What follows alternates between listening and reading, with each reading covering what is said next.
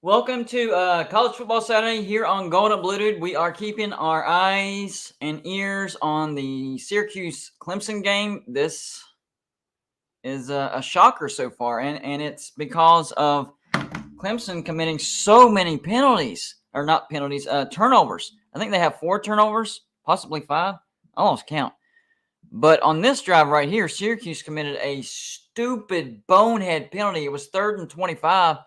Klubnik, who replaced DJ, DJ's on the bench, was running out of bounds. He was 15 yards short, and the dude just popped him for no reason. Clemson just scored.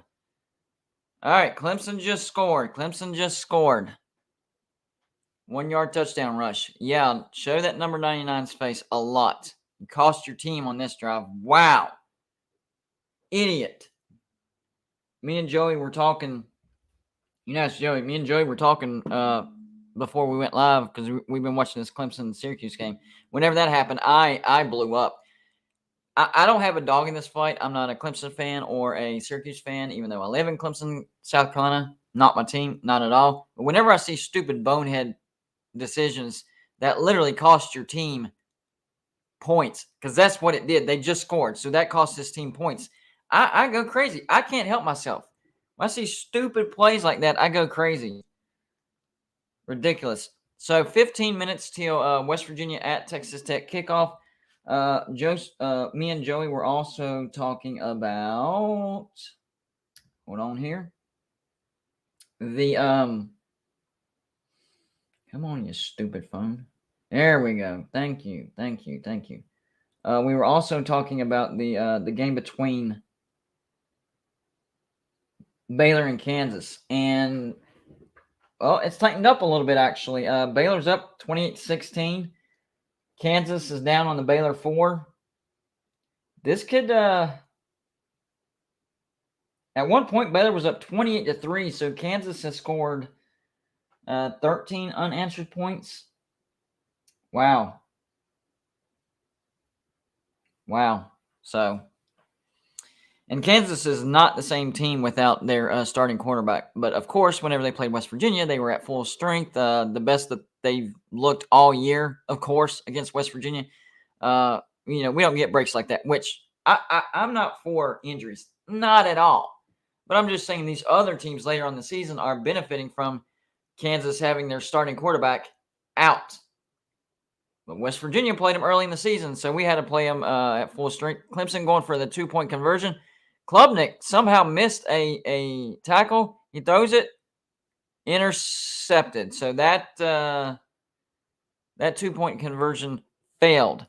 But I'll say, touchdown Kansas, I think that's what made it 28-16. My bad, guys. My bad. I think that's counting that score right there. Yeah. Okay. So I was behind. Kansas just scored to pull within 28-16. Uh-oh. My final score prediction for this game was Clemson 28 and Syracuse 20. I knew this was going to be a close game. Syracuse's defense was way better than what I thought when I looked up the numbers. I was like, wow. And we all know that Syracuse has played a tough schedule, but when you're good, you're good. And Syracuse has a good defense. Now, they've made some stupid mental mistakes on that last drive, like 3 penalties that kept the drive alive. 3 personal fouls. How do you do that? You can't do that. Ridiculous. My gosh. Guys, don't forget, if you haven't already, please hit the like button. That's what helps these videos the most. The more likes and comments, so keep the comments coming, you have, the more your video hits the YouTube algorithm, and YouTube suggests it more, and we grow our audience. So it helps me and it helps you because it gives you a bigger audience to trash talk as well. If you got anything to say about me or any of the games going on, your team or the team you're playing, or you think that I'm a goofball and you want to make fun of me, best way to tell everybody about it is the super chat button. It is the little dollar sign wrapped around with a heart. Anything you put in that super chat will be put on the screen just like you see going uploaded, even if you're making fun of me. We appreciate you supporting the channel so much that, we'll still put it on the screen. Just make sure it's YouTube appropriate. Please. There's been some horror stories as far as people's channels getting taken down because All it takes is for one moron to do something inappropriate. I mean, YouTube is very strict about that. So just make sure we're on the up and up, so nothing stupid. I mean, we've been working on this is year 4. We've been doing this for about 3 years and 2 months, something like that. Over 11,000 subscribers. It's taken a lot of hard work to get where we're at, so we don't want to lose that, guys. Don't want to lose it. All right, so I was wrong. Kansas just scored and made it 28-23. ESPN, like, what are you doing with your stupid app? That didn't make any sense whatsoever. So before they scored this last touchdown, they were showing 28-16. And then it updated touchdown, but still 28-16. So I was like, oh, I guess they just now scored. But now they updated it again. It's 28-23. Wow. 6 minutes left in the fourth quarter. I might have to go back and forth between the ending of this game, that game, and the West Virginia game. Man, a lot of crazy stuff going on right now. Exhausting. 3rd and 4 for Syracuse. They're on their own 34. He's throwing a deep ball. Complete. Syracuse. He's got some space. He's making people dodge, and he falls. So there is a flag on the play. Uh-oh. Holding on the offense. Yep, that's never a good thing. A great play negated, and Dino Babers is like, what's happening? We are Syracuse is self-destructing with these penalties. They played a great game up until the last 3 or 4 minutes or so, and then just a lack of discipline. I don't know. Now it's going to be 3rd and 14. He's going to have to make another spectacular play just to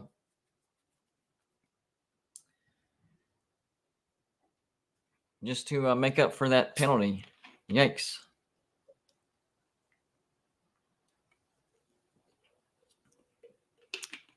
Third and 14. Syracuse from their own 21 now. They have to get to the Clemson 35-yard line. Schrader back to throw. He is good at eluding. He's not a great scrambler. Dude, get that off. Yeah. Don't take a loss. They're going to have to punt, though.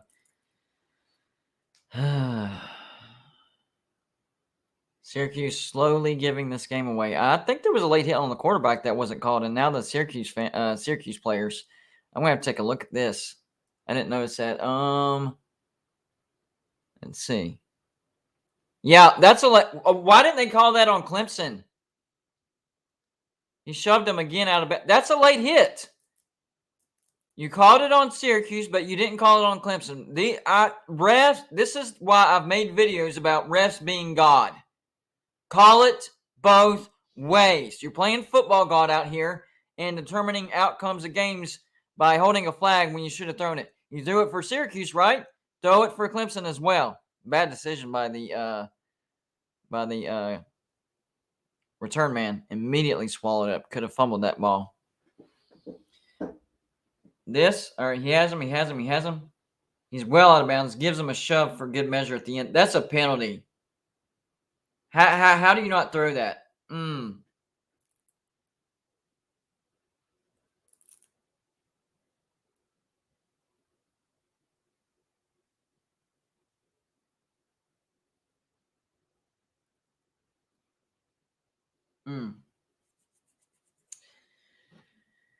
Oh well, right? Oh well. What can you do? All right. Is the other what game? What is that? Baylor Kansas game on anywhere? Anywhere? There is a lot of decent games on today. I'm pretty excited about today. Can y'all believe over half the season is over now? Man. That's why I encourage everybody, enjoy every freaking game, every freaking minute of every game, because the football season goes by really, really fast. Really, really fast.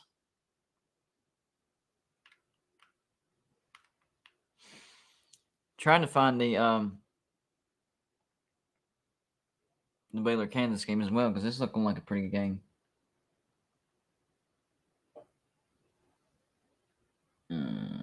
Baylor did get a first down. They're trying to run some clock too. Don't do what Oklahoma State did, though, Baylor, and try to just run clock to not lose, because Oklahoma State did that against TCU, leading 30-16, and TCU sent overtime and won. Try to warn coaches when you start changing your play calls at the end of the game to not lose. Guess what? You're going to lose. Makes no sense. Absolutely 0 sense. 0. Nada. All right. Let's see here. Kansas at Baylor. Found it. Nice.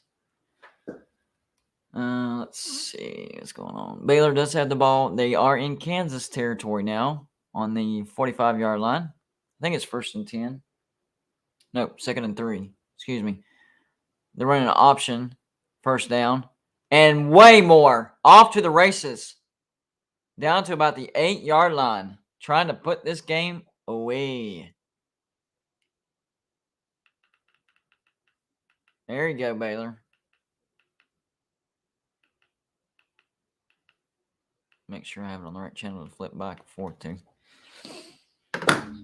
Good game, though. Baylor was up, 28-3 at one point? Something like that? What was it? Yeah, 28-3. So they haven't scored one time in the second half. And that's how Kansas has made this a close game. So this is an important drive for Baylor. Get some points on the board. And now they're down to the 1, I believe.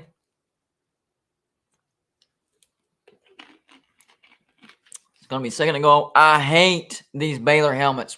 Blah, that's horrible looking.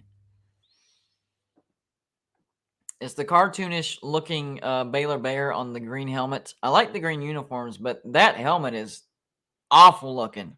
Ugh. Why, Baylor? Why? Like the BU, I like that they went away from the gold that they used to have, and they went to yellow with this green. It looks way better, and I love the BU. But that cartoon bear looks terrible. Ugh. Touchdown Baylor, by the way. There you go.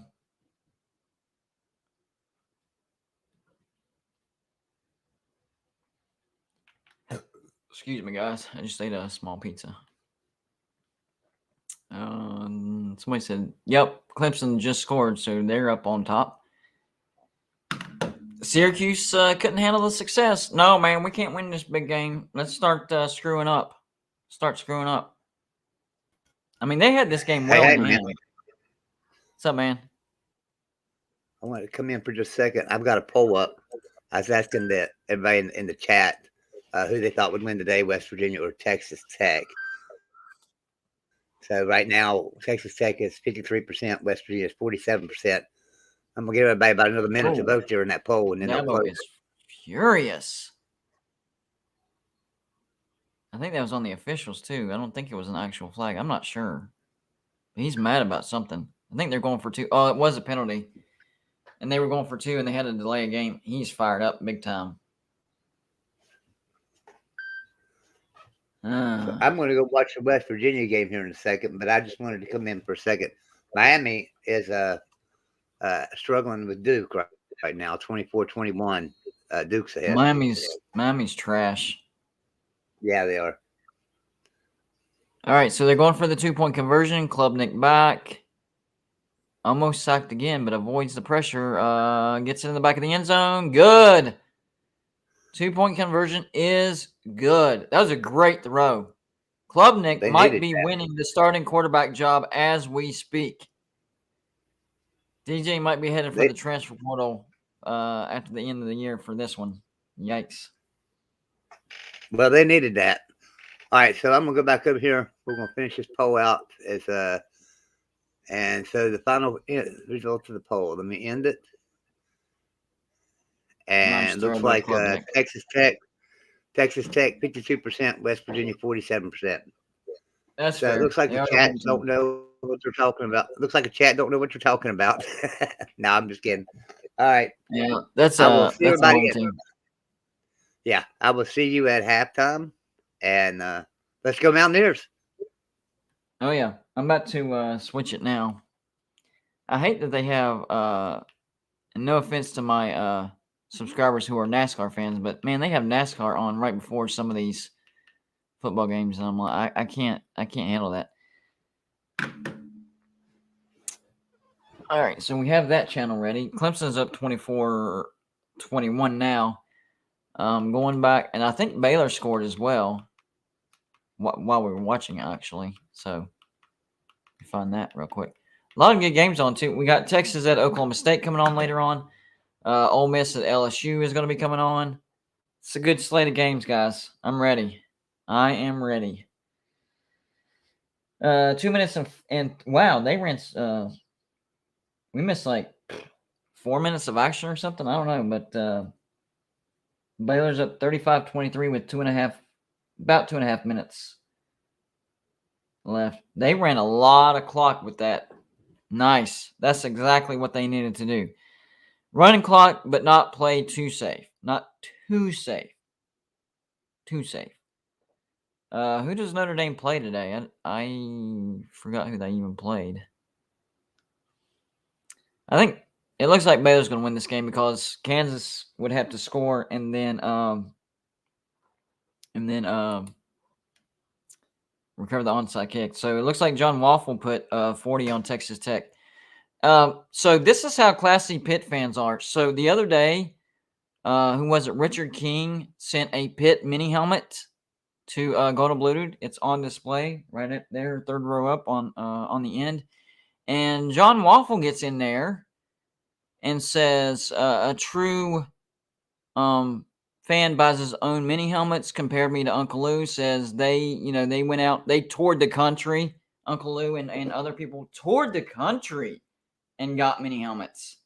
So, like, dude, you literally gave a black eye to the Pitt fan base because you commented that because I was shouting out Richard King for sending a Pitt helmet. You made your own fan base look stupid when they sent in a mini helmet of Pitt. What were you thinking, dude? What were you thinking?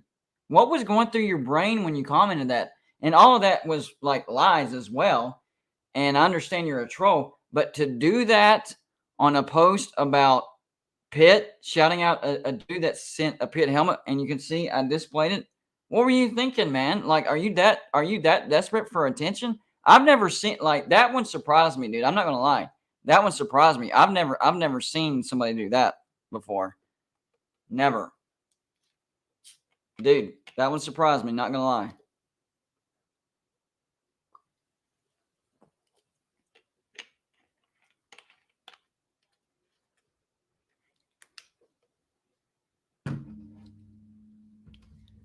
Let's see. Biggest fan bases that we're missing with the mini helmet that I'm kind of surprised about. Probably Texas would be number one. They have a massive fan base. USC, Oregon, maybe Nebraska, Florida, maybe Texas A&M. Because we have Michigan, we have Ohio State now. We have Oklahoma, we have Alabama, Clemson, Florida State, LSU, Wisconsin. We have almost the entire Big 12. Let me 1, 2, 3, 4, 8. So we're missing 4. Who all are we missing? Texas, Texas Tech.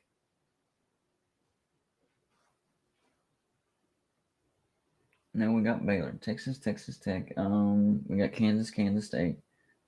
We got Oklahoma State. I think that's it. Because that's 10, right? We have 8, so we're missing 2. And then the new ones, we have 2 of the new ones. Well, 3 of the new ones. So really, altogether, we're only missing 3, something like that. Oh, it's not nice for me to call you out like that. Well, it's not nice for you to comment on a shout out of a Pitt fan base and act like I'm a lazy bum because I allow people to represent themselves and their team if they want to. Nobody's forcing them to. That's if they want to. And you get on there and act like I'm a bum because I have a P.O. box and people send stuff. And you got on there and flat out lied. That's what made me mad. I can stand trolling, but when you flat out lie and say stuff to try to make me look stupid on a post where I was praising Pitt. I was shouting you out, dude. You lost your mind on that one. So, yes, I'm going to call you out.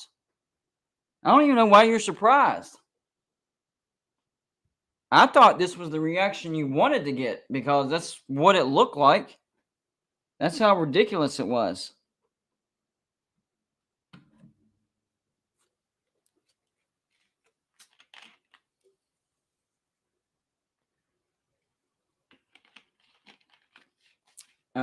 Let's see. Yeah, we got Iowa State. That's right over there. So the only two we're missing from current Big 12 members is Texas and Texas Tech. That's the only ones. And then new Big 12 members, Cincinnati. That's it. That would be the only ones we would be missing. The Pitt mini helmet is on the ACC shelf. There is no main shelf. The reason why this West Virginia's on that shelf is because I had the Big 12. I'm a fan of West Virginia, and West Virginia's in the Big 12. That's the Big 12 shelf. So I mean, I have Pitt with the ACC shelf. So it's not like any sign of disrespect or anything like that. It's just it's with its own kind. Yes, we have UCF up there. We got BYU. And we have Houston. We have a signed Houston helmet right here. I know you can't see it in the... I kept that one in the case because it's signed. And I kept this one in the case because it's the Country Roads, West Virginia edition. Oh, wait. What am I doing? I got sidetracked. Here we go. West Virginia, Texas Tech. What did I miss? Anything? Nope. Still not on. Hey, y'all are going too long. NASCAR. You're going too long. Go to the game. 3:35? What? I thought it was 3. Son of a B. Are you kidding me? I thought they said the kickoff was at 3. Is that 3:45? What?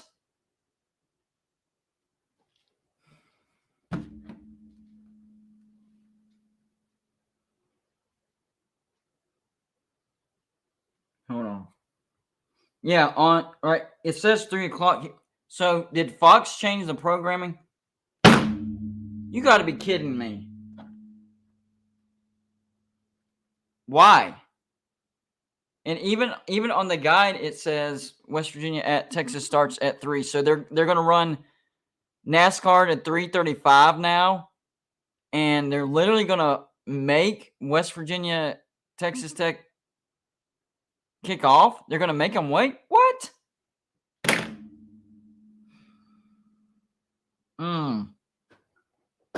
This is ridiculous.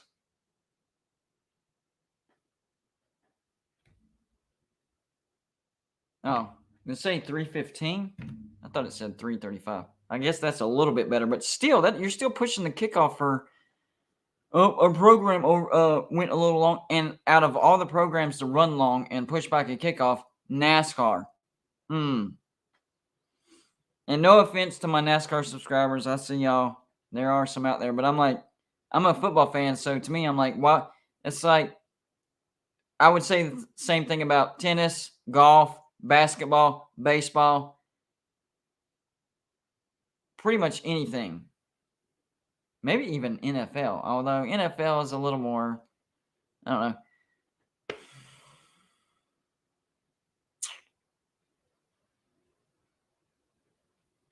What are you doing, Fox? What are you doing?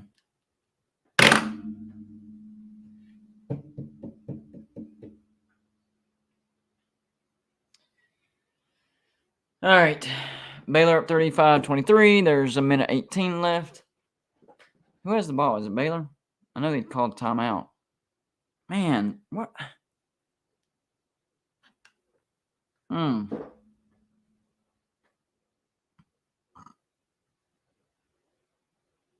think Kansas has the ball.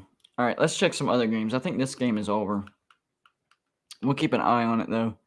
Let's see. What else we got? We got Purdue, Wisconsin about to kick off. But I think that kickoff's happening about the same time as West Virginia and Baylor, so that's pointless. All right, so let's go back to ABC. I can't believe they pushed the kickoff. Why? I mean, if it's weather, I would understand that. And I know it's only 15 minutes, but still, like, that's a bit ridiculous. Looks like Clemson has the ball back.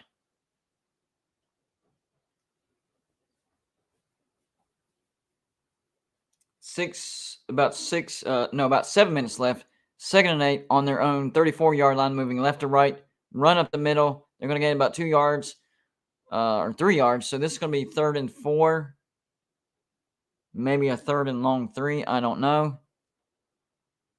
Man, Syracuse was clicking on all cylinders, and it's almost like that late hit. Syracuse was up 21-10, and Clemson was on a 3rd and 25, and the quarterback was 15 yards short of the first down, and he was out of bounds, and the dude gave him a pop, and Syracuse has not been the same ever since. Oh, it's going to be 4th and 5. Okay, Syracuse still got life. All right.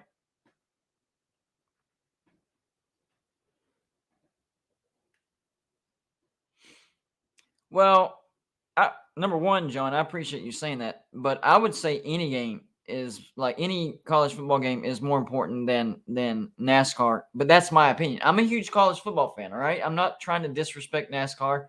I'm sure diehard NASCAR fans would be like, you push a starting time for a race for college football, they'd say the same thing. So it is what it is. For me, it's for any college football game pushing a kickoff for NASCAR is like, come on, guys, come on. Whenever I first started thinking about the West Virginia at Texas Tech game, I was a little worried because, we haven't played good. We've had stupid mistakes. Our losses have been close except for the Texas loss. But even then, we turned some things around in the second half and at least gave ourselves a chance. But the more I looked at this game, this matchup favors West Virginia in a lot of ways. That doesn't mean West Virginia's going to win because, of course, we can make some stupid mistakes that can cost us the game. But our offense scores more points. Defenses are about the same. Their defense is a little bit better. And our strength is running. They're bad at stopping the run. And their strength is pass defense. And we're pretty good at passing. So strengths versus strength, it's looking good. I like the matchup. We have a good matchup. And I think both teams have been tested. I think Texas Tech has played 5 straight ranked opponents. West Virginia, Kansas wasn't ranked when we played them, but they were ranked there for a minute. And when we played them, they were at full strength. Kansas was a top 25 team when we played them.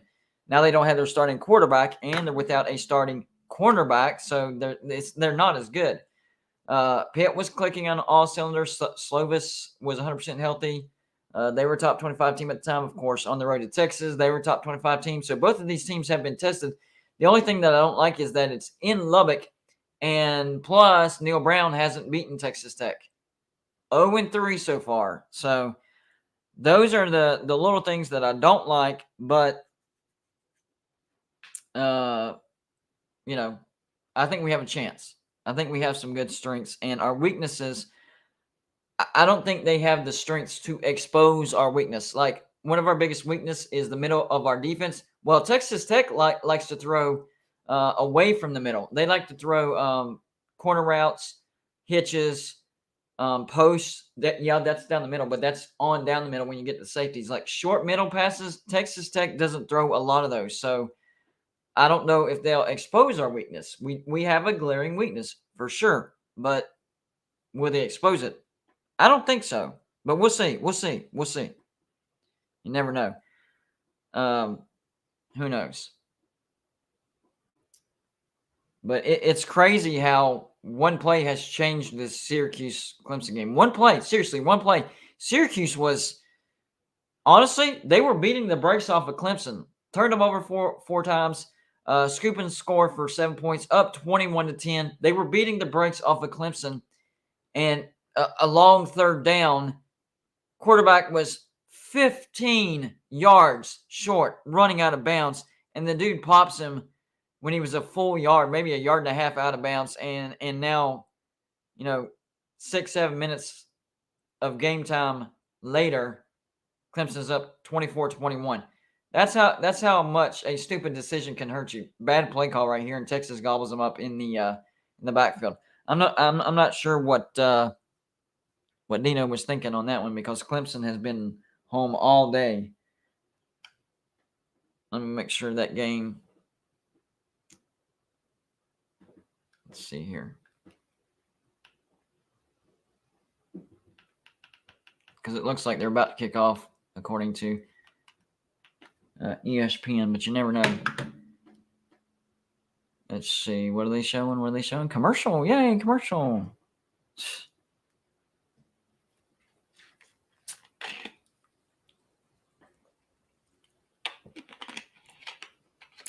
Actually, my final score prediction for that game was 28-20. So I expected a close game. But whenever Syracuse was up 21-10, I was like, whoa, not expecting that. Not at all. They were executing their game plan perfectly. Shorten the game, run the ball, move the sticks, limit the number of possessions that Clemson has. So they executed that perfectly. And then on top of that, they were turning Clemson over. So it was a great combination. All right, so it looks like they're showing the pregame walks and all that stuff. So kickoff is imminent. I've never been to Lubbock. I would love to go to Lubbock. Honestly, one of the things that I want to see the most out of all of the United States is the Arizona desert. I really, really want to go see that. That would be awesome. All right, so a lot of wind. People have been talking about this. A lot of wind today. Sustained wind of 15 miles an hour. Gusts up to 40 miles an hour. C.J. Donaldson. Looks like West Virginia is kicking off. C.J. Donaldson is a go for this game. Was a lot of things thrown. What was that stuff falling on the field at kickoff? Was it like confetti or something?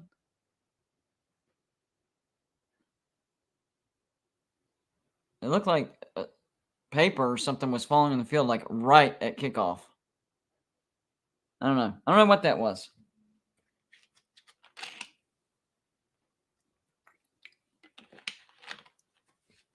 So they're playing Morton today. Where's Donovan Smith? Is he injured?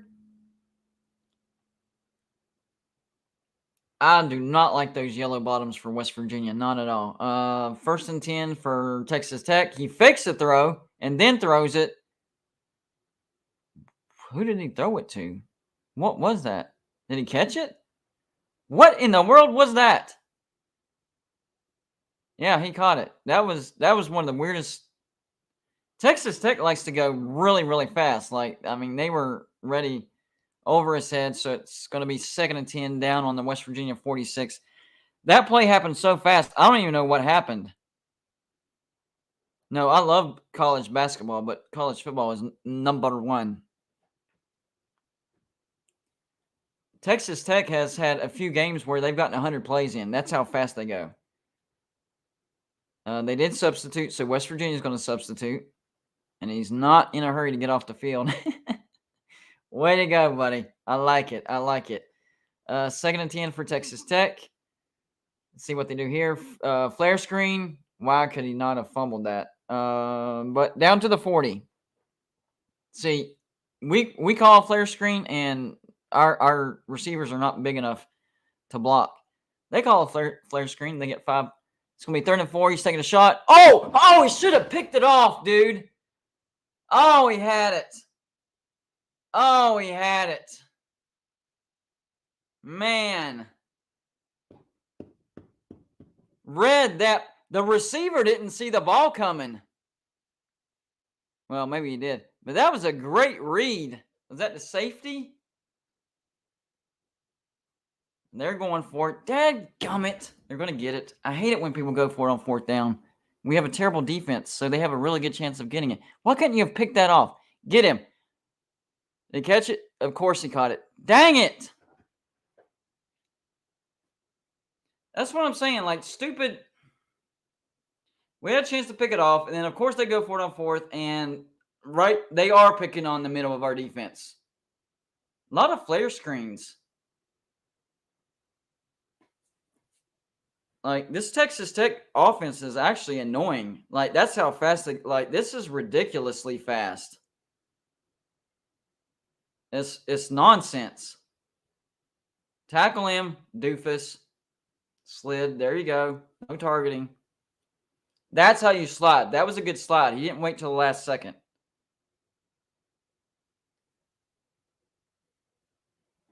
He didn't wait till the last second like Shapen did. Like, I knew something bad was going to happen with Shapen because he would wait way too late to slide. Good slide, Morton. You don't want to get injured. I don't wish injury on anybody. It's going to be 2nd and 8. Where are we now? Ball in West Virginia 20. It's going so fast that you can't even keep. And he's going to run up the gut. First down, touchdown, Texas Tech. Can't make an interception, and they score. So it's like interception or score. That was our choice.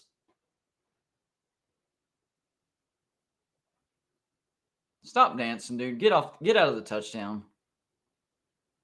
That's annoying.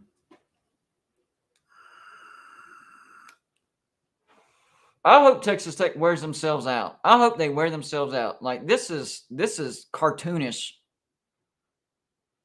Freaking cartoonish. They ran a minute and a half off the clock. What are we playing? Video games here? This is going to annoy the crap out of me. I already know it. It already is. It already is annoying the crap out of me. Stupid.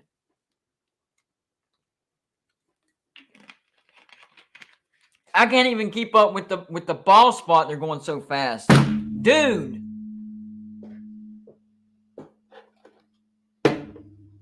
I'm not enjoying watching this game because they're going too fast. Like, slow the freak down. I think everybody knows that, John. Fun fact, John Denver was a Texas Tech alum, not a West Virginia WU alum. I think everybody actually knew that. A minute and a half, and like, I don't know. I'm annoyed. Like, it's almost unwatchable. They go so, like, can you imagine being a Texas Tech fan? Yes, scoring is awesome, but like, how do you take in what they're doing? Oh, okay, now they're at 20, now they're at 15. Next, is it 3rd and 3? Wait, they went too fast. Is it 4th down? What's going on? What's going on, everybody? Oh, it's 2nd and 4. No, you missed a play, man. That was the last play. What play did I miss? Yeah, we just got a first down. Oh, touchdown. That was 4 plays. You missed 4 plays in 5 seconds. What? What are you talking about?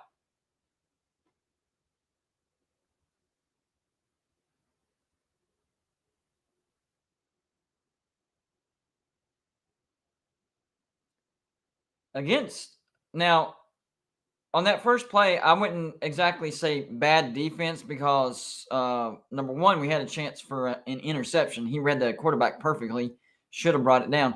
But number two, we haven't seen enough of this game to say, yeah, this defense is going to be doing bad today. Now, there have been games where we could say that. Like, I think we had a decent game against Pitt defensively. Horrible game against Kansas. We were not prepared against them. Great game against Virginia Tech.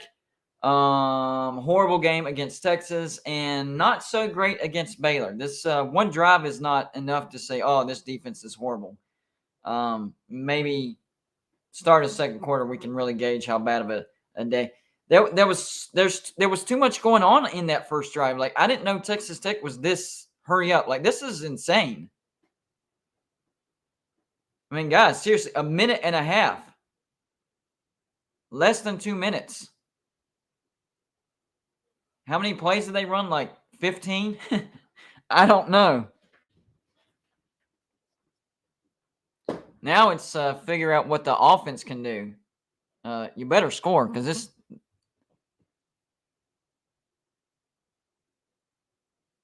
There was no need to risk that and catch it. You should have just let it drop. Our return guys, I'm not understanding what are you doing, man? That's too risky. Why would you do that? Lucky that we got a touchback. That's a stupid decision. Why are you doing that?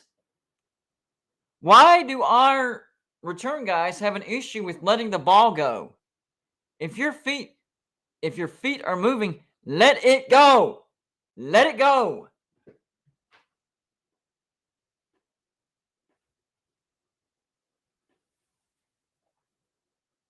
Man. Flare screen for us. This is exactly what I said. Stop. It doesn't work for us. Stop calling flare screens. Just because it works for them doesn't mean it's magically going to start working for us. I hate that play. That's a waste of a play. Why do we still call that? Why? 2nd and 11.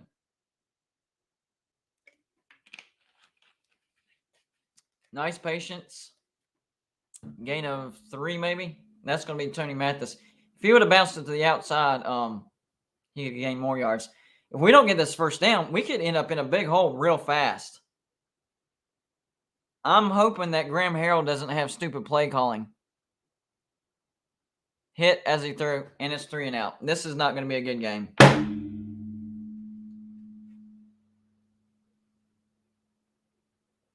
Is it now? My question is this going to be? What was the offensive line like? That was on the offensive line, blind side. JT has great pocket awareness, but that was his blind side. That was on the offensive line, and he's mad about it. I understand, dude. I get it. That was terrible. We go 3 and out in what, 30 seconds? This is. What are we doing? What are we doing already? What are we doing already? Good punt. Good coverage. Don't do anything stupid.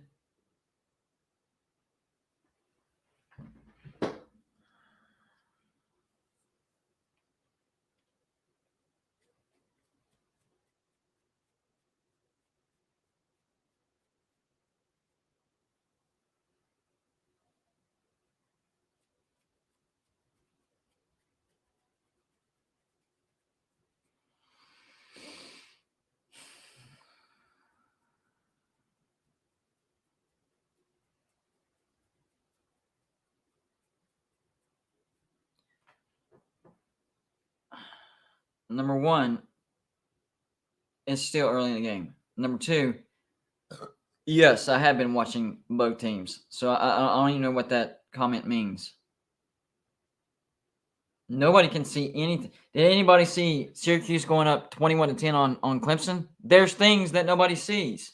I hate it when people say that. Oh, you didn't see that coming? What do you mean? You're supposed to see everything coming? Doesn't make any sense.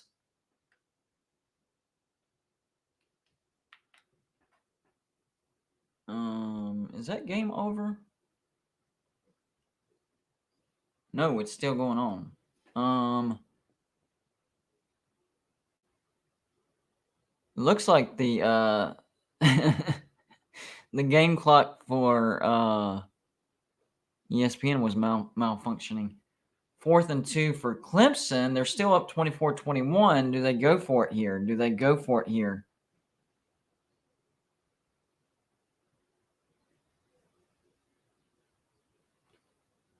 Nope. They're going to kick a field goal, and Syracuse will still be within striking distance. And if this goes final like this, hold on, if he makes this and it goes final 27-21, that's pretty close to what I predicted. I said 28-20. It is up, and it is good. 27-21. So I might hit that one pretty close.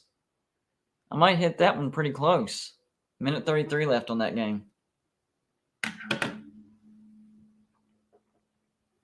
So either Syracuse can score a walk-off and win 28-27, or My score prediction is pretty close. Pretty close. Oh, man. Our defense is... Look, our defense sucks. We know that. But Graham Harrell is already making bad play calls. Flare screen, run up the middle. And then the last was on the offensive line. Already first down. They're going to hurry up to the line. I'm keeping an eye on the clock. The clock does stop. I mean, they're running to their spots. First down on the 30. Snap. Scramble. Slides. Down to the 33. 11 minutes and 55 seconds. Spotting the ball. Play call in. Oh, man. 2nd and 8. Down on 32, actually. Back to pass. Outside. Out of bounds. Stops the clock. 35-yard line. So it's going to be like 3rd down and 5 or 3rd down and 4. This is crazy. Somebody's cramping up or something. That might happen a lot today because they run so fast.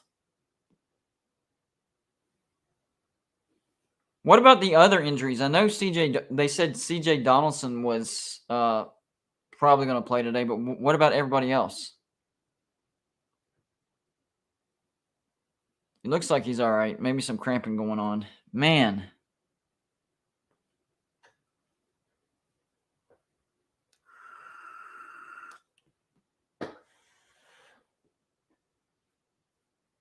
All right. 3rd and what? 3rd and what? What's the down? Or what's the distance, I should say.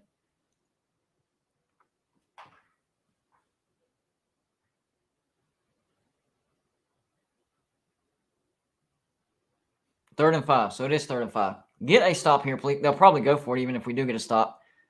Nope. No stop. First down. Now they're going to get up and hurry up, and the defense needs to be ready faster. This is video game fast. Oh no, it was 4th down. Did we stop him? Did we stop him? No. 2nd effort, guys. Come on.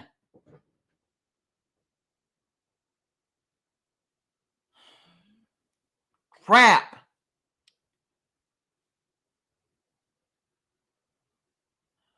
So we have a chance to make one great play. It's either make one great play or a touchdown. Like the last one. Had a chance to intercept? Nope. Touchdown.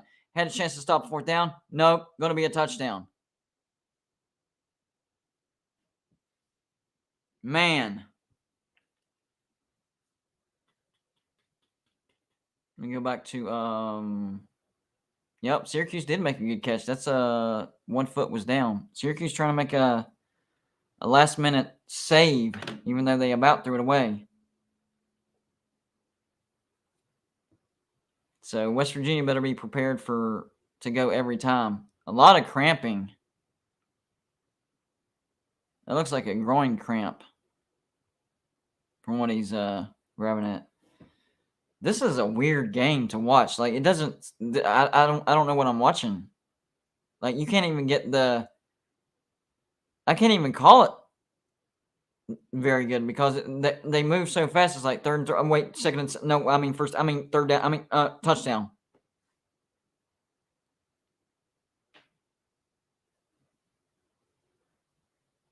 I don't know.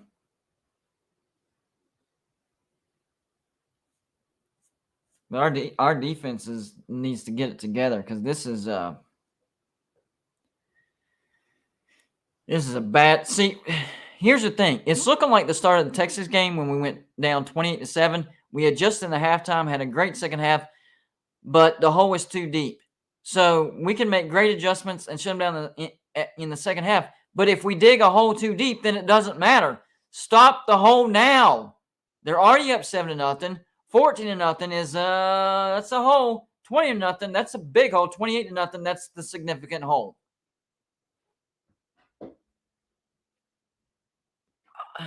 I mean, I'm sure the West Virginia coaches knew that Texas, and I knew that Texas Tech does this, but I mean, watching it in real life is totally different. But the coaches, they do film studies, so they've seen this. I mean, you got to be ready. You have to be be ready. West Virginia is actually pretty quick, but it seems like they're running even quicker today. They averaged 87. West Virginia averaged 77. That's only 10 plays more. But today it looks like they're going to get to 100. What happened? West Virginia players are pointing our direction. I don't know why.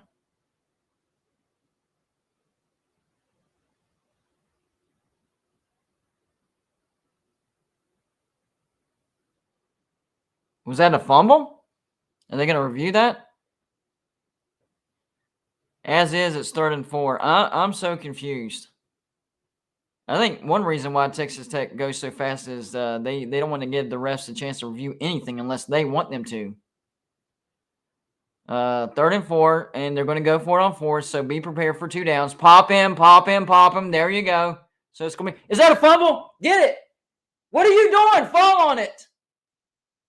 Okay, it wasn't a fumble.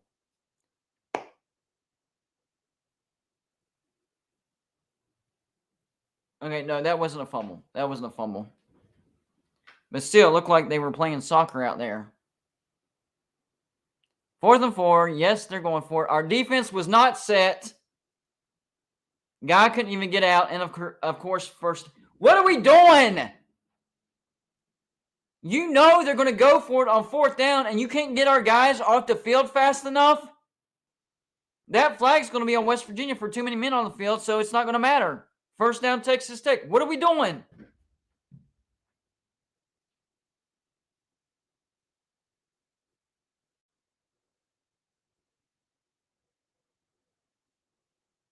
There was something that Neil Brown didn't like about that.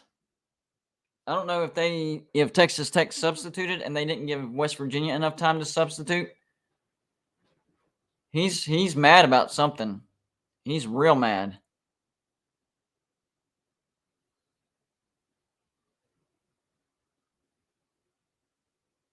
All right, so another 1st down on the West Virginia 27-yard line. This has just turned out to be a,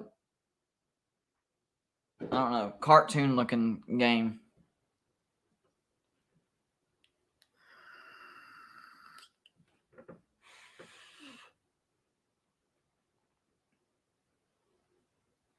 Second and 8. Hey, there was a decent down, I guess. We already know we can't rely on our defense. It's, is our offense going to have a bad game, or are we going to be able to score enough points? Defense is always a clown show. Wide open, missed it. We're lucky on that one, so it's going to be 3rd and 8. But be prepared for 2 downs, guys. Be freaking prepared. It doesn't matter if they're in field goal range. 2 plays. They're going to go for it.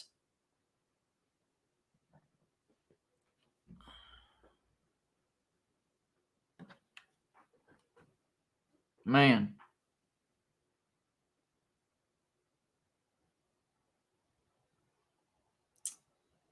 Flipping back to the Syracuse game, they got a 1st down on the 30-yard line. They have a chance.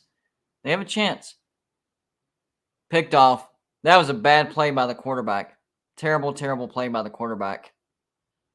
Forced it. Their only turnover was a forced interception.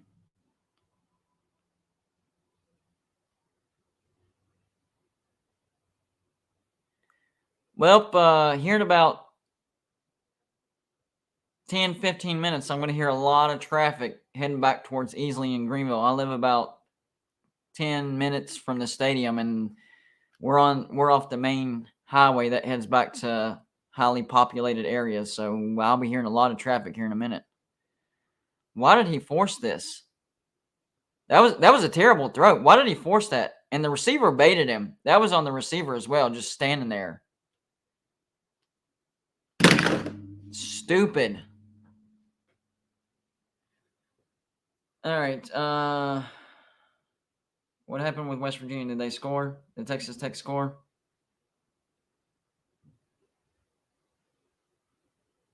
Down at the 1. This just reminds me of Texas again.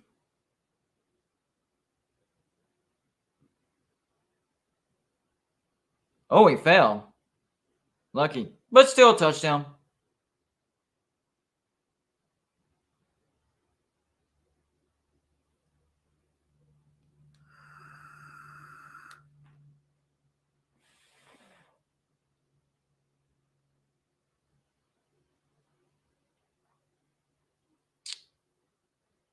He was lucky to get that off, but our defense can't tackle, can't do nothing. What is wrong? Why is our defense this bad? I'm trying to figure this out, guys. First 3 years, our defense was our bread and butter, kept us in games that we had no business being in. We finally get a good offense, and now our defense is Dana Holgerson bad. I mean, it's not just a step back. It is Dana Holgerson bad. That's how bad our defense is.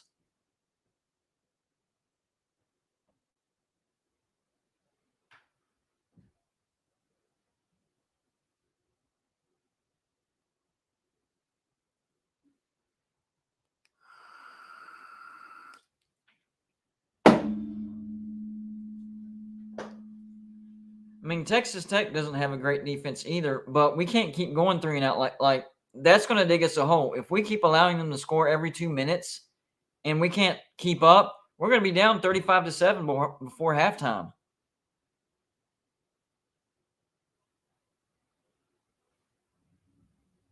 I don't. When our offense is clicking on all cylinders, we have a chance. But if they have an off game, we're getting blown out. It's on the offense because the defense absolutely sucks.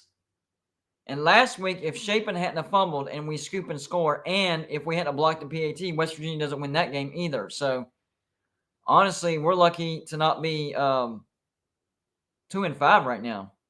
Or 2-4, excuse me, 2-4. This is bad. Really, really bad.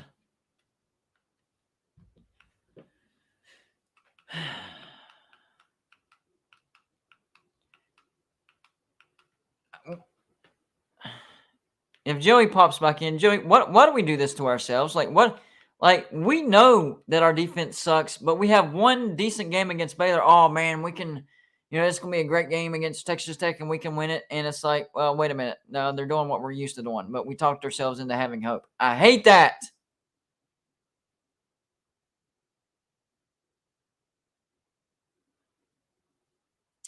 Looks like Cincinnati's going to beat TCU. They're up 29-27, just recovered an onside kick. Not TCU, SMU, excuse me. Cincinnati about to beat SMU. Let's see who else. Purdue, Wisconsin. No. No, thank you.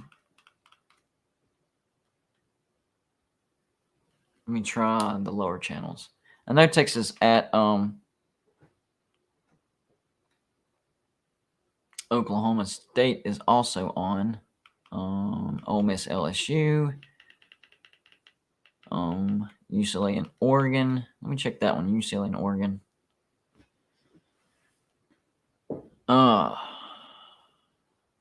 Oregon is a driving. I think this is the first possession of the game. 2nd and 10 down on the UCLA 29. Back to pass.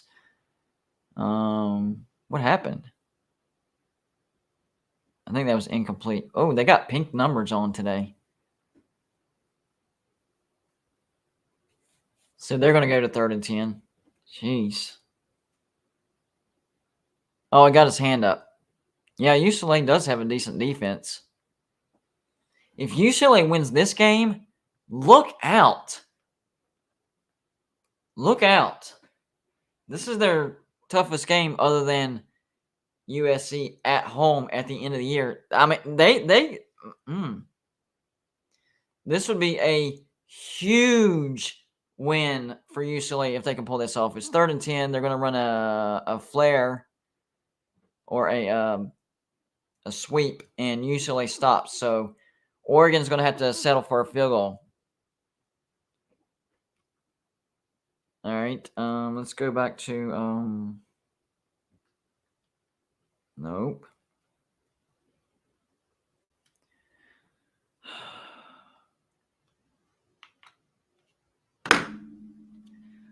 It's not what I pushed. What? There we go. West Virginia has the ball. 1st and 10. I'm guessing the kickoffs already happened. You need to call some shots, dude. Texas Tech is going to go fast. Texas Tech. You used to play for Texas Tech. please convince me that Graham Harrell isn't going to throw this game for West Virginia. I mean, I'm thinking crazy thoughts now. JT back to throw, good pass, first down. He wasn't down until he rolled over, so that should be a first down. And they did recognize Graham Harrell before the game. That was pretty cool. That was pretty cool. Nope, 3rd and 1. He's going to sneak it. Did he get it? Yeah. Why was that not a first down? By the way, that last play, why was that not a first down? He was on top of the defender until he rolled over. That should have been a first down. And now they're going to – nope, that's a first down. All right, I thought they were going to mark him short again. Get back, receiver. You're going to be offsides to start. Man.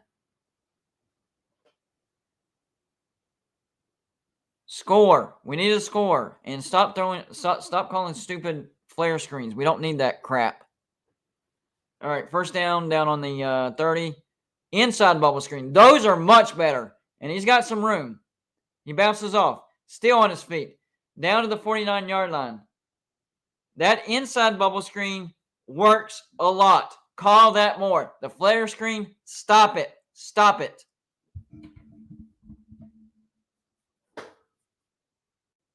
Great downfield blocking by the offensive lineman.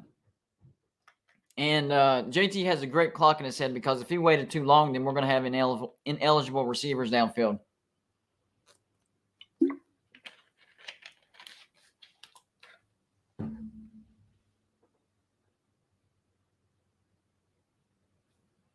Now what?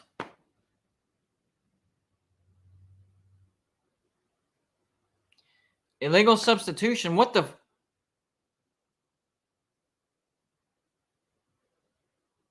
Some of these flags aren't making sense. And Neil Brown is mad again. What are they doing out here? It's like they're catering their officiating to Texas Tech's style of offense. And they're not giving us. They're making up stuff on that. That one makes no sense. What are you talking about? The ball wasn't even snapped. If we had 12 men and the ball was snapped, I can understand, but the ball wasn't even snapped. I don't get this.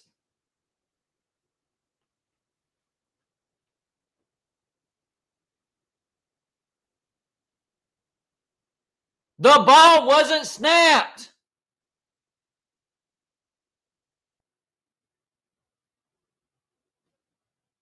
The offense is allowed to substitute whenever they want. He was not on the not only was he not on the field when the ball was snapped, the ball wasn't snapped at all. How was that? Somebody explain that to me. Run to the outside. Down to the 45, so it's going to be 3rd and 5. So, yeah, basically the penalty is what we have left.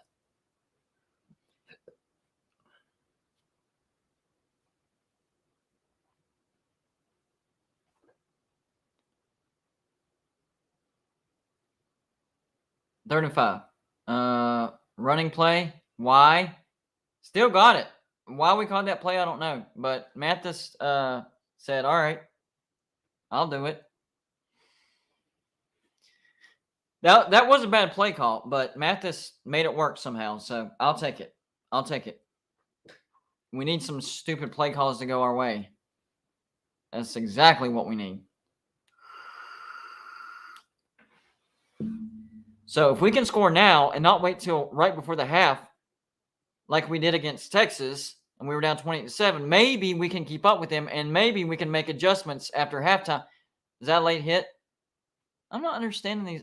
I guess the camera didn't show. Maybe it was inside. I don't know.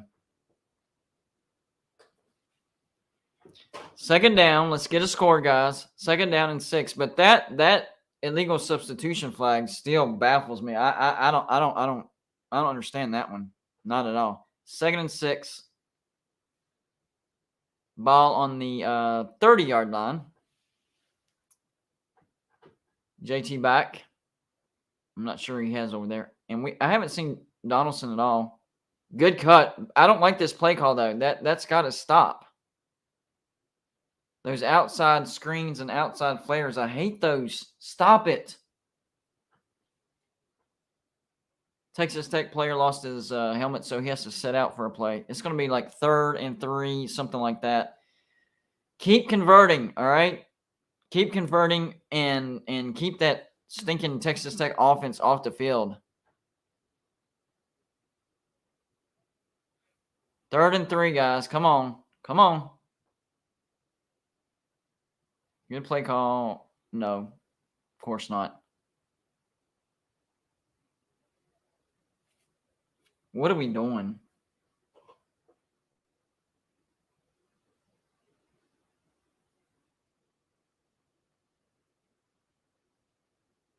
What's wrong with calling a mesh play that's just at the sticks and hit your tight end or a wide receiver? Instead, you're making your running back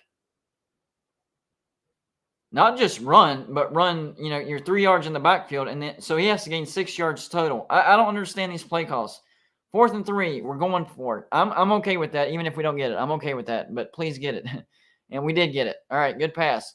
Why didn't we run that on 3rd down? That was a good play call. Why didn't we run that on 3rd down? I don't know.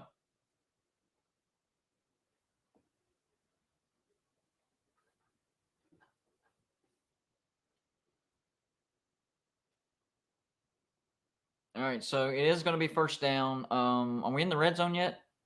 I think we're not in the red zone yet.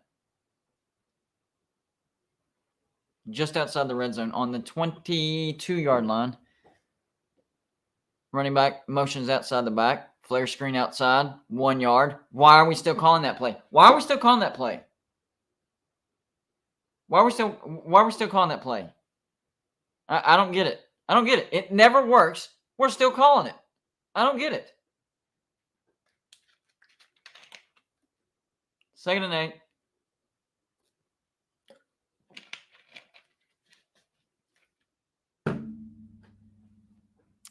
Down on the 20-yard line now. Mathis. No, that's Donaldson out of the. Oh, it looked like he was about to get hit, but he delivers a strike. Does he catch it? Yes, he does catch it. It looked like JT took a hit on that one. His pocket presence is amazing. Hand in his face. It got tipped. Still caught it. Great heads-up play by Prather. That could have been intercepted. Oh, hand in JT Daniels' face. Hands to the face. Why was that not called? You can't do that. I don't know, guys. 3rd and 2. Let me guess. Run it up the middle. If it don't work, maybe we'll go for it on 4th. I don't know. Yep, jumbo set, and we're going to have to take a timeout.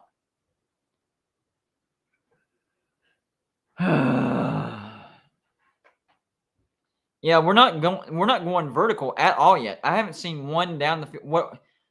We're going super conservative with our play calling. I don't get it. Already the play calling is like, what's going on? What's going on? When we throw it downfield, we have success. Why? Because we have JT freaking Daniels. That's why. Throw it down the field. Like I honestly feel bad for JT. It really does feel like we're wasting him. Oregon did get a field goal. UCLA is driving. It's 2nd and 4 down on the Oregon 25. The gain of 1, so it's going to be 3rd down and 3.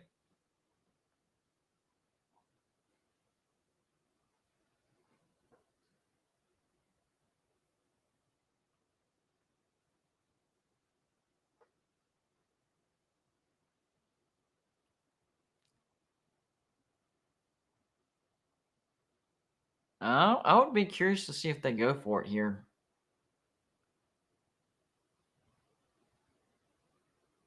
DTR back to pass. Plenty of time. Throws a strike right at the 1st down marker. It's going to be 1st down UCLA.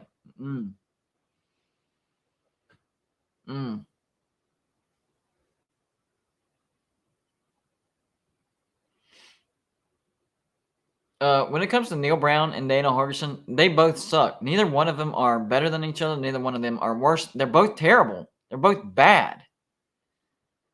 Looks like UCLA gets 6 on that run. Zach Charbonnet, the former running back for Michigan. I bet he's glad he transferred to UCLA. What a career he's having over there at UCLA. Look at Chip Kelly, man. He looks like he's having fun. 2nd and 3 for Oregon. Let me go back and check the other game. We'll flip back between because this is looking like a good game. What are we on? Is it still? What down did we leave on? 3rd and 3 or something like that?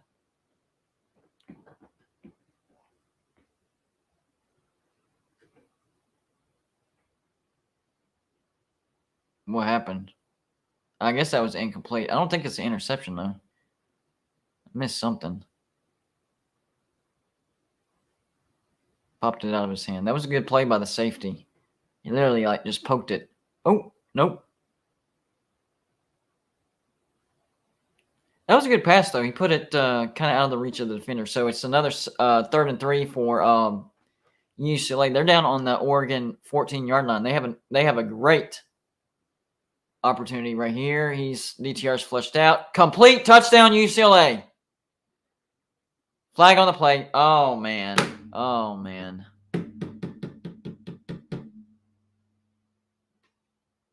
I don't even know how that's flagged. That play happened so fast. How's that holding?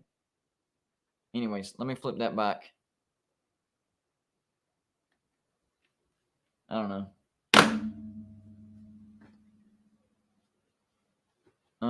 I guess they did run a play. What happened? Missed something bad, something good, something horrible. False start, 3rd and 7. All right, 3rd and 7 from the Texas Tech 19. The middle of the field is open. They're blitzing. And we throw a flare screen. What are we doing? Stop calling that stupid play.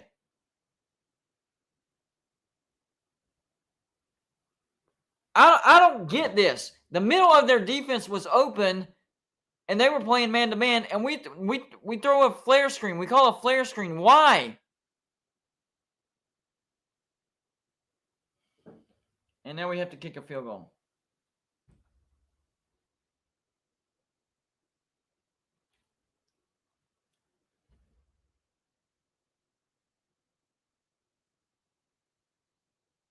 Good. Oh, man. He was faking an injury. What happened? Did they run into him? Show the replay. He was down there faking it for some reason. Let me see here.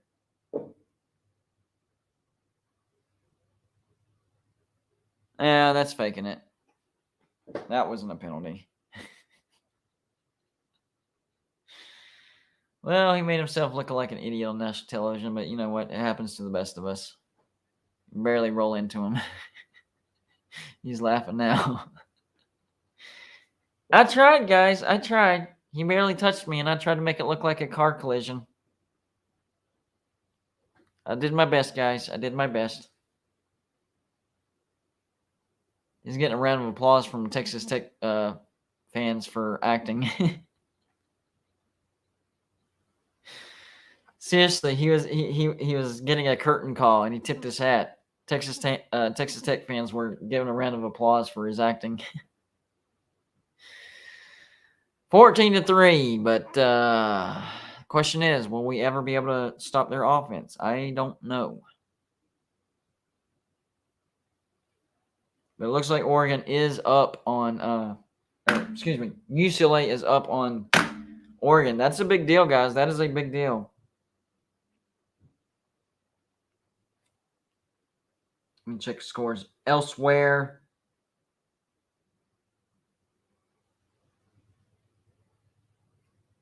Let's see here. Ole Miss beating LSU 7-3. They just added a field goal.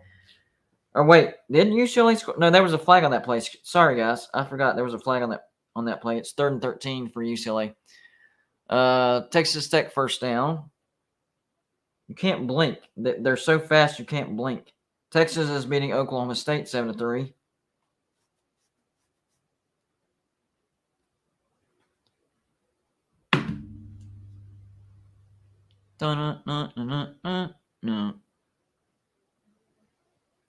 First and 10 on their own 40-yard line. Morton's back. They're going to hand it off. Cut back to the inside. Well, oh, fumble. Get it. Dude, guys, get it. You have to grab those opportunities. That's 3 opportunities. See, that was the difference in the Baylor game. We were actually grabbing those opportunities. In this game, we're not. You have to make them pay.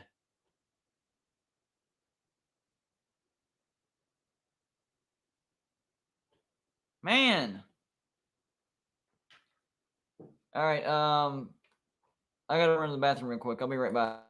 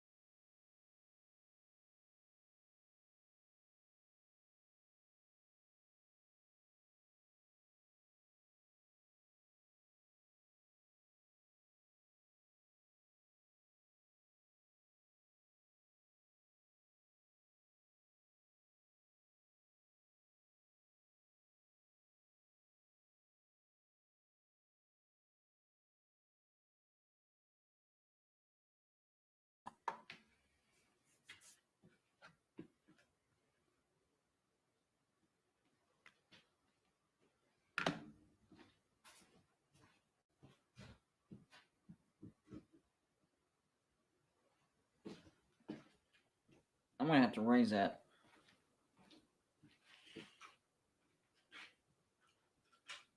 Hold on, guys.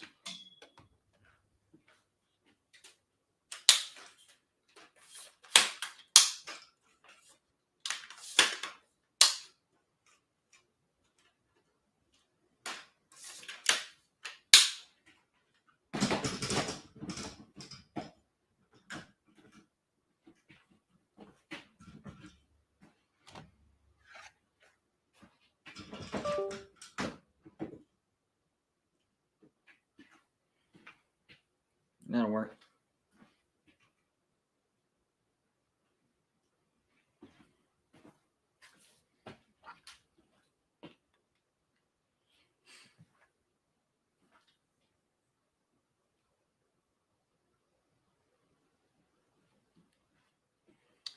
Going back to the Texas Tech West Virginia game. Was that a first down? Yeah, I think they just got a first down. Man, if they score here, that's 21-3. This is the hole that I'm talking about. All right. Lucky the running back slipped and fell. He could have gained a first down right there. So far, it's looking like the Mountaineer Clown is going to return with a vengeance.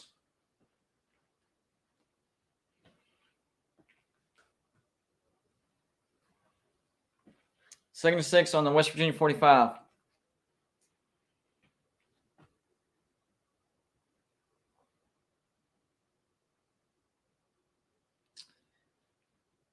Shotgun, they're going to hand off up the middle. Looks like he's going to almost get the first down. We cannot tackle. That is for sure. UCLA ties it, by the way, 3-3.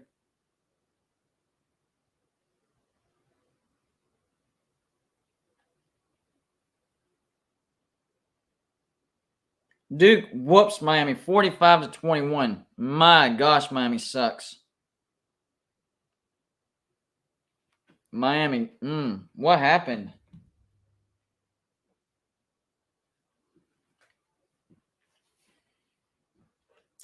By the way, Texas Tech got a first down. I don't even know what kind of play that was, a short pass or something, down to the 25. That was Thompson Jr. with the run. Lee Cogba with the stop. It's going to be 2nd and 6. Shotgun. We got to get some pressure. Get him. He gets it off. Out of bounds. 3rd and 6.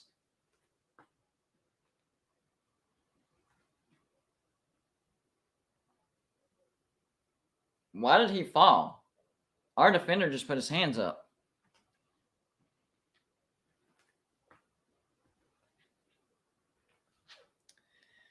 And Texas Tech goes for it on fourth down just about every time. So be aware of that, West Virginia. They don't care. 3rd and 6. Ball on the West Virginia 26-yard line. They are in shotgun. Looks like they're going to run an option, and they pitch. Nobody covers him. He hurdles. Goes out of bounds. There is a flag on the play. Let the flag be on Texas Tech, please. It looks like it is because they're not happy. Maybe holding or a block in the back downfield. I don't know what kind of tackle our defender was trying to make, but he just got posterized. What that was, I have no idea. Was it holding on number 9? Oh, yeah. Oh, man, he took him to the ground. That was definitely holding. Big break for West Virginia. We needed something like that. Now it's going to be 3rd down and 16, I think. Maybe not quite. We got some pressure. Oh, he was open. He was open, but they overthrew him. All right, 4th and 6. I'm confused. How was it? Did they get no yards put on them for that penalty? What happened? Was it one of those penalties where you just redo the down? Loss of down? Something? I don't know. Oh, they're actually kicking a field goal. I thought they went for it on 4th down every time. A block to the house would be fine. Nope. He's going to nail it. It's good. 17-3. That's going to be considered a win, though, for sure. I'll take it, I guess. But we got to score now and make it 17-10.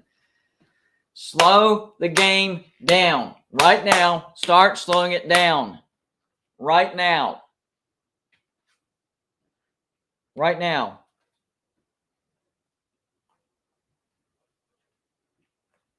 Right freaking now. Please. Let me go back to UCLA, Oregon, which is still tied at 3, but now I think Oregon is driving. So we'll see what they do.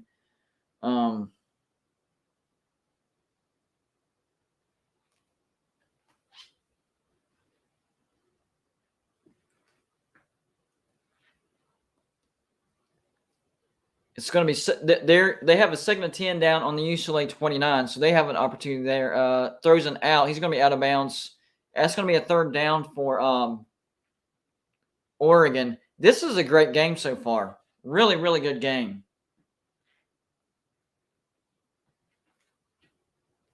Not surprisingly, I knew it was going to be a good game, but I was scared that the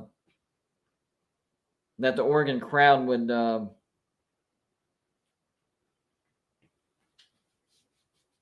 take UCLA out of this game, but so far it hasn't. So 3rd and 5. They're going to run a quarterback draw, keeper, design play, first down, Oregon.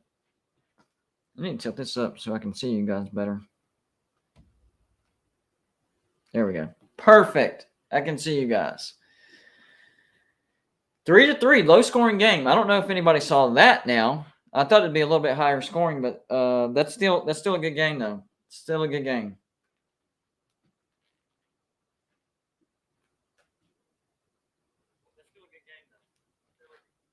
Why is my volume up on that? That's weird. All right, let's go back to we got to score a touchdown here, right? West Virginia's offense, we got into a better groove this last drive, but we had to settle for a field goal. We have got to get into a groove. And why are we not throwing the ball downfield?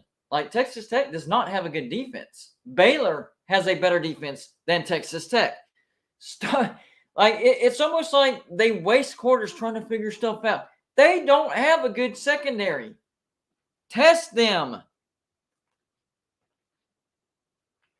I'm not understanding the game plan so far. I'm not. It doesn't make any sense. Look, we all know West Virginia's defense sucks. That's a fact. We know that. But our offensive game plan isn't making any sense. I don't get it.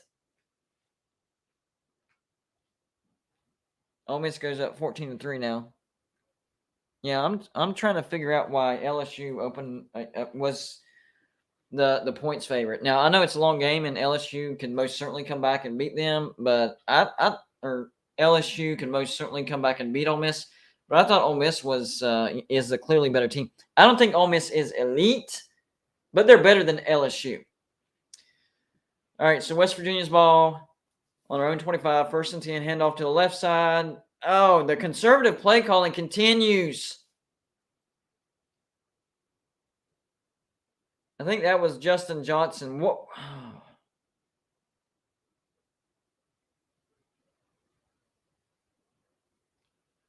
Why are we being conservative today? What are we doing? You know Texas Tech is carving our defense up. They're putting up a ton of points. Why are we this? I'm totally confused. I am utterly confused with this.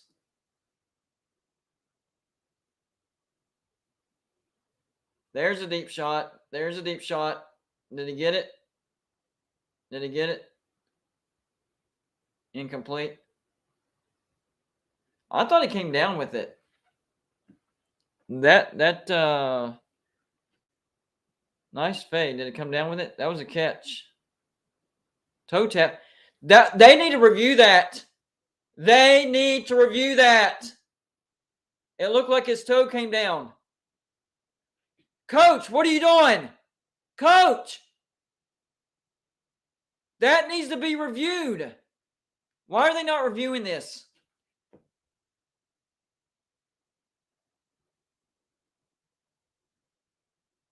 That was a catch. Another shot downfield. Nope. Why was that incompletion not reviewed? And stupid Texas Tech defender dancing, acting like they did so. That was a catch. Like, facts are facts. We know that West Virginia's defense sucks. All right? We've all accepted that. But whenever the refs start doing this crap, that's when I get mad.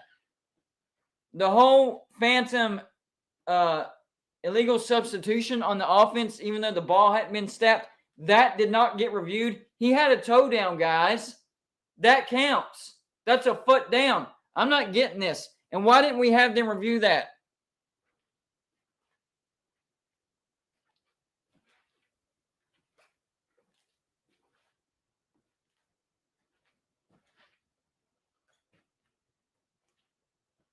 Oh, hate it when people arrogant act like they did something. You got bailed out by the refs on that one, buddy.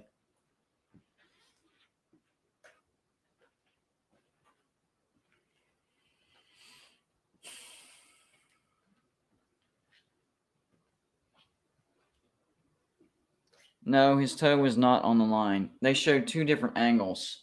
His toe was in.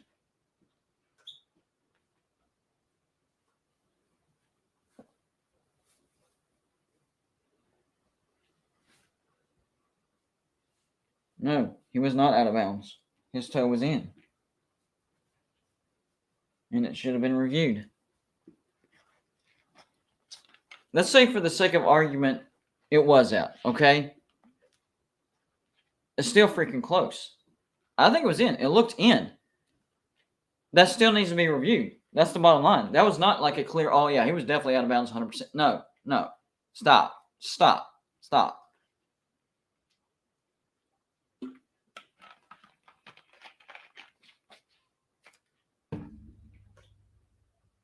Oh, I love it when people tell me to calm down. I love that.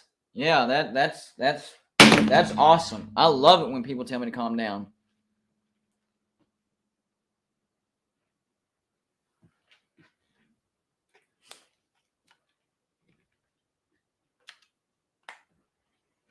Yeah, Oregon is up on UCLA 10-3. Was that a... No, that was a long drive. 71 yards, 10 plays, 4 minutes. That's a good looking drive right there.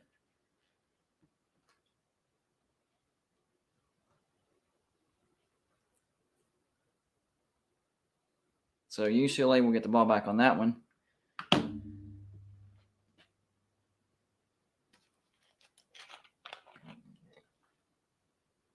So now we have to rely on...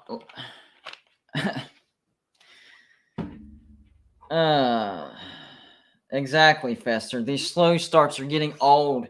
And a lot of this is the conservative play. What are we doing? This is the same nonsense we saw against Texas. Why? I don't get it. It's freaking ridiculous. I mean, Texas Tech now has the opportunity to go up 24-3. Even with the field goal, 20-3, that's bad. That's bad.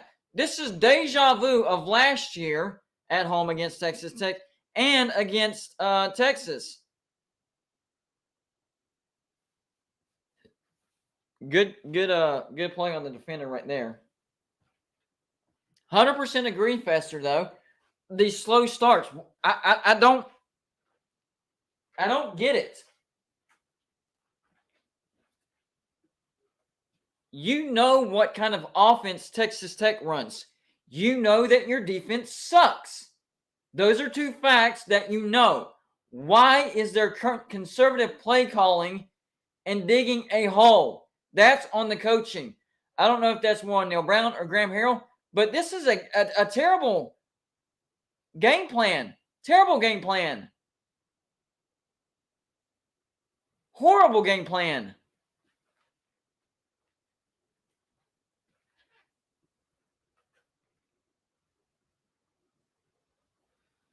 Incomplete. Luckily. 3rd and 10.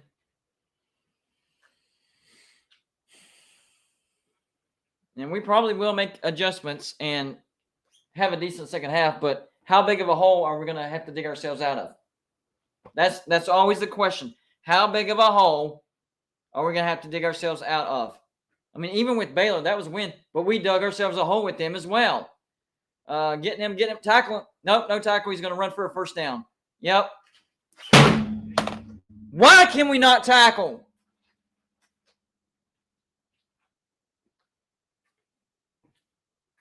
Our containment is horrible. 4th down, they go for it. They get it.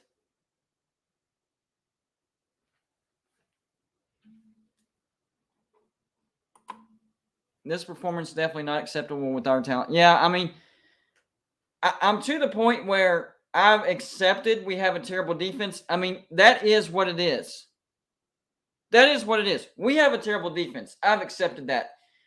It's the slow starts based off of play calling, conservative play calling. It baffles me. I don't get it. Especially knowing what Texas Tech does. We know what Texas Tech does.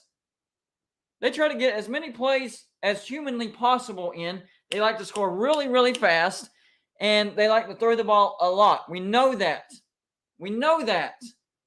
40. We have 69 total yards, and they have 43 4th down yards. That's embarrassing. 69 total yards. And a lot of that is on the play calling. We've only thrown like 2 downfield shots, and it was on the same drive, last drive. That was a good defensive stop right there, up the middle. And it looks like we are starting to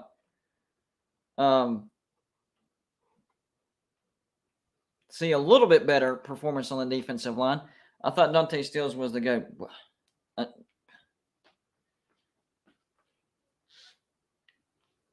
Let's see, goes back. This is going to be a 3rd and 10 down the middle. Complete. Short of the first down. Hey, don't signal 4th down. That doesn't mean anything, doofus. You're going to have to keep your butt out there because they go for it on 4th down every time. So don't act like you accomplished anything yet. Looks like they're going to hand it off and get the first down. The defense still doesn't realize that Texas Tech goes for it on 4th down every time. They still, we got to stop. 4th down. Oh, they're going to go for it.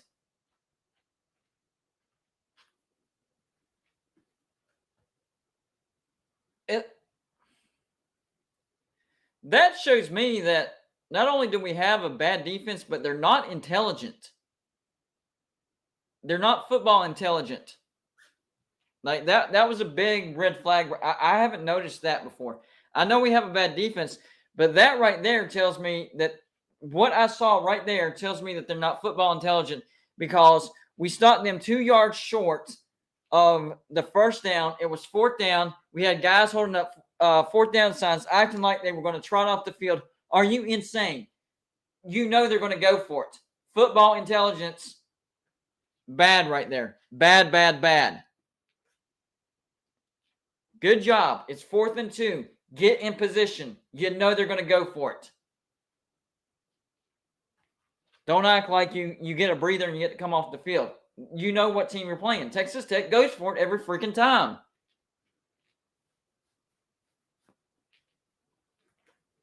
Third and 6. All they need is half of it, and then they can go for it on 4th down.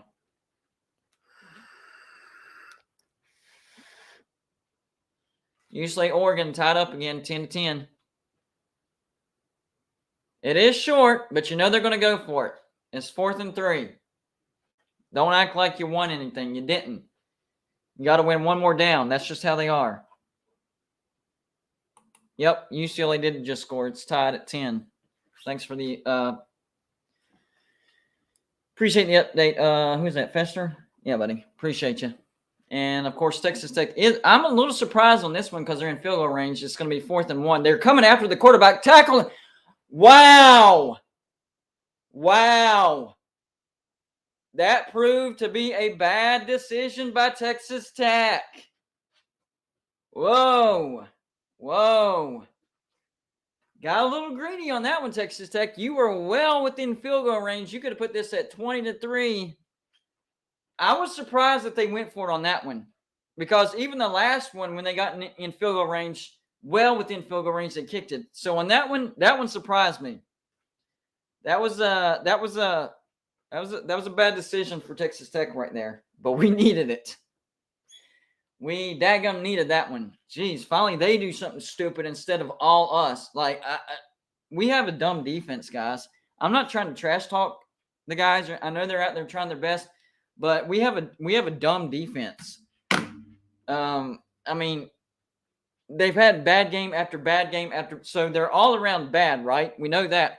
And then what we saw earlier, every time it came to 4th down, we got to. Nope, you didn't get a stop yet. They finally did get the stop, and it was that time where they were ready. Did you notice on that 3rd down, whenever they stopped them, you didn't have guys holding 4th down, walking around, acting like they were about to leave the field. It finally clicked. This team goes for it no matter what. So we haven't won anything yet, and we finally got to stop. So hopefully they keep that in mind. And that was a surprise go for it. For Texas Tech on that one, because they could have pushed it to delay of game on Oregon. You better call that. You better call that. Yep. That was definitely a delay of game on Oregon. Now the question is, can West Virginia do anything with the turnover on downs? Because we've been calling very, very conservative. and scared to take any shots. Flare screen. James Madison up on Marshall 12-2. What is going on over there? Football game broke out in the middle of baseball. That's what it looks like. BYU up on Liberty 14-3. That's looking good for BYU fans so far. Y'all see Troy beat South Alabama, which was a pretty good upset. South Alabama only had one loss, and they only lost to UCLA by 1. That was their only loss. It was to UCLA on the road, and it was only by 1. So I was a little shocked on that one. And Troy's a good team, but I didn't think that they were that good. Did we get away with something?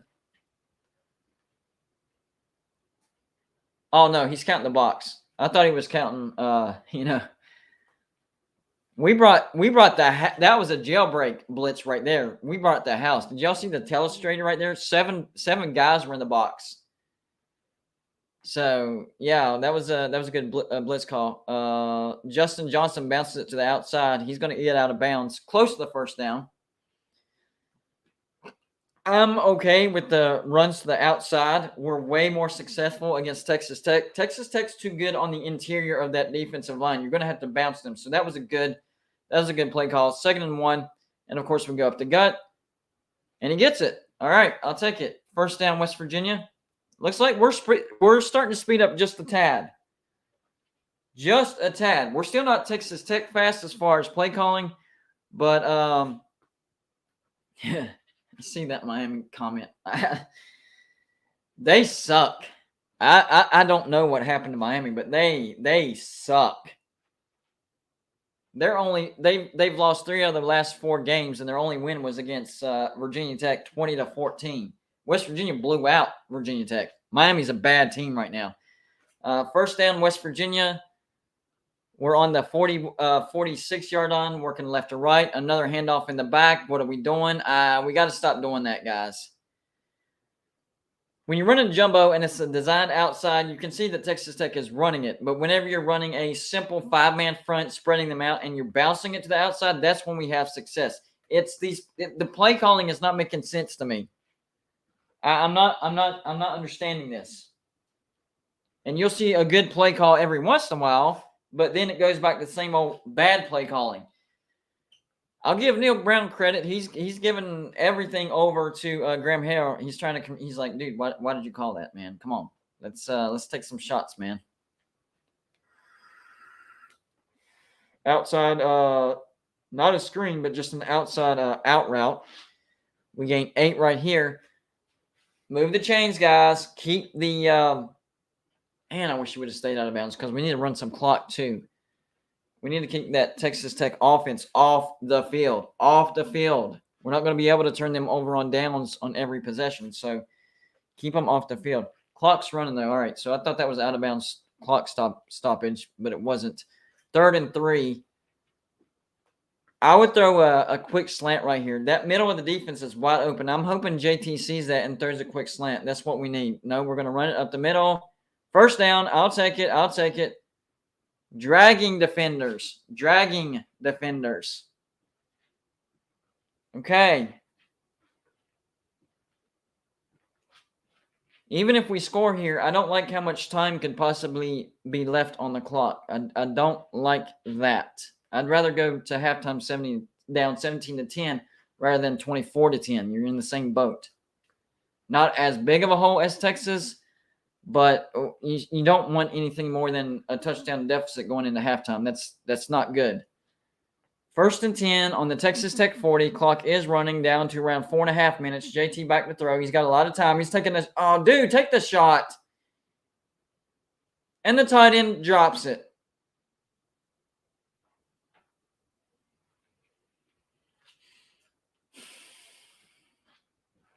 Why can't our guys catch sometimes? I don't. He just flat out drops it. That's an easy catch, and he just drops it. That's a catch that I could have made. A lot of these catches, yeah, that would have been difficult. I wish he would have caught it, but yeah, that catch right there, I could have caught it. Outside flare, Fake inside run. So that flare actually worked. Fesser says it's Graham's play call if Brown approves it. Yeah. That one actually worked because we faked an inside run. So that extra wrinkle allowed that to actually work. I'm still not approving that outside bubble screen. Do not get me wrong. Yes, it worked, but I'm not approving it. In fact, I'm kind of mad that it worked because that means we'll probably call it again in the future, and it won't work. Looks like a little bit of a blitz. He gets it off the back of his foot. What was that? The timing of that was way off.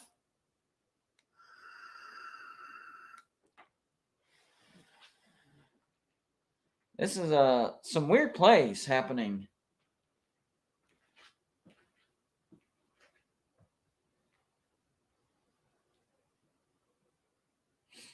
So win the middle 8 minutes. So they're outscoring the opponents 41-17 between the final 4 minutes of the second quarter and the first 4 minutes of the second quarter. Oh, dude, JT, he was open. So if we could score here and limit their damage of that dreaded 8-minute stretch, which we have entered, it is now the final 4 minutes, then maybe we can survive this storm. I don't know. But that guy was open and JT had him, but of course, no bueno. So it's going to be 3rd and 10 down on the 29. I'm really hoping this drive doesn't stall. We finally got the ball moving, making some decent play calls. Something. Barely gets the ball out on time. What was that? Another bad throw by JT Daniels. I don't. We finally get something going. Oh, that looked like he could have been held on the back on the back. Maybe I'm wrong. 4th and 10. We're actually 4th and 10, and we're going for it. And they're showing blitz. You know they're going to blitz. Get the play in. We only got 10 seconds. Get the freaking play in. JT, get back there. Hike the ball. There's only 3 seconds left. Get that ball off. Now. Wow. They're blitzing. You knew they were blitzing. No adjustment.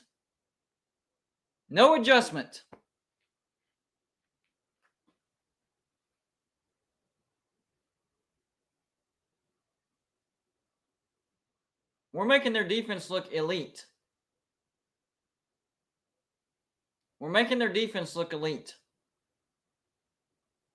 Texas Tech does not have a good defense. Where has our offense gone?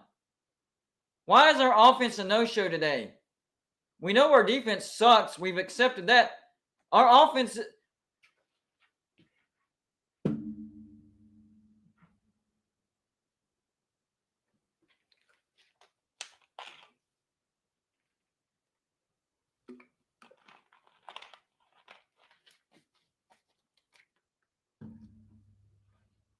No, JT doesn't suck. That's not what I'm saying. I'm saying today, for whatever reason, our offense is a no-show, and I don't know why. I mean, because Texas Tech's defense is not very good. JT has been one of the few bright spots on our team, so don't blame this on JT. This is not JT. He's made a few bad throws. I'll give him that, but overall, I mean, I don't know what's going on.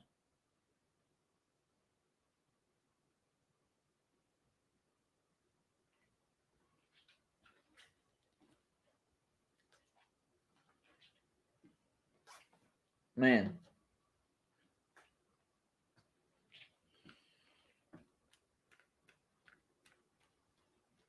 Looks like Oregon's up on UCLA 17-10. About 9 minutes left. There's a flag on the play. Looks like it's going to be pass interference on Oregon. Declined, so they must have caught it or something. I don't know. Or was that on UCLA? Maybe that was on UCLA. Yeah. Oregon has the ball. That was a flag on UCLA, and they declined it. So Oregon is Oregon is driving, it looks like.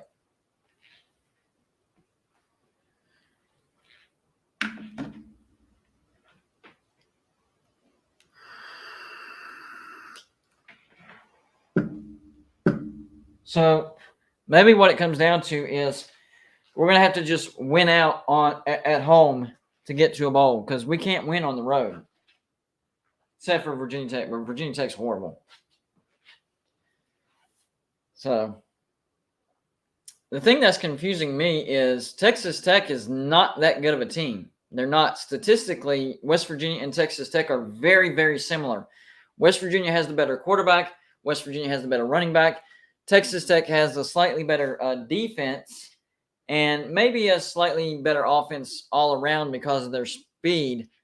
But our play calling is making them look like geniuses, absolute geniuses. I don't know what we're doing out there. I really don't. It's the same instance. I can use the same scenario against Baylor. I'm glad we beat Baylor, but we really had no business beating Baylor.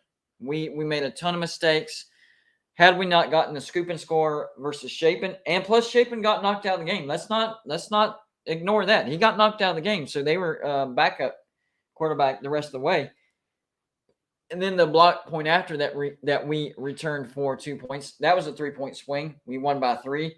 So West Virginia was lucky to win that football game. This game, Baylor is a better team than Texas Tech. This game is way more evenly matched whenever it comes to talent and how good each offense and each defense is. But the way our play calling is going on offense is making it look like Texas Tech has this elite defense. Texas Tech does not have a good defense. They have a good offense, and we have a bad defense. We all know that. 17-3. We see the 17. What doesn't make sense is the 3. The 17 for Texas Tech makes sense. But the 3 for West Virginia doesn't. You have a top 20 offense, scoring offense, top 20. Look it up, 39 points per game. And we've scored 3 points so far. 3 points. And Texas Tech's defense, although not as bad as West Virginia whenever it comes to scoring, is like in the 80s, something like that. So it's not a good defense. Not as bad as West Virginia's, but it's not good. So that's why we get frustrated, because it doesn't make sense. We have a top 20 offense. Texas Tech has a below average defense, and we only have 3 points on the board. It makes absolutely no sense. None. No sense.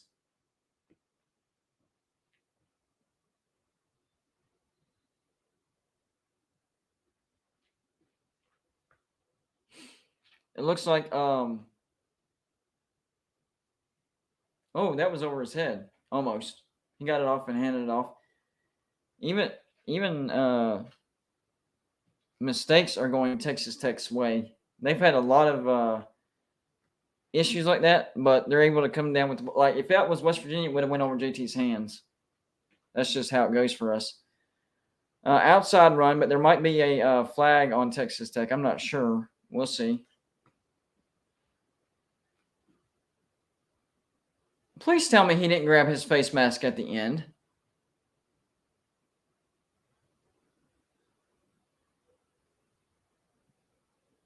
No, he didn't. It's going to be holding on the offense. Jordan Leslie never should have been promoted to defensive coordinator.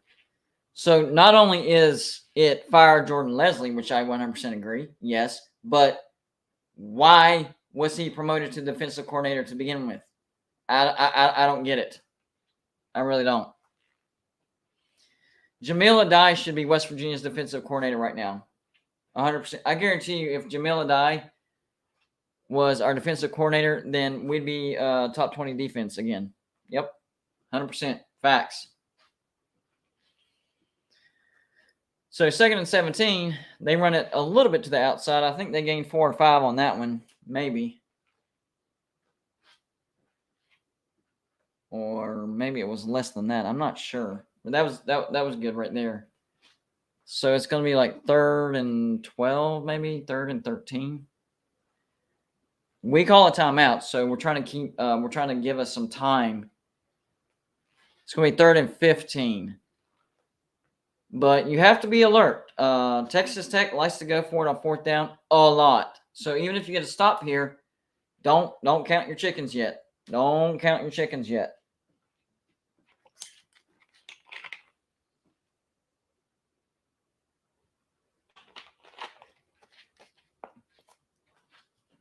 All right, guys, come on.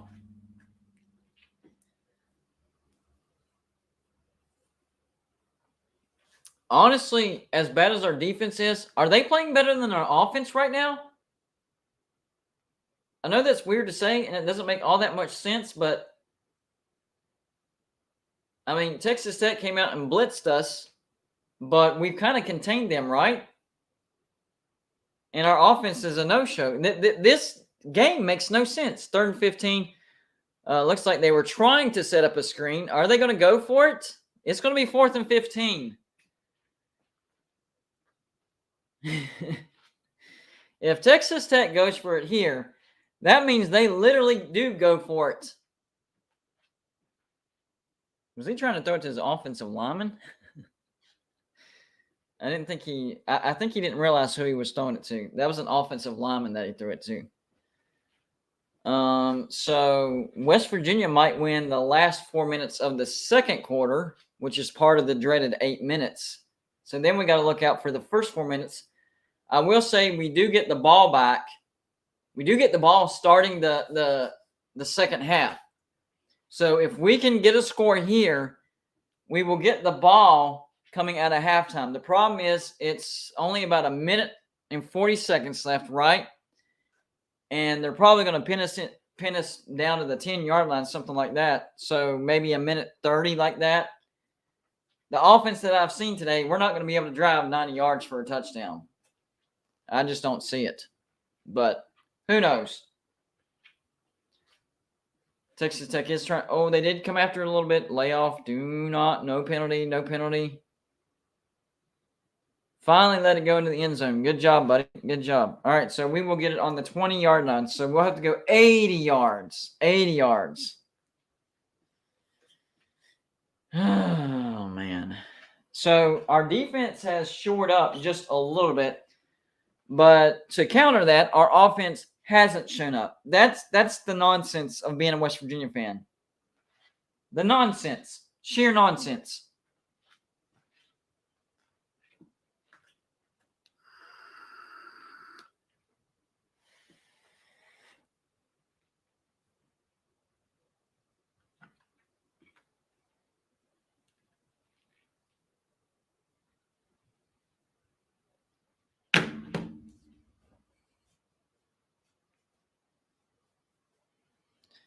All right, 1st and 10 on the 20.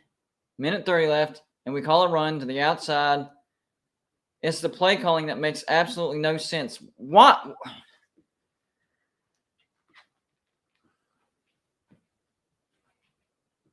We're not being aggressive whatsoever. We're not being aggressive on offense at all.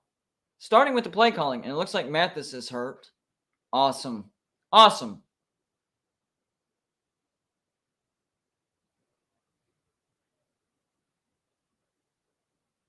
JT back to throw. He gets a ball. See? Attack in the middle, down the middle, and we get one. Why haven't we been calling that? Those downfields. 1st down is going to stop the clock. Get up. See, this is what I'm talking about. Like that was a great play call. And a great throw. But the problem is, can we stack those up and get the play off?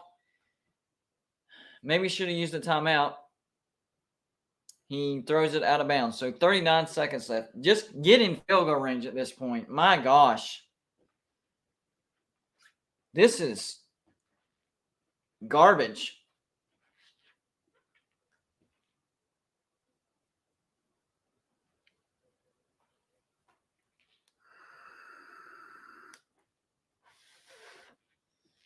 No, you don't change quarterbacks. I know JT has made some not so great throws, but he's good at not turning the ball over, and so we definitely need to not turn the ball over. So you got to keep him in. 2nd and 10. He will throw it downfield, short of the sticks, trying to get out of bounds. Will get out of bounds, and the first down. Okay. So we still have 2 timeouts. 2 timeouts. Decent play call. Decent block right there. Good block to spring him. That was a good block right there. Good block. All right, so it's going to be 1st and 10, right around midfield. We need another 20 yards at least, guys. Come on. It looks like Texas Tech is throwing some soft zone or playing some soft zone. Inside bubble screen, timeout, coach. Right now.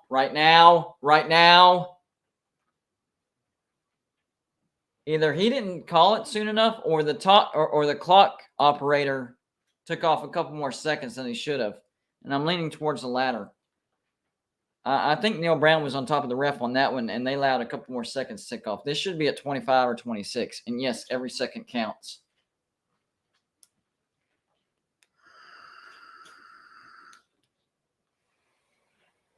No, don't change quarterbacks. No. Why would you do that? 26. So they did put more on there. All right.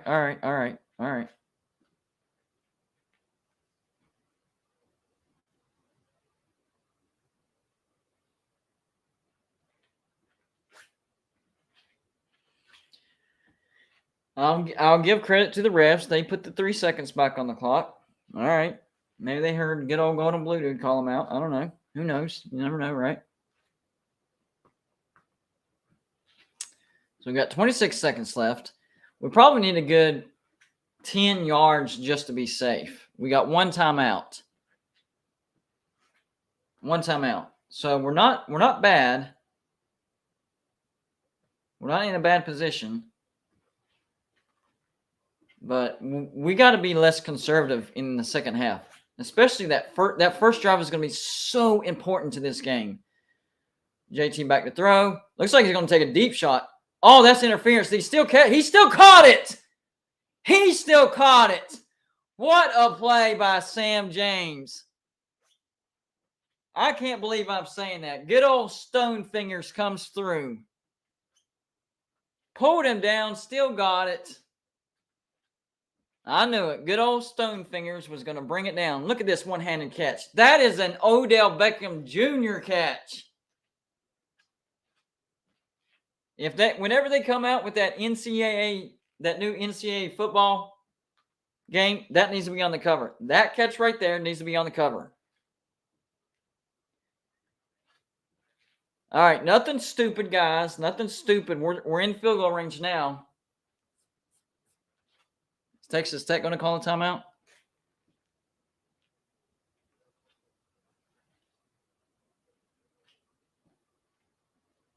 I have the volume now. Official review for what?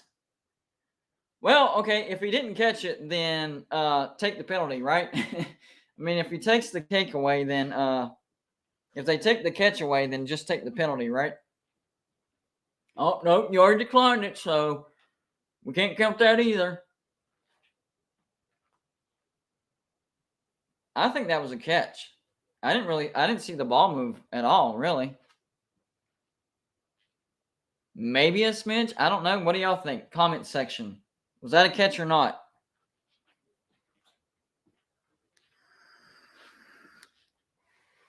What do y'all think? Not that it really matters that much, but John Waffle, your vote doesn't count, man. All you're doing is trolling on this stream. Like 100% trolling. You start it from the get-go.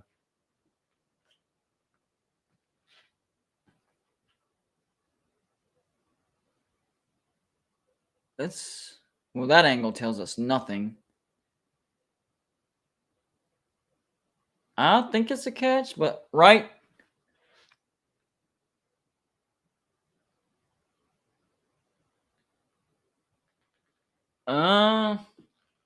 That might be incomplete. I don't know. It's close. I think the ball did move a little bit. Either way, this is going to be a first down because there was a pass interference call on this as well. So, we'll see.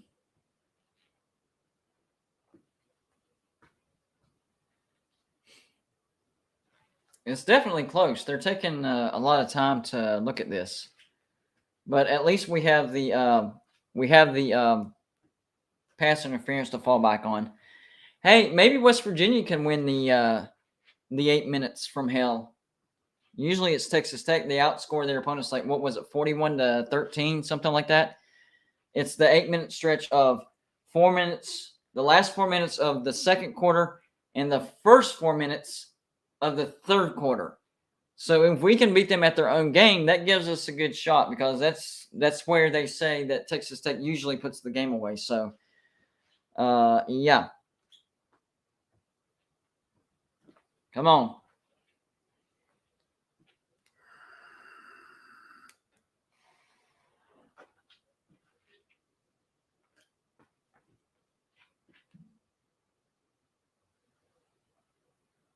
Call reversed. Incomplete. All right. Well, at least we got the Texas is up on Oklahoma State 21-10. Wow. Wow. So maybe West Virginia, that loss to Texas isn't as bad as what we thought. Maybe Texas is just that daggum good. But this is a different story.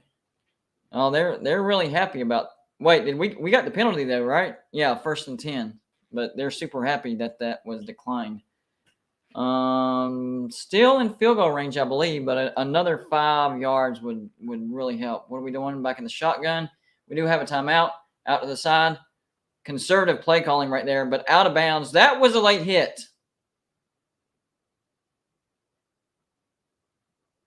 I guess it wasn't. Let me see here. Look at Donaldson. His shiftiness is crazy. That was a late hit. That was a late hit. They're not going to call it.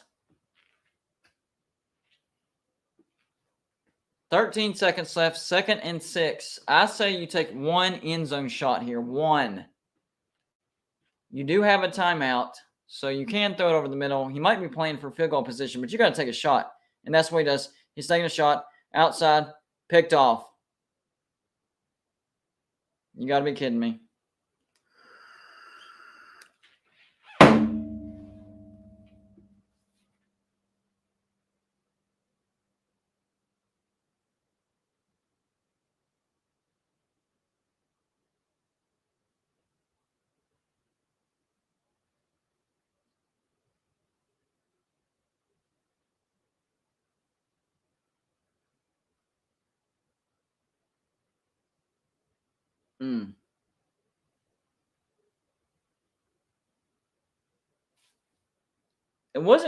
It wasn't that terrible of a throw. That was a great play by that defender.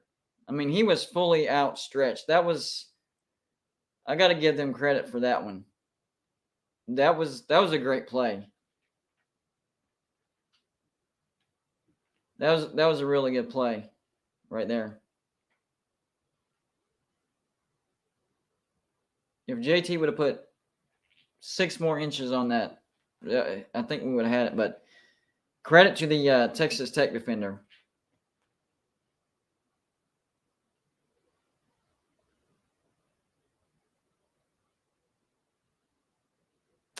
Well, at least it's not as big of a hole as it was against Texas, and we do get the ball back. We do get the ball out of halftime. But, man, we got to make some big-time adjustments on offense.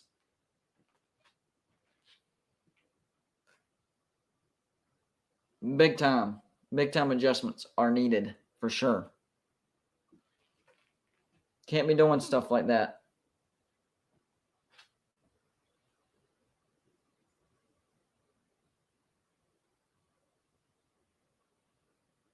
Texas Tech going to go into halftime.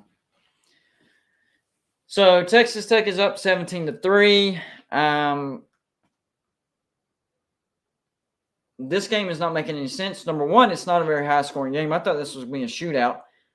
And the biggest thing that shocked me is we've only put up 3 points. Like, we're making their defense look like best in the nation. And they give up almost as many points as we do per game. So I don't know. Keep in mind, they did beat Texas at home, so they are tough in Lubbock. Got to give them credit on that. They are they're tough in Lubbock.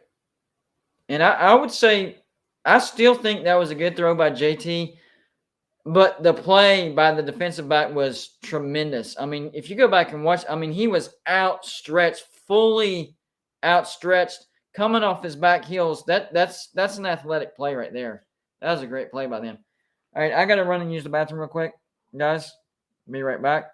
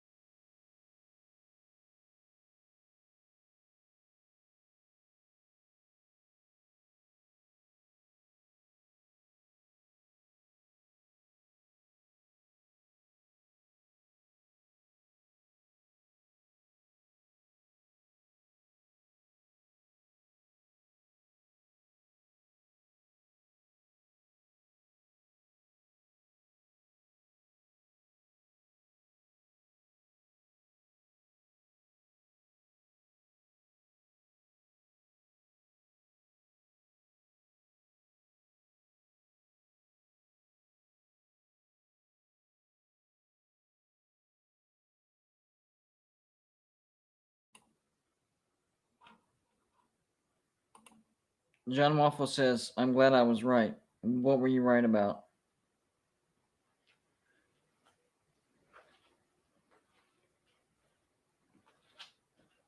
Well, at least LSU has come back and tied it up. It's 17-7 or 17-17 now. Wow. Oregon's up on UCLA 24-13 now. Oklahoma State scored 21-17. Texas on top. And Wake Forest is up on Boston College 21-9. I think Kansas State can go on the road and upset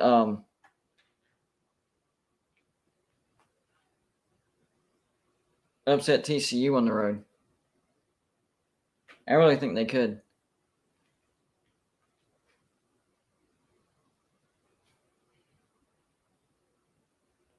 At the time, Kansas State's only loss was to Tulane, and I was like, how can you lose to Tulane? But Tulane's a good team. They only have one loss, and they're demolishing Memphis right now, 28-0. So I think Kansas State's a good team, and that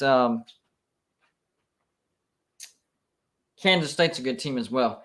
Yeah, I agree with the late hit no call. That was there's been 2 late hits that were not called, but I guarantee if West Virginia would have done that, they would have called it.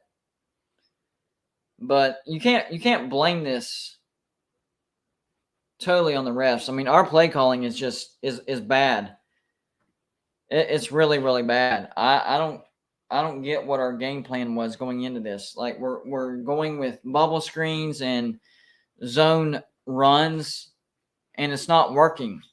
So we better make some big time halftime adjustments. We need to score out of halftime. That's first thing. We have to score out of halftime, or this can get out of hand. Honestly, I'm surprised this hasn't got out of hand already because our offense hasn't been able to score. Like, if you told me that West Virginia only had 3 points at halftime, I would be like, well, then we're probably getting beat like 30-3. So the fact that we're only getting beat 17-3, lucky. We are lucky that we're only down 17-3.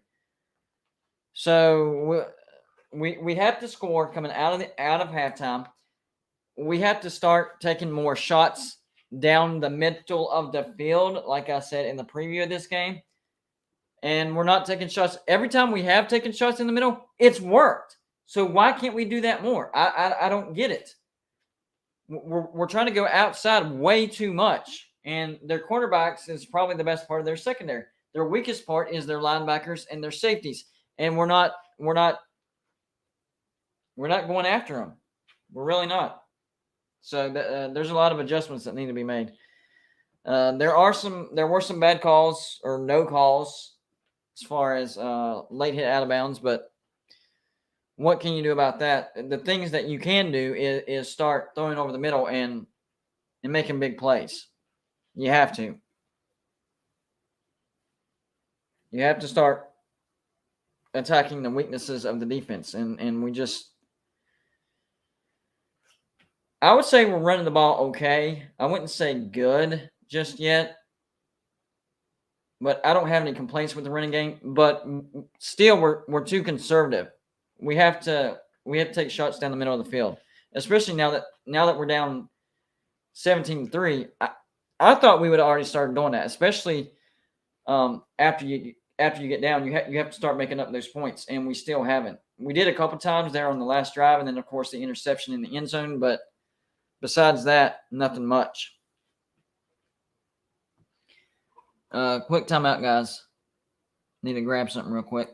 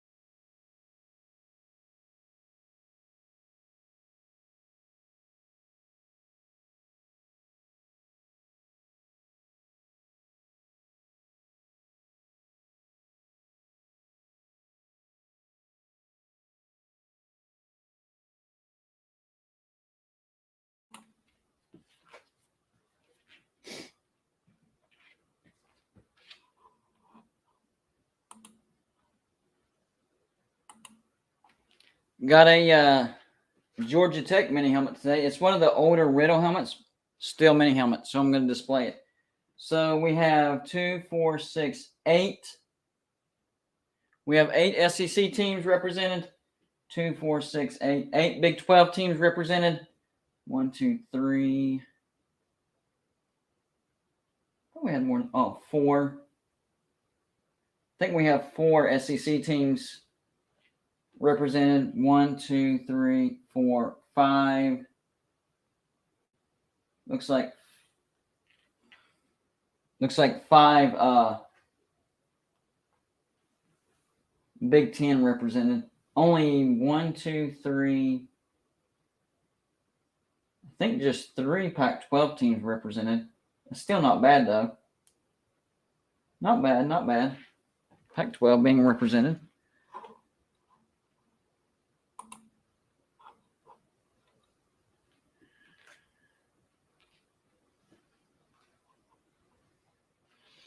I don't know why they're not targeting Wheaton. I don't. That's what I'm saying. These play calls are not making any sense. They're not. I don't get your best players. You're not getting them the ball. What is the point of that? Yes, that's what I've been saying, Randall. The middle of the field has been, and every time we've tried the middle of the field, it's been short passes that have been broken for bigger chunks, but we haven't gone after the middle of the field. I don't get it.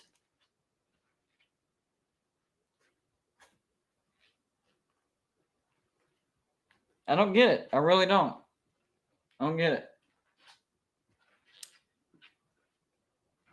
Let's try to figure out if we can hurt them on their strengths. Let's try to hurt them with our weaknesses and their strengths. Well, it's not working. If that was the game plan, you tried it, it's not working. How about try working with our strengths against their weaknesses? Let's try that game plan. See if that works.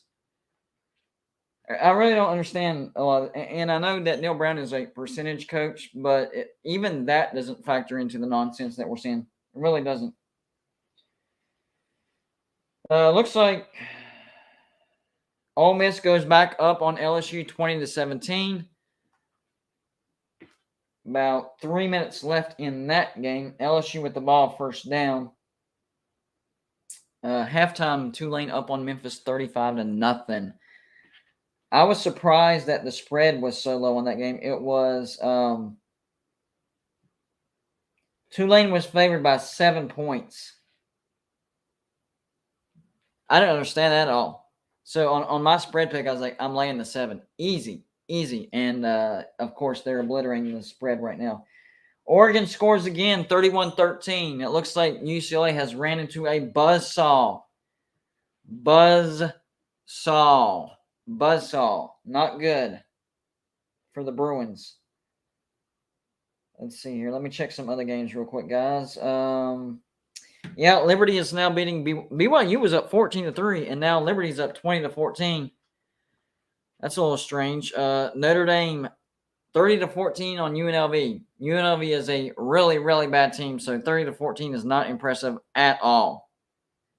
Let me go full scoreboard and see what we got going on. See if there's anything interesting. I might go back to that Pac-12 game while that's halftime. Let's see. Anything interesting? Let's look around. Wisconsin whooping Purdue, surprisingly, 21-3. Wow. Northwestern beating Maryland. What? 17-7. But Maryland does have the ball 3rd and goal on the Northwestern 9, so maybe they can close that a little bit. Marshall scored a touchdown, so it's now 12-9. James Madison over Marshall. Let's see here. Anything else interesting? Missouri up 14-0 on Vanderbilt. Arizona State beating Stanford 14-6. What about any final scores that were interesting? Cincinnati did beat SMU by 2. I took the points on that one, so I won that one. Happy about that. Baylor beats Kansas 35-23. Rutgers. Let's see. How close is Rutgers to getting to a bowl? Well, they're 4-3. They still need 2 games to get to a bowl. But they snapped their Big Ten home losing streak. Which I don't know what the length of that was. But apparently it was worth mentioning. That means it was a long one. Duke plasters Miami. Miami is in big trouble right now. 45-21. I think Miami's 3-4 now. 3-4. Man, Duke's 1 game away from getting to a bowl. Rest of Miami's schedule: at Virginia, Florida State, at Georgia Tech, at Clemson, Pitt. That's tough. They probably just finished their easiest stretch with Middle Tennessee, North Carolina, at Virginia Tech, and Duke, and they lost 3 out of 4. A total of 4 out of 5. Yikes. Yikes. Yikes. That's there's big problems down there in South Florida right now. Big problems. Well, it looks like Oregon and UCLA's at halftime, so I don't need to stick over there either. Kickoff for second half should be about to go down. Man, we could have at least gotten a field goal out of that last drive, but no, had to get an interception. That's JT's only third interception of the year, so it's not like he's a pickoff machine. But that play by that I'm guessing it was the cornerback, absolutely top 10, Sports Center top 10. That should be on there. He laid out and he climbed the ladder off his back foot. Amazing play. So what are they? 3-4 now at Virginia. They're going to lose that. That's 3-5. Florida State at home. They'll lose that. 3-6. At Georgia Tech, they'll probably lose that game. Georgia Tech's looking much better. 3-7. At Clemson, 3-8. Pitt at home, 3-9. Yikes. Miami could be looking at a 3-9 season. This is not what they were expecting. And maybe Hakeem Mesidor and Daryl Porter Jr. are realizing, man, we should. West Virginia is not, we're not much better. But you put Hakeem Mesidor and Porter Jr. back on the defense, and our defense takes a significant step forward, and we have a good offense. I think West Virginia could be a 5-1, maybe a 4-2 type of team if you add those two players back. And then Bryce Ford Wheaton, of course, victim of a car accident and a leg injury. He didn't play this season. But if he stays in Morgantown, maybe he doesn't get in a car wreck, and he's part of a top 20 offense as far as points per game.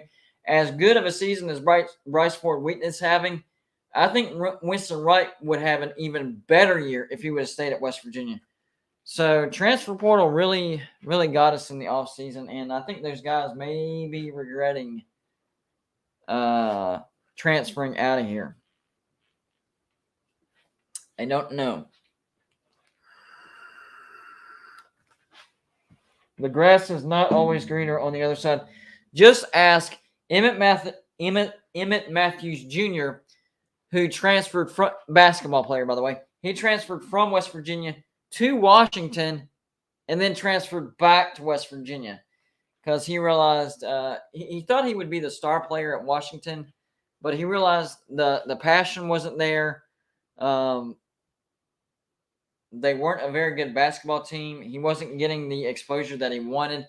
I mean, let's face it, the Pac-12 doesn't get national TV exposure anyways, so that doesn't help your draft stock. So coming back to the Big 12 where basketball is pushed down everybody's throat, I mean that in a positive way.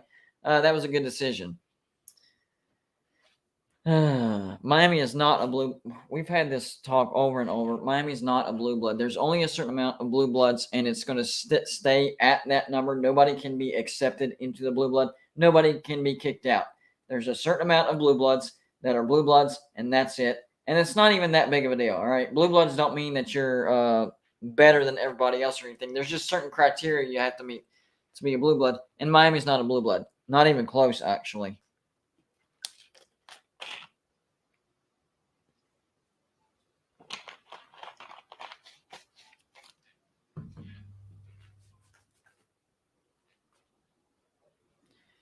No, that was a troll account, and a lot of people told me that. And I had a feeling the troll account that announced Nick Saban told his team that he was leaving, I had a feeling that it wasn't real. But it's still a story you have to talk about because eventually he will leave Alabama. The question is, will he be too old to coach anywhere else? And if not, would he consider coming back home to West Virginia? So even though that was a troll account and it was false, and all that stuff, it's still something to think about and talk about. That's the way I approach stories. It's not 100%, oh, this is happening. And because I'm not a reporter. That's not what I am. A lot of people try to label me as a reporter, and then whenever I do something that's not reporter-esque, oh, man, I've told you, I'm not trying to be ESPN, Fox, NBC, ABC, the whole 9 yards. I'm not trying to be them. I'm just trying to be a guy who's a college football fan that talks about college football and hopefully I'm halfway decent at entertaining you. That's what I'm trying to do. That's it. I'm not trying to be right all the time. I actually feel bad for people that feel like they have to be right all the time, because nobody is right all the time. So whenever they are wrong, it's extra devastating because they love being right all the time. You can't take yourself too seriously. You're going to miss out on a lot of fun in life if you do that. I really feel bad for people that feel that way, because that's a rough life. All right, so it looks like Texas Tech is ready to kick the ball off because West Virginia does get the ball out of the start of the second half. I don't have a good feeling, though, because our offense hasn't really gotten in rhythm. Our defense sucks. We might be lucky that they only have 17 points, but I was hoping we could take advantage of that and score a touchdown before halftime and go in 17-10, and now we would have a chance to tie it. But that didn't happen, so oh, man. Oh, man.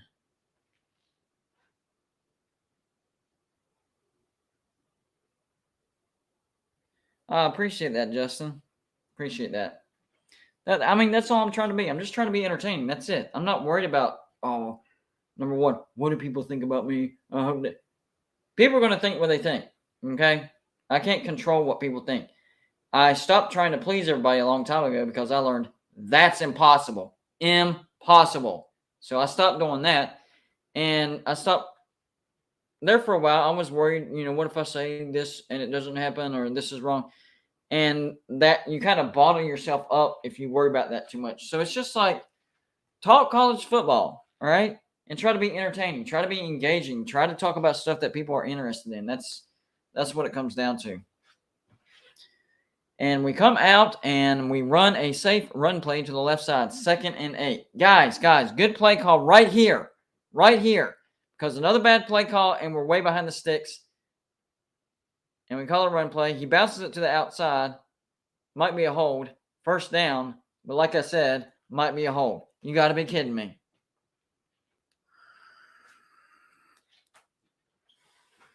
I am so sick of this.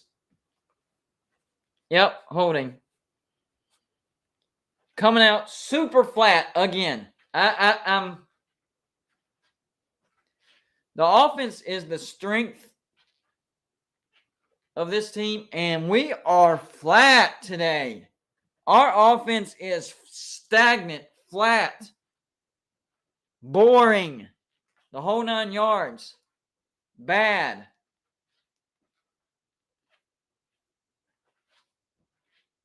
Second and 18. Fake the screen. I like the fake, but then a bubble screen. What are we doing? What are we doing with these play calls? What are y'all doing? 2nd and 15, and you're throwing short screens again.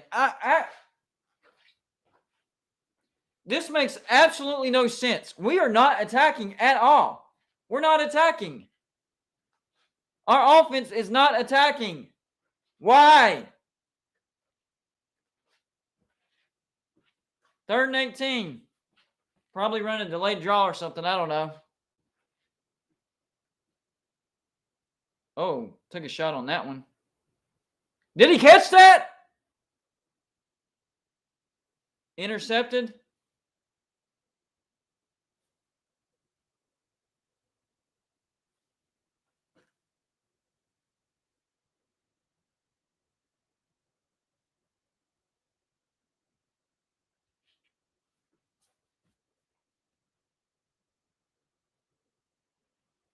Why is JT underthrowing? I don't get it.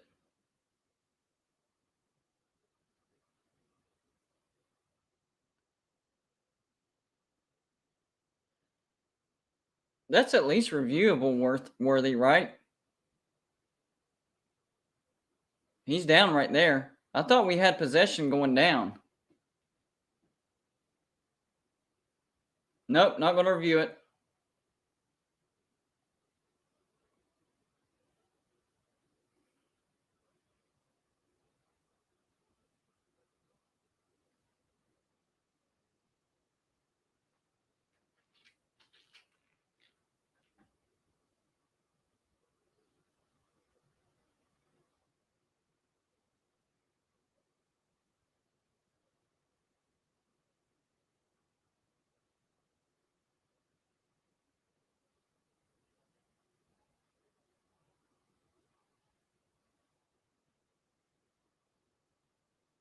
Touchdown, Texas Tech.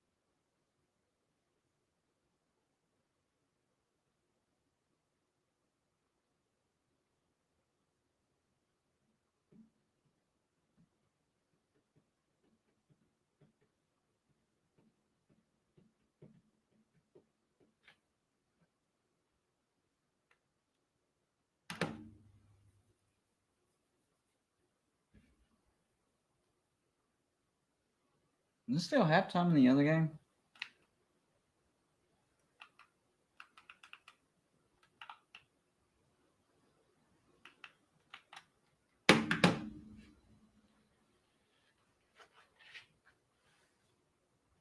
Looks like Texas is still up on Oklahoma State 24-17. Quinn Ewers does have an interception in this game. About 4 minutes left in the first half. Oh, big run for Texas. Wow. To the house. To the house. Touchdown, Texas. Wow. 52-yard touchdown run. Wow. Broke that one to the outside. So it's going to be 31-17. Texas over Oklahoma State. Texas starting to show that they're Big 12 contenders. I still think Kansas State can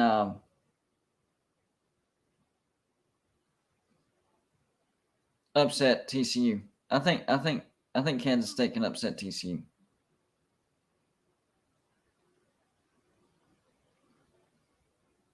Two great blocks on the outside. They came back. Wow, the replay of that run, the center and the tackle pulled left immediately. I mean, that was beautiful. Beautiful. And then he broke the tackles of the linebackers. That was a great call. Great call. Wow. Let me check. I know Ole Miss LSU.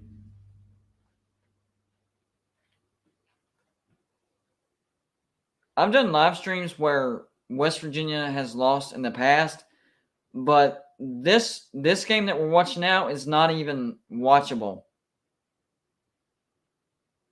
as far as West Virginia and Texas Tech. Texas Tech is now up 24-3.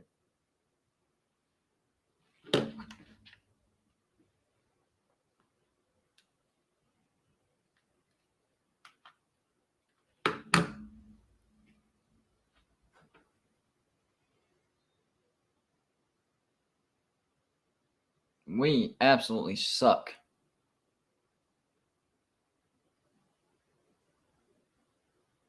We were not prepared for this game at all.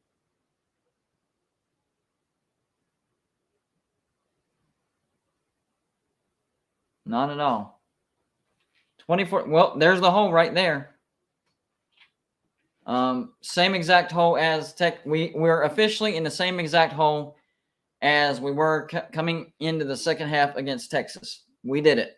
Way to go, guys. We did it. 21 points down. I knew we could do it. Knew we could do it, guys. I knew it. Outside, sort of a screen to the tight end. Upended.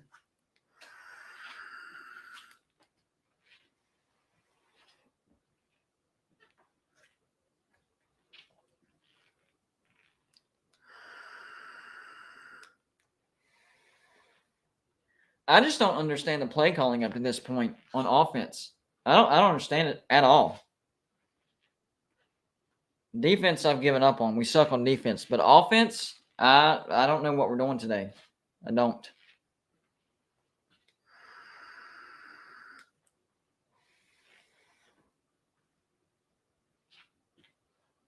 Run up the middle. Gain of about 5. Is that Tony? No, CJ. CJ putting in some work. I'm glad he's back from injury. There's a bright spot.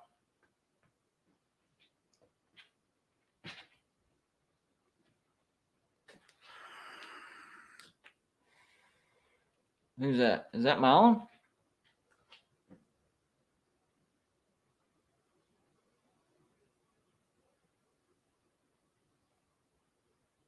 I can't tell. Who's 64? Is that?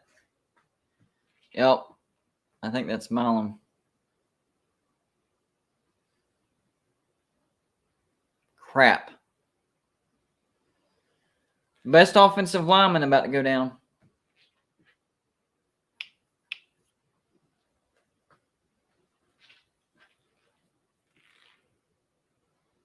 Nice.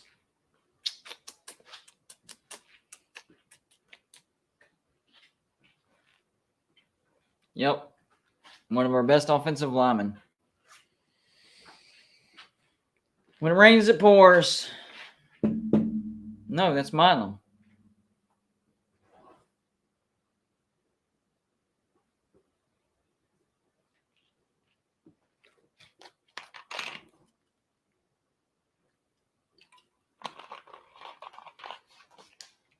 Crap. You got to be kidding me. Unbelievable.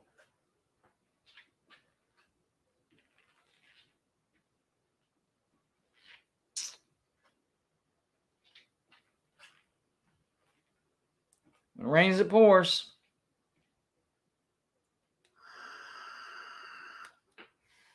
Oh, no. Iowa State will beat West Virginia. That's in Ames. Don't worry, Iowa State fans. Y'all will beat West Virginia. We are terrible on the road. The only reason we beat Virginia Tech is because they're one of the worst teams in the nation, like all time worst team in the nation. But we even gave them chances. But Grant Wells is such a bad quarterback that he couldn't take advantage of the opportunities that we gave him. 2nd and 5. Looks like Texas Tech might be blitzing. Inside run, so we do make up for it. Good run, good run, good run. I mean, we're moving, but it's going to be the same thing. Too little, too late. I mean, it's nice to see the offense. Where was this? It's always too little, too late for West Virginia. Outside screen. Why we keep calling it, I have no idea. No idea. You have got to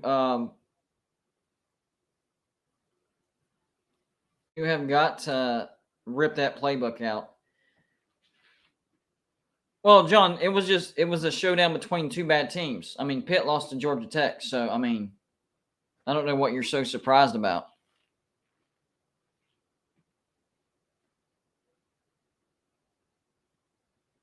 Another bad play call. I don't. So right when I praise them, a bad play call.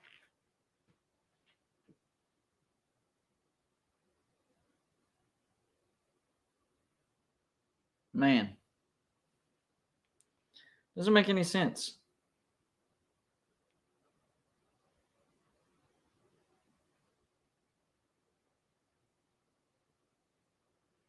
Not at all.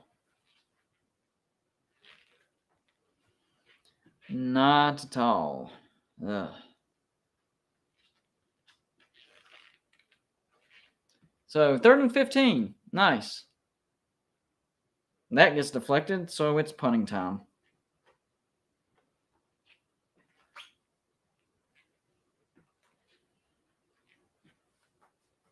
John, I don't know why you're bragging about 4-2. I mean, you beat a terrible West Virginia team. You lost to Tennessee. Here's your wins, John. West Virginia, Western Michigan, Rhode Island, and Virginia Tech. And you lost to Georgia Tech. So congratulations on being in a bad ACC and losing to one of those bad teams and beating a bad team in West Virginia only by a touchdown because of a pick six. Honestly, I don't understand what you're bragging about.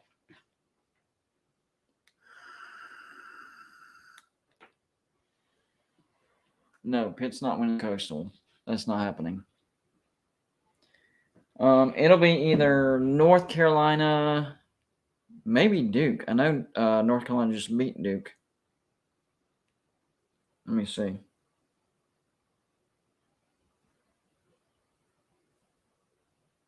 It will be and y'all have to go on the road to North Carolina. Yeah, y'all lose that game. Y'all lose against Syracuse. You might lose to Duke at home. You'll still get to a ball though, 7-5, 8-4, something like that. But you're not winning the Coastal. Let me go back to standings. Yeah, North Carolina. Man, Georgia Tech has a chance, and they're 3-4.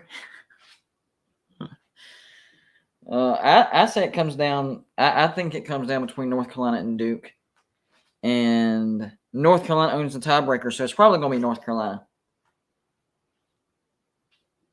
It'll probably be North Carolina, and even North Carolina's not that great. So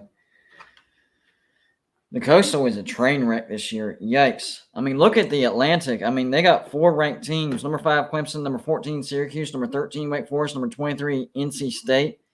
NC State will probably drop in the rankings though because they lost their starting quarterback in Devin Leary, so they'll probably drop off a bit. But Wake Forest is even better than what they were last year, and they were good last year. Syracuse should have beaten Clemson, but that hit out of bounds started the downward spiral of Syracuse. But they're a pretty good team. Of course, Clemson's undefeated. I don't think Clemson is a great team, but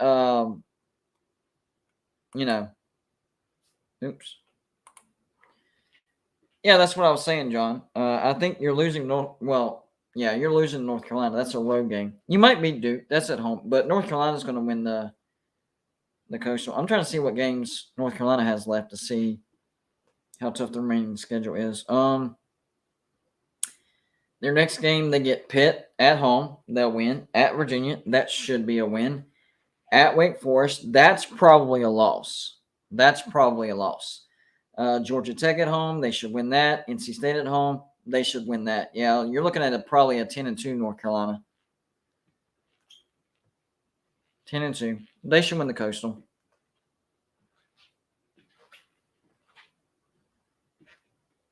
And then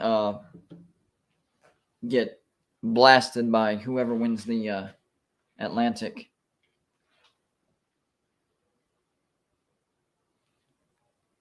As far as West Virginia goes, we might have one more win on our schedule, and that's Oklahoma at home. Maybe. 2nd and 9, Texas Tech from their own 10. First down.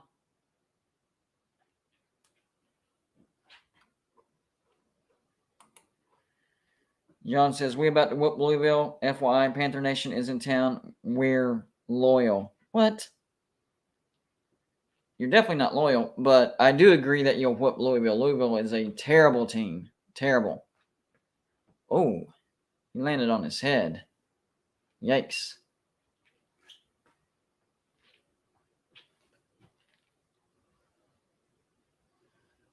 That was in danger. Well, not directly on his head, but on his shoulder and rolled over to his head. Man, they're going to go up 31-3 on us. This is a joke. First down, Texas Tech. This team has given up on Neil Brown. Yep, this team has given up on Neil Brown.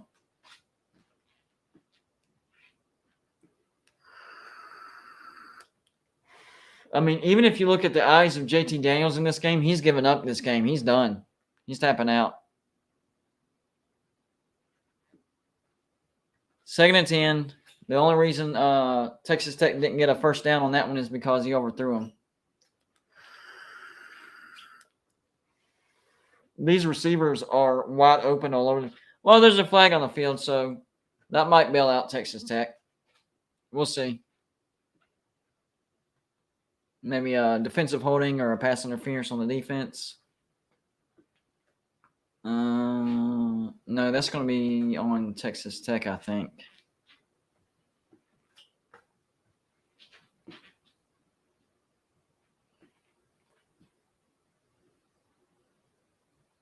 I think it's holding. Oh, illegal man downfield. I would turn that down and take second down and 10.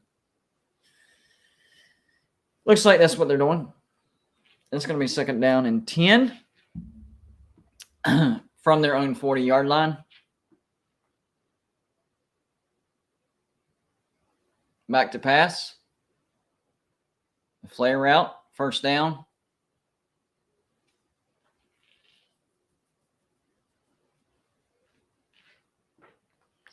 Yeah, Daniels does have another year, but who knows what's going to happen. I mean, we have a lot of work to do. Texas Tech speeding it up again. Morton, plenty of time. Incomplete. Second and 10. No, he has one more year of eligibility, but he might transfer out of West Virginia. Who knows? He might transfer out. Because his NFL stock is not. His NFL stock it's not. He would still get drafted for sure, but it's definitely not as good pre-West Virginia. His stock before he got to West Virginia was better than right now.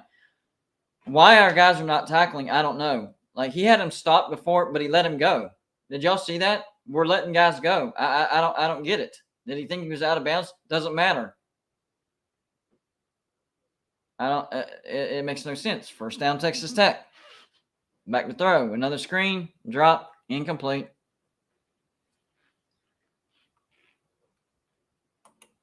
Just curious, when did you officially give up on Brown? After the Texas game. After the Texas game. But the problem is he's not going to get fired no matter what. We could lose out, which I don't think happens, but we could lose out and wide open downfield, down the middle, first down in the red zone. He's not going to get fired. So if we want to get rid of Neil Brown after the end of the year, we'd have to get rid of Shane Lyons. That's what we're going to be looking at.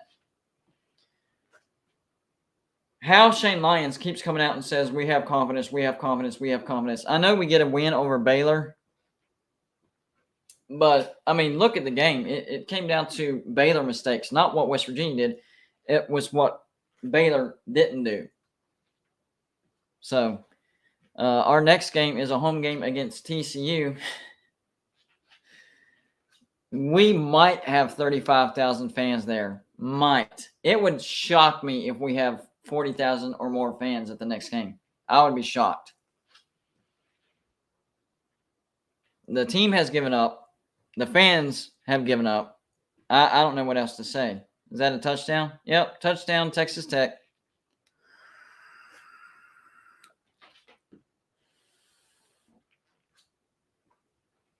We are making Texas Tech look like the best team in the nation. Yep.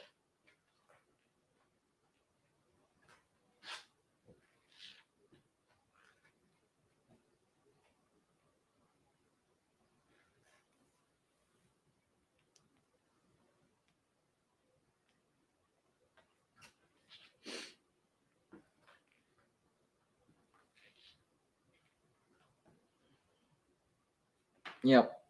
UCLA got a field goal. So, 31-16. They're still in the game. Oklahoma State scored. So, the score is 31-24. About a minute left until halftime. Memphis finally got a touchdown. So, Tulane is winning 35-7 on them. Ole Miss still up on LSU 20-17. This reminds me of 2012. Completely different circumstances for sure. But we were undefeated. We went into Lubbock and we got absolutely blasted. It was like 41-10 10 or something. It was bad. John Waffle says, would you be surprised if Daniels came back to Motown next year in a different uniform in September? Hold on. Well, I got to see who we play.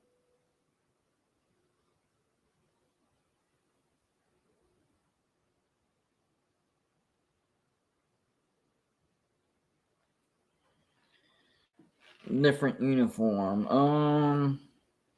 Penn State, no. Duquesne, no. Pitt, no. Baylor, no. Kansas, no. Maybe Kansas State. Oklahoma, TCU, no. Iowa State, probably not. Oklahoma State. I don't know if Spencer Sanders has. I guess it wouldn't totally shock me. He could come back, but that would be at Oklahoma, so that wouldn't be in Motown. If Spencer Sanders, if this is last year, he could probably transfer to Oklahoma State and we play them in Morgantown. No, I wouldn't be totally shocked. I've seen stranger things.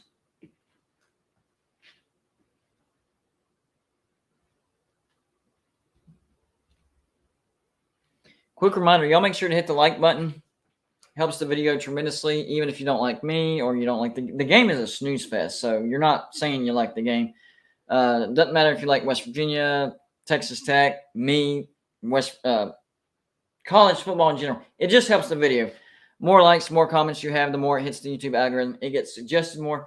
It helps the video a lot, and it helps grow the audience. So if you haven't, we would greatly appreciate hitting the like button. Helps us out a lot.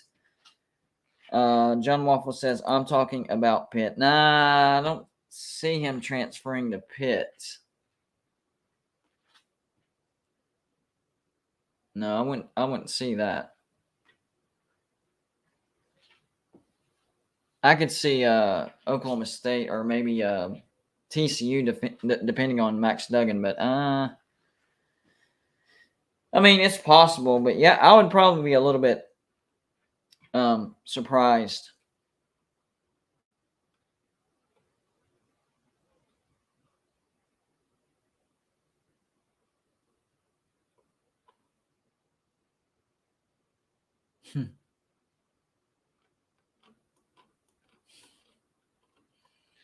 Yeah, I don't think anybody's trusting the climb now. We are embracing the decline is what we're doing. We're embracing the decline. It is full on. A loss is one thing, but this is incompetent. What we're seeing in this game is an incompetent West Virginia football team. Incompetent. Terrible play calling. We already know the defense is bad. The offense is making Texas Tech's defense look amazing. I mean, this surprised me. I'm not going to lie. I thought West Virginia could win this game. I wasn't really expecting them to. But this, I was not expecting. Not at all. And we're still calling bad plays. I don't. We're still calling terrible. What does it take for us to start making good play calls, calling good plays? What's it going to take? We're already down 31-9, coaches. We're down 31-9, 31-3. We are down 31-3, and you're still being conservative. What are we doing? I don't understand it. Holding on the defense, first down, whatever, who cares?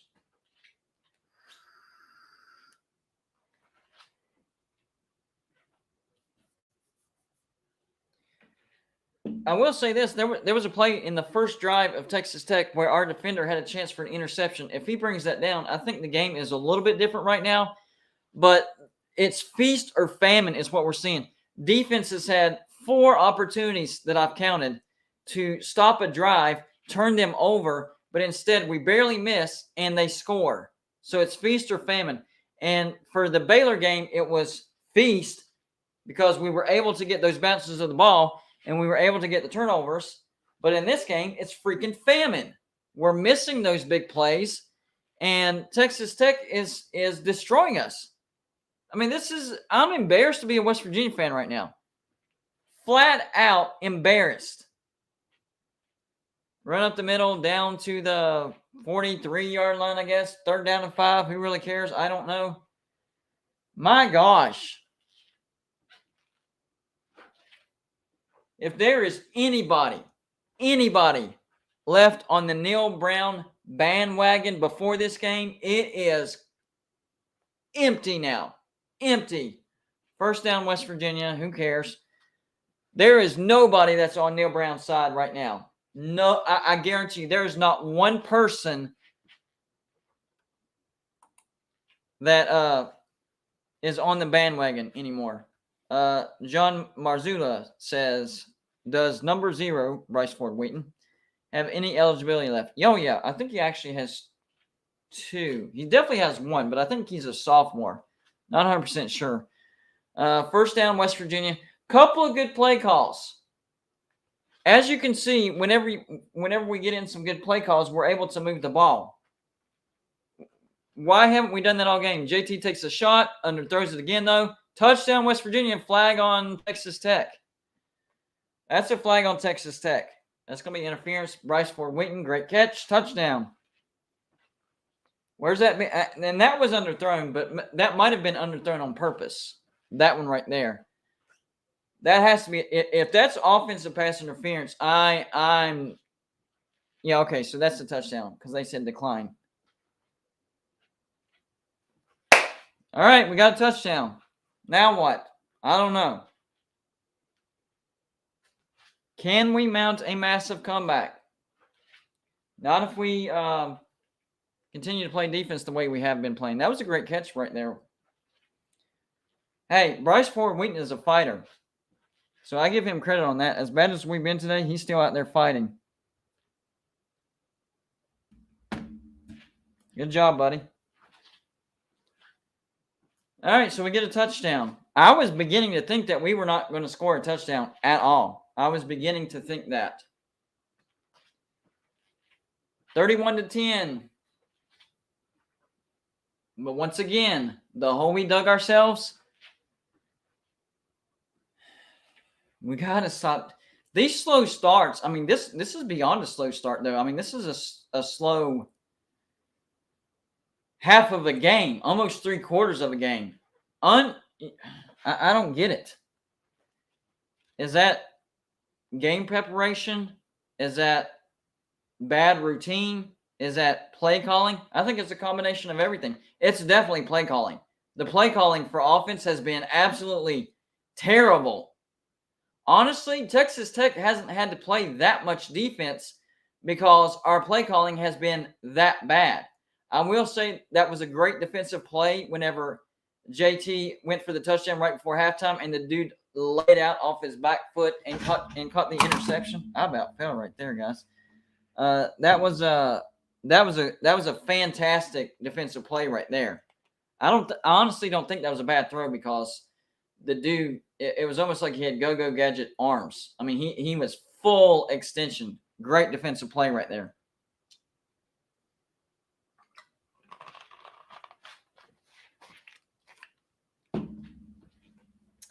Terrible game prep. Yep, it could be that. It could be anything. I don't know. This is so bad. It could be anything. Anything. It looks like LSU might be about to score.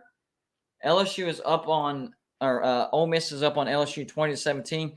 2nd and 1 for LSU down on the Ole Miss 12. So they could still get a first down. But it looks like he's going for a touchdown. Oh, way overthrew. Way overthrew. Flag on the play. I don't know who that's on, but flag on the play. Flag on the play. I can tell y'all were hitting the like button a little bit ago. Look at the audience.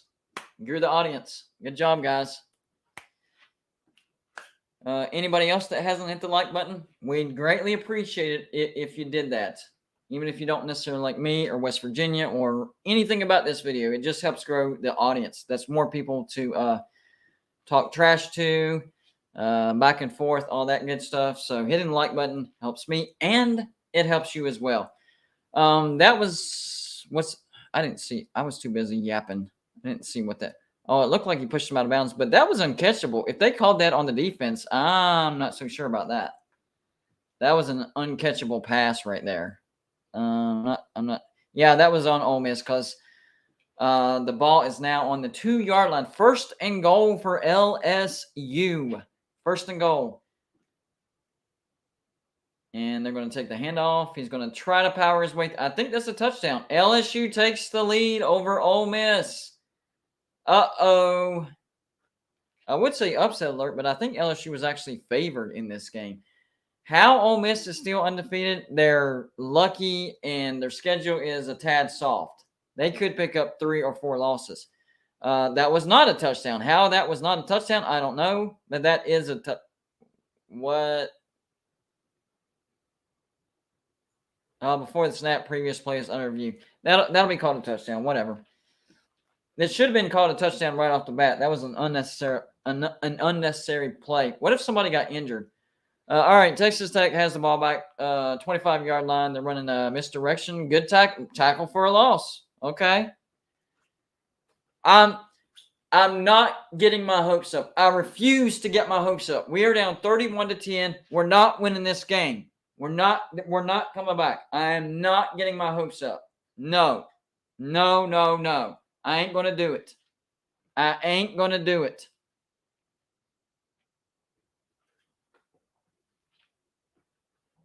Second and 12. He's got all day to throw, and now he's going to run. And he actually stuck his head down. It'll be 3rd down. I think it's going to be 3rd and 5, but still, he ran way too much even on that play. Like, our defense can't do anything.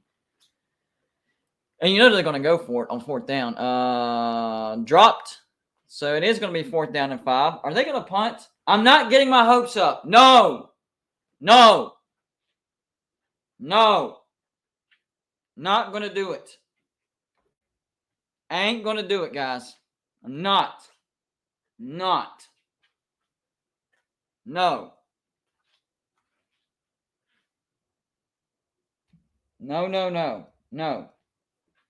I refuse. I refuse. Texas Tech actually going to punt it.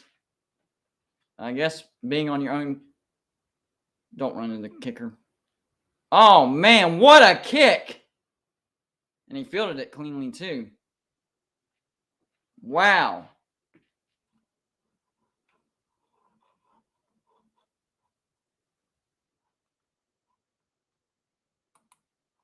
John Waffle says, if they win, should Brown get a raise? Absolutely not. Are you crazy? No. It just means he made up for the stupid mistakes.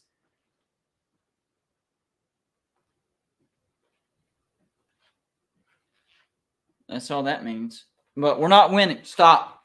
Stop it, John. Stop. No, I'm not getting my hopes up. Oh, McNamara already has the longest punt in Big 12 history with 87 yards. I think that was like a 60-yarder or something like that. I don't know. Massive punt. 1st and 10, our own 15-yard line. He's going to chunk it. Almost caught it. Good job, Caden. Hey, taking shots. That's all you can ask for. That is all you can ask for. There is a flag on the play. What? At halftime, by the way, Texas is up on Oklahoma State 31-24. Oregon big up on UCLA 38-16. Wow. Yikes. Memphis? They're battling back. It is now 35-14. So they've scored 2 unanswered touchdowns. All right. They're trying to get holding on the defense. All right. So there was a reason why he didn't. That's probably a good penalty on the defense, though, because he was going to catch that ball. So, yeah, that's holding on the defense. Yeah. All right, that's cool. LSU is up 24-20, LSU is up on Ole Miss 24-20 now. 24-20. By the way, anybody else that wants to send gear to go to Bluetooth to represent your team, there it is. Doesn't have to be a mini helmet. Run up the gut. Please don't go back to safe play calling. We don't need that, guys. You can send a mug, a T-shirt, all that stuff. And I promise, guys, the pinwheel of penance is coming back. It's just we're under construction. I want to put a wall on the front, and then I'll put it right there, so it'll be on full display. The pinwheel of penance will be back. I promise. I promise. Anything sent will be in the background. Oh, first down, West Virginia. Breaking some tackles. Bryce Ford Wheaton's fighting. He is fighting. On a 2nd and 8, he fought for every inch of that. Every inch. Look at that. Look at that catch. That's a great catch right there.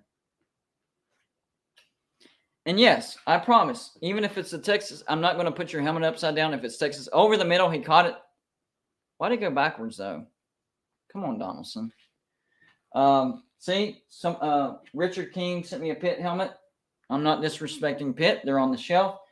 I am surprised that I haven't got a Texas one yet. I know Texas has one of the largest fan bases, so that one's kind of surprised me. I have one from Marshall, from BYU, UTEP, Air Force, Montana, New Mexico State, and no Texas. In what world does that make sense? 2nd and 7 for West Virginia on the 47-yard line. Hand up the middle. Donaldson tried to break it to the outside, but somebody caught him from behind. So it looks like it's going to be 3rd and 5.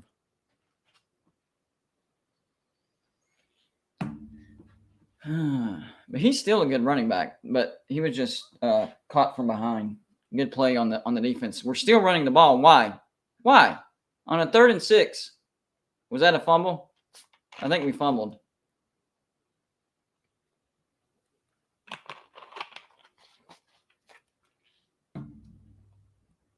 See, that's what I'm saying. I refuse to get my hopes up.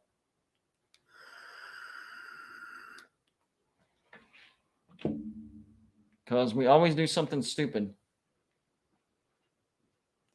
Hey, that's what you get for calling a stupid run on 3rd and 6.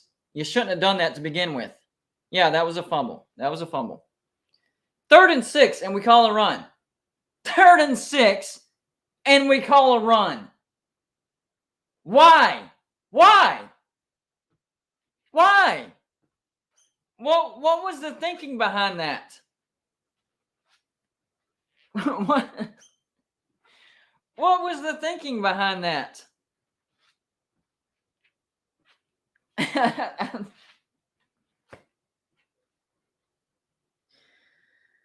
Oh, man. And then we fumble when Texas Tech gets the ball. Don't worry about it, Donaldson. Don't worry about it. They shouldn't have called a run play on 3rd and 6 anyway. Dude, you're fine. Chill out, dude. You're fine. We're down. Hey, we're already down 31-10, and they're still calling stupid plays. So relax. You're fine, dude. All right? You're fine. Don't worry about it. You're good. It's that chump right there, Neil Brown. That chump right there. It's on him.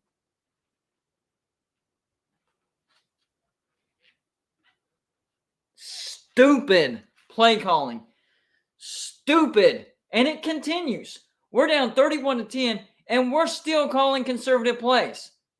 What in God's green earth are we doing out here? Texas Tech flare screen, successful for them. I want to rip the flare screen or bubble screen, whatever you want to call it, that play out of our playbook. Whenever they do it, successful 100% of the time.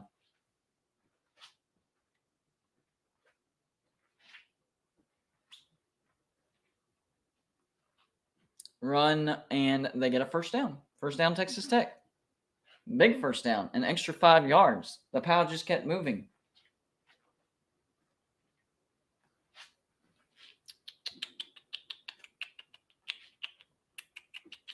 Absolute joke. Wow. Boston College trying to mount a comeback on Wake Forest. Now they're down 28-15. Should we keep an eye on that one? No, I don't care.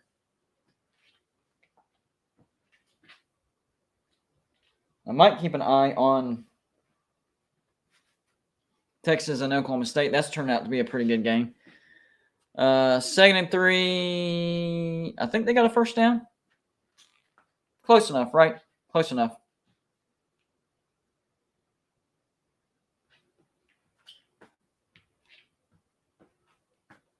Nope, 3rd down. 3rd and 1. But be ready for 2 downs.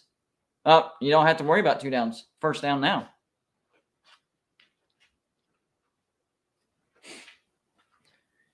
Oh, man. I think the fans are disappointed. I mean, they're glad Texas Tech is blowing them out, but the fans are actually leaving. Like, they're bored. The home team's fans are bored, and some of them have left. That's how bad we are. Time for a turnover. Yeah. Time for a turnover was 2nd quarter, and we had some opportunities for a turnover, but never got it. 31-10, 4th quarter, guys. 4th quarter. At least show some fight. That's all I'm asking. We're not winning this game. Why is Morton showing the money signs? Dude, that you're an idiot for dude.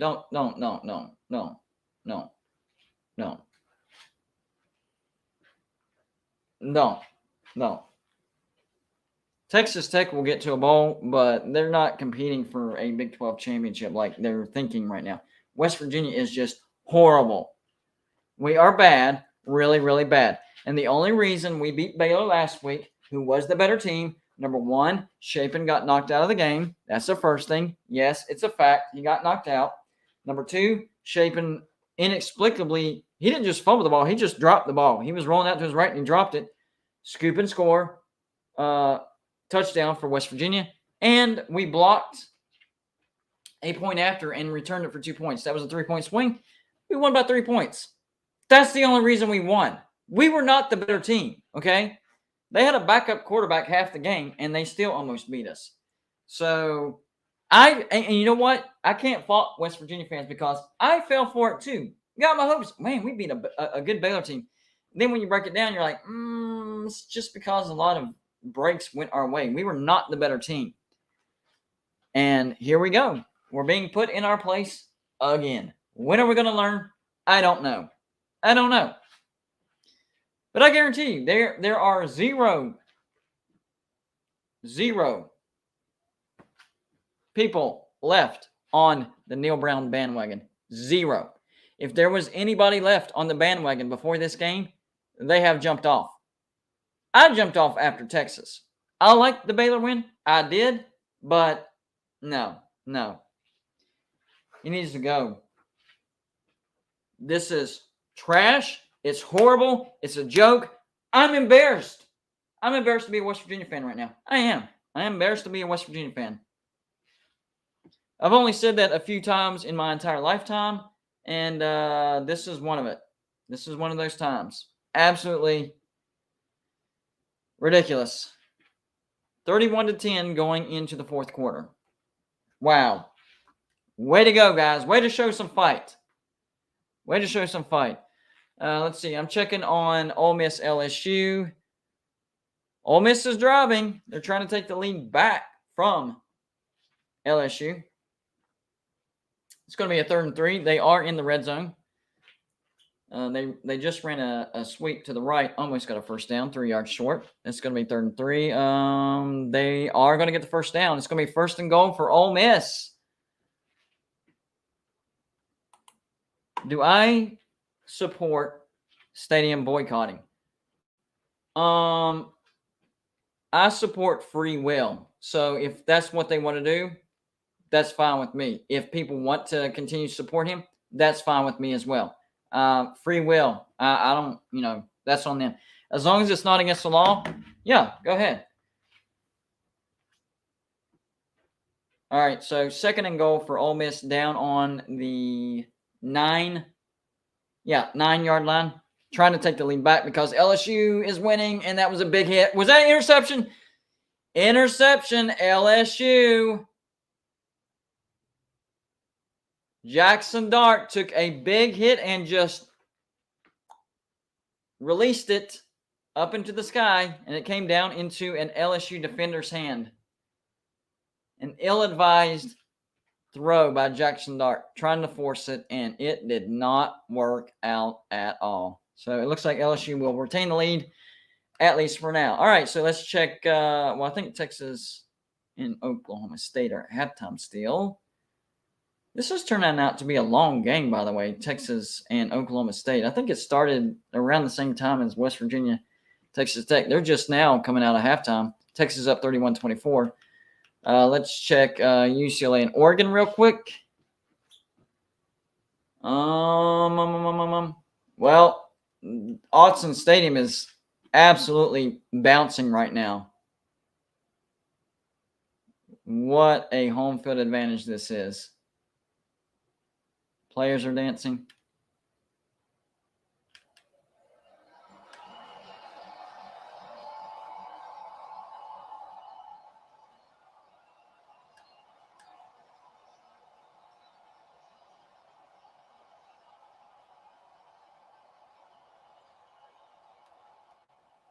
That's an atmosphere right there. Everybody was dancing. Everybody was singing. They're having themselves a good old time up there in Autzen Stadium, as they should. They have a good football team. And this was my fear for the Pac-12. Utah just beat USC. That undefeated, knocked out. Of course, Utah has gotten beaten twice already. They're not undefeated. UCLA beat Washington. They're not undefeated. And it looks like Oregon's going to beat UCLA. They're not going to be undefeated anymore. Pac-12 does it to themselves. There's no team that's good enough to go out and beat everybody ever. I mean, they haven't been in the playoffs since what, 2016, 2017, or 2015 maybe. 2015, 2016, right in there. It is 3-8 for UCLA. Had a chance, had a man. Underthrew it. Oh, well. Let's check the Nightmare in Lubbock. See what's going on there. Did they score again? Is it like 38 to 10? What happened? Let me check something. Make sure. Yep, they did score 38-10. I missed it. 13-yard run. Sorry, guys. I was enjoying happy people. I was trying to brighten up my own day. But yeah, Texas Tech did score. So West Virginia has 3 turnovers. We've actually possessed the ball longer than Texas Tech. How about that? 23 minutes to 22 minutes. 3 turnovers, less than 300 yards of offense so far. Did I mention 3 turnovers? That's our biggest problem, guys. 3 turnovers. Biggest problem. We can't do that. This is ridiculous. Man, yes, the return of the Mountaineer Clown is at hand, guys. At hand. Coming. He's coming.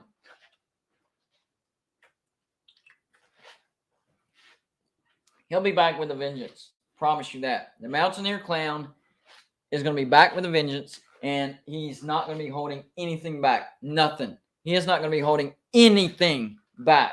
He's going to let it rip. I have it on good authority that he's just going to let it rip. I promise you.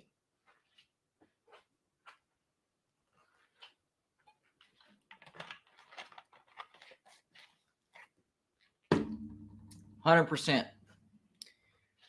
Interception, Texas Tech. Unbelievable. Unbelievable.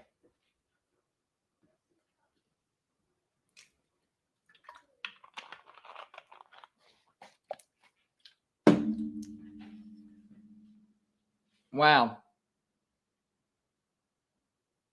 JT is not having a good day either. That one was on JT. It was underthrown. That was an ill-advised throw. So the suckiness is starting to rub off on JT Daniels. That's not a good sign.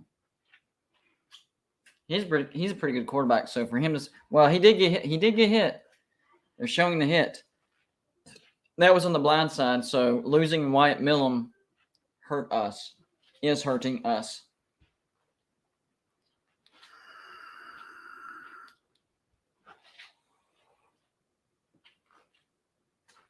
Wow. Joey, are you still in the chat? Say yes if you're still in the chat. I might need you.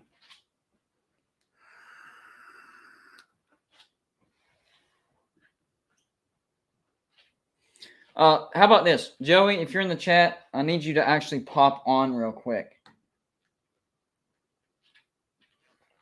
I'll text him. He might not be. Hold on, guys.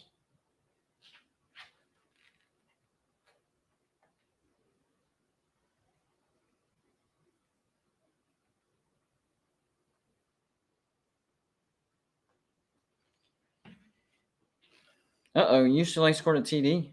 Uh-oh. They're trying to make it a close game. Man, this could be like a 40-point blowout. It's already almost a 30-point blowout. This is embarrassing. This is bad.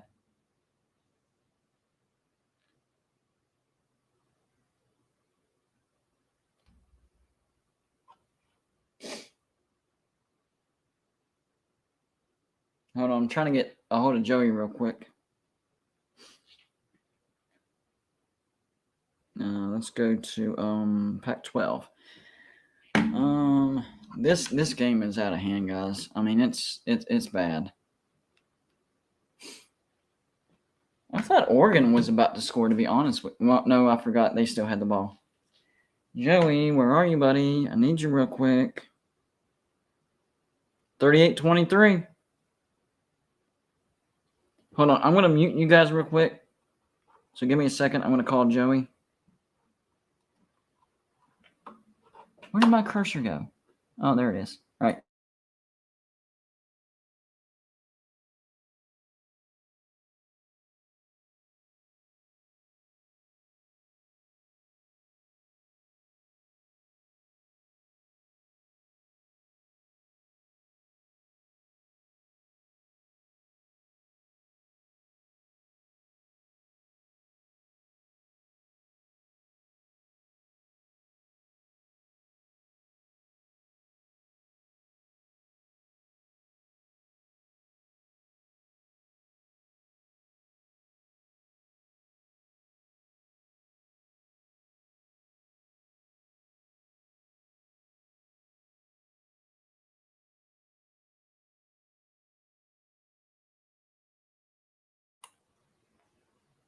All right, Joey's coming. Hold on, Paul. Hold on. I see you. I'm setting something up real quick. Joey's on his way, but this is an absolute joke. Joke. And so it takes us getting down 38-10 to start taking shots. And unfortunately, JT underthrew it, and it was an interception. But still, it's waiting till things are out of control to try to be aggressive. I can't wait to see the post game for Neil Brown. Well, I think we did some good things in this area. We obviously need to work on this and this, and like he's not going to show any emotion or anything.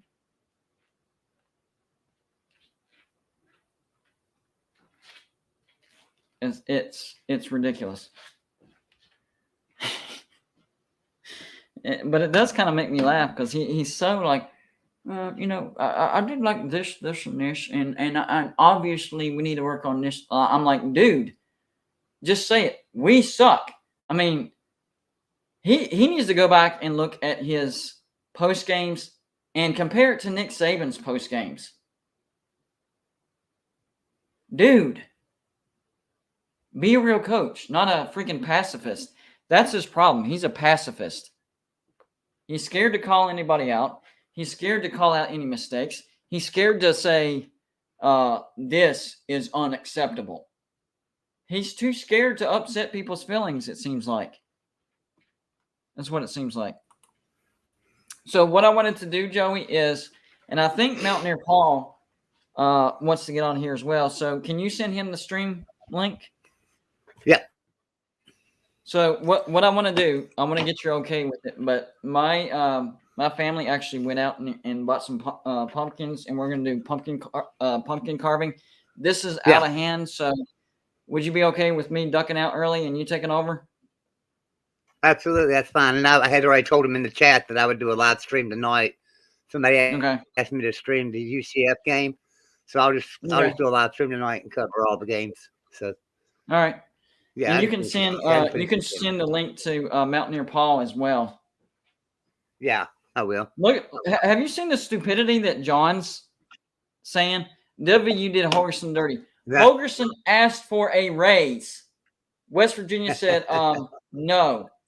And then Houston offered Holgerson the raise that West Virginia turned down. Dude, before you speak, you need to actually look up the facts. And Houston don't want Holgerson right now. I'm telling you. No, they hate Holgerson, so that's a dumb comment. So do I just need to be put in the background because I don't want to end the show?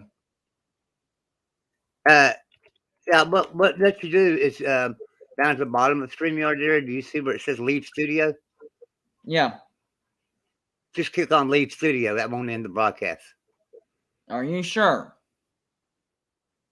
Only way it ends the broadcast is if you hit End Broadcast up there, I believe. Okay. All right. It shouldn't end it. If it does, guys, I'll start it right back up. So just stick around and keep watching. What I was going to say is what I can do is I can just put myself in the background, and then y'all just do it that way. Anyways. Yeah, you can do that. All right. So what I'll do put is yourself in the background. Then that's fine. First, I'm going to stop my camera, and then I'll mute, and then you got it, buddy. All right. All right, man. All right. So let's see, Mountaineer Paul. I'm going to send you a link here as soon as I can get it open. I'm working on your link, and I'm trying to get this TV fired up as well so I can keep up with the game. Keep up with what's left of a game. How about that?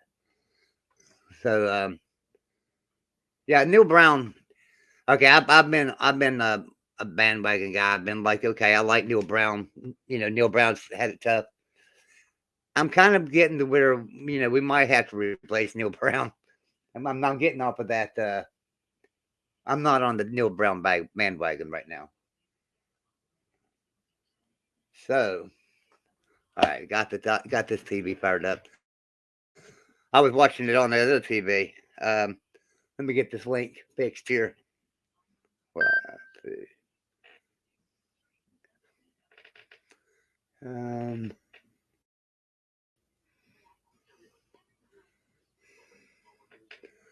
All right, Mountaineer Paul, I've sent that to you now. So come on in with me. Neil's laughing at Shane Lyons all the way to the bank. Yeah, I agree there, Nick Danger. This dude sent GPT to the background. Yeah, that's for sure. This game did send GPT to the background. Why not pull JT out if he's throwing picks? Might as well try something else. Hey, I agree with that. Let's try a different quarterback. I mean, it can't get no worse. That's for sure. It can't get any worse. So yeah, why not? Let's put in a running quarterback. That's what I think. Put in one of our, or heck, put in Nico Markhill. Let's see how he can do. But I think Garrett Green or somebody should be in the game. Not wasting. Paul Gee says not wasting any more of his money on WVU football. Yeah, I understand where you're coming from there, but I'm like this. I support the players. So there's Mountaineer Paul. What's happening, buddy? Man, are you enjoying this game? Pissed. Yeah, it's not a great day to be a Mountaineer at all, is it? No, fire Neil Brown, bench JT Daniels, and it's not because JT's not a good football player. It has nothing to do with that. It's just, man, I'm gonna have to calm down a little bit here. We're running zone read option plays with the least mobile quarterback in the Big 12. I don't understand it. I'm not a professional coach. I'm not a collegiate head coach. I've dabbled around in the high school level, but I'm smart enough to know that backside defensive end in the blitzing corner, neither one are going to magically think that JT is going to pull that ball. The running back's going to get cracked down on, and it happened a couple times today. Running that, we got up under center and tried to run it a couple times today. The box 8, 9 deep. JT doesn't check out of it. I don't know what's happened. He was really good at checking out of plays there earlier on in the year. And I don't know if there's mounting pressure or what the heck's going on, but it's not worked out. And then, he hasn't played up to snuff for me. We've got a 5-star quarterback. We've got a different quarterback in the game. Huh? We got a different quarterback in the game. Different quarterback in the game finally. Who is it? Green? Garrett Green. A mobile quarterback. Well, who knows? I'm not the biggest fan of moving forward with Garrett Green, but I told you guys before, my sources told me that if there was an injury or if JT was pulled mid-game, Garrett Green would be the guy. And if it was a full week of preparation, that it would be most likely Nico Marchiol, but Goose Crowder and right now, from what I've been told, Goose Crowder and Nico are neck and neck as to who would start if the season went all the way down the drain. They wanted to get the future ready. But I personally believe that they're leaning towards Nico. So, but Goose is really good.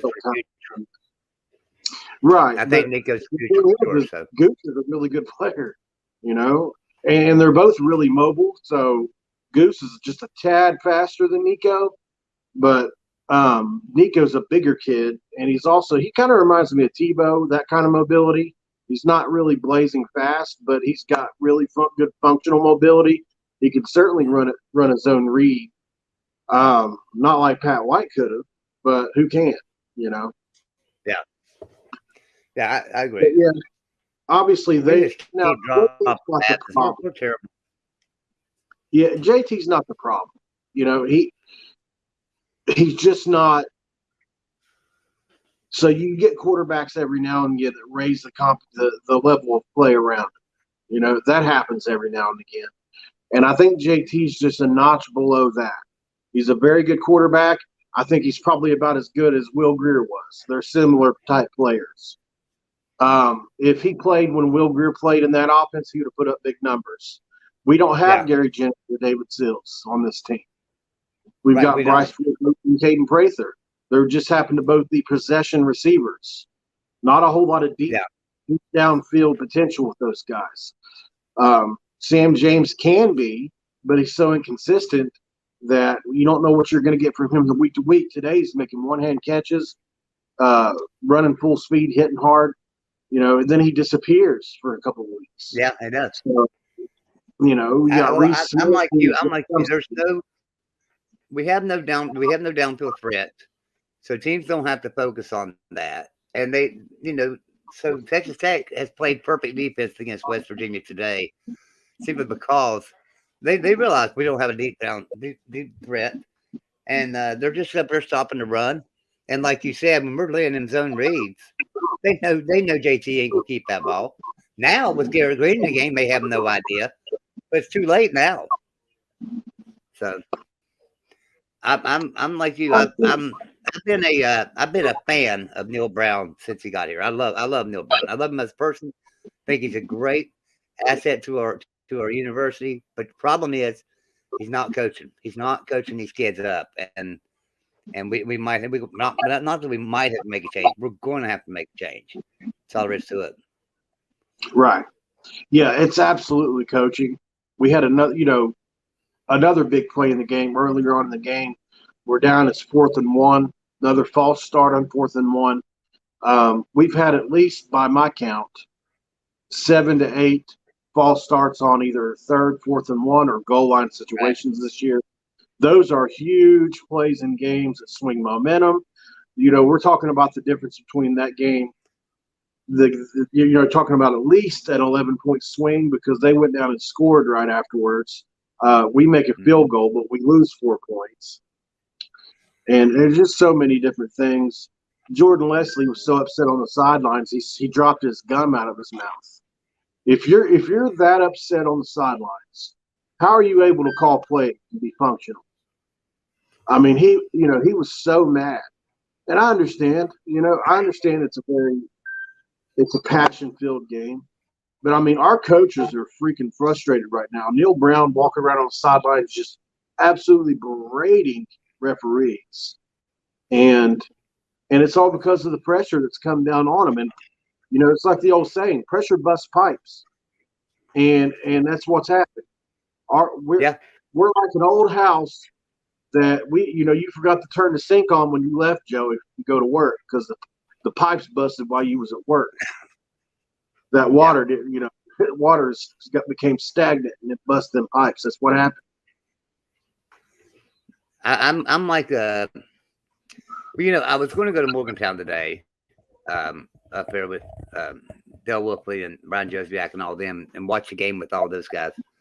Kind of glad I didn't make that trip now, but at the same time, I just can't figure out. I don't know where the team feels, how the team feels, and I know how a lot of former players feel, and I won't say their names, but they're like split. Half of them want Neil Brown to stay. All of them like Neil Brown, but only half of them think he's the coach for the future, and the other half, think he should be gone. Right. And Joey, I could like somebody and still not respect them. You know what I mean? Right. Like I can like somebody and then still devalue their opinion on something.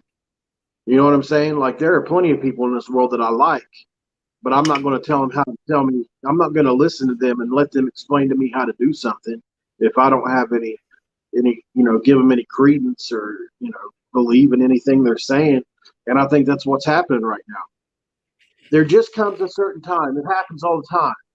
You see it all the time. It happened in TCU. Gary Patterson's one of the greatest coaches they ever had. But sometimes it happens after 3 or 4 years. Sometimes it happens after 15. But eventually, a voice starts to ring hollow in the locker room, and all the motivation that you usually are used to give doesn't motivate like it used to, or there's just something that's not connecting somewhere, and I'm not sure exactly where it is. But so the buyout for Neil Brown right now is $20 million, and then at the end of the year it's $16 million. But a lot of people can't figure out it. A lot of people I see people in chat right now saying, "Well, we don't have the money to fire Neil Brown. We don't have to pay all that up front. We don't pay all that up front. It will be settled for a lot less than that. There'll be negotiations, and it'll be settled for a lot less than that. And on top of that, it'll be paid in payments. It won't come out one lump sum." So, yeah, Travis Kenobi with the Last Word on College Football has he's written articles on this. He is a lawyer and has actually been asked to look at the buyout contract, and he said it himself. It's not $20 million. It's somewhere into that $10 million range, 10 to 12, maybe even 15 at the most. But so it's not going to be 20. And it's not all at once. It's over 2 or 3 years. So you have to think when universities write out these contracts, they protect themselves as well as the coach has, whoever his lawyer is. They have stipulations in these contracts that protect them as well. But it's a give and take situation. It's not all the coach that gets all the amenities. It's sometimes, the university has things written in there that protect them too. Okay, if we fire you, we owe you $20 million, but we're not giving it to you all at once. We'll give it to you over 3 years or whatever, or what have you. Yeah. And so, I should see if Travis is available to come in here. I might. Yeah, he's really good at explaining that. Yeah, I might see if he's available to come in here. That'd be pretty cool. Let me see if he is. Just out of curiosity. I talked to Gold and Blue Dude yesterday, and we had a really good conversation. Just really good dude. If you're not subscribed to Gold and Blue Dude, if you're new here, if you haven't liked the video yet, please like this video, leave a comment, and subscribe to Gold and Blue Dude. He does some of the best Mountaineer content out there. And we have a few guys in our community that do really good work. I do some work myself on Mountaineer Paul Talks Football. I also cover the Mountaineers, and I'll also be covering them on into basketball season. So if you like the Mountaineer basketball team, I'll be covering them along with the women's basketball team some. So that's at Mountaineer Paul Talks Football. I'll try to throw a link in there at some point, but this is Golden Blue Dude's channel, so I want to promote his more than I do my own. But if you're you want to get over to as a matter of fact, I may have your channel linked already into Nightbot. If somebody wants to just type Mountaineer Paul, it may come up and give you his link. I don't know if I've got that programmed in there or not. All right, so I messaged Travis. Let's see if he can come in. I'm working on the so what do you see for the rest of the season? Do you see any wins? Do you see any wins for us the rest of the season? I mean, TCU is out of the question. We're not going to beat TCU. Yeah, I think Iowa State's a very winnable game for us. They don't have an explosive offense at all, and that's the kind of team we could bang with. They're more of a ground and pound running football team. Hunter Deckers is a pretty good quarterback. Obviously, they have one of the best receivers in the conference, but he's only one man, so they don't really have anybody outside of him. So Xavier Hutchinson, yeah. But I think we could beat Iowa State. The thing is with the performance we showed today on offense, I just don't know if we could score on them because they are really good on defense. They're probably the best defense in the conference, but they just don't have an offense to back that up. This is why they've only. We absolutely. I mean, we cannot stop Texas Tech. We can't tackle. We can't tackle worth a shit. I'll be honest. Well, we can't tackle worth a shit. They're just at this running point all in the game, over. they're probably getting up toward 80 or 90 plays. Our guys are tired. 6 guys to bring somebody down. It's ridiculous. It's like this. There's no fight in this team right now at all.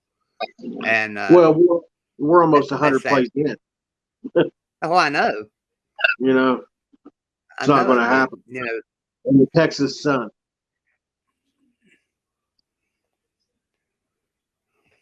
My thing is all week. I said it all week. If this game gets into the 80s, 90s, especially 100 play range, there's no way we win this football game.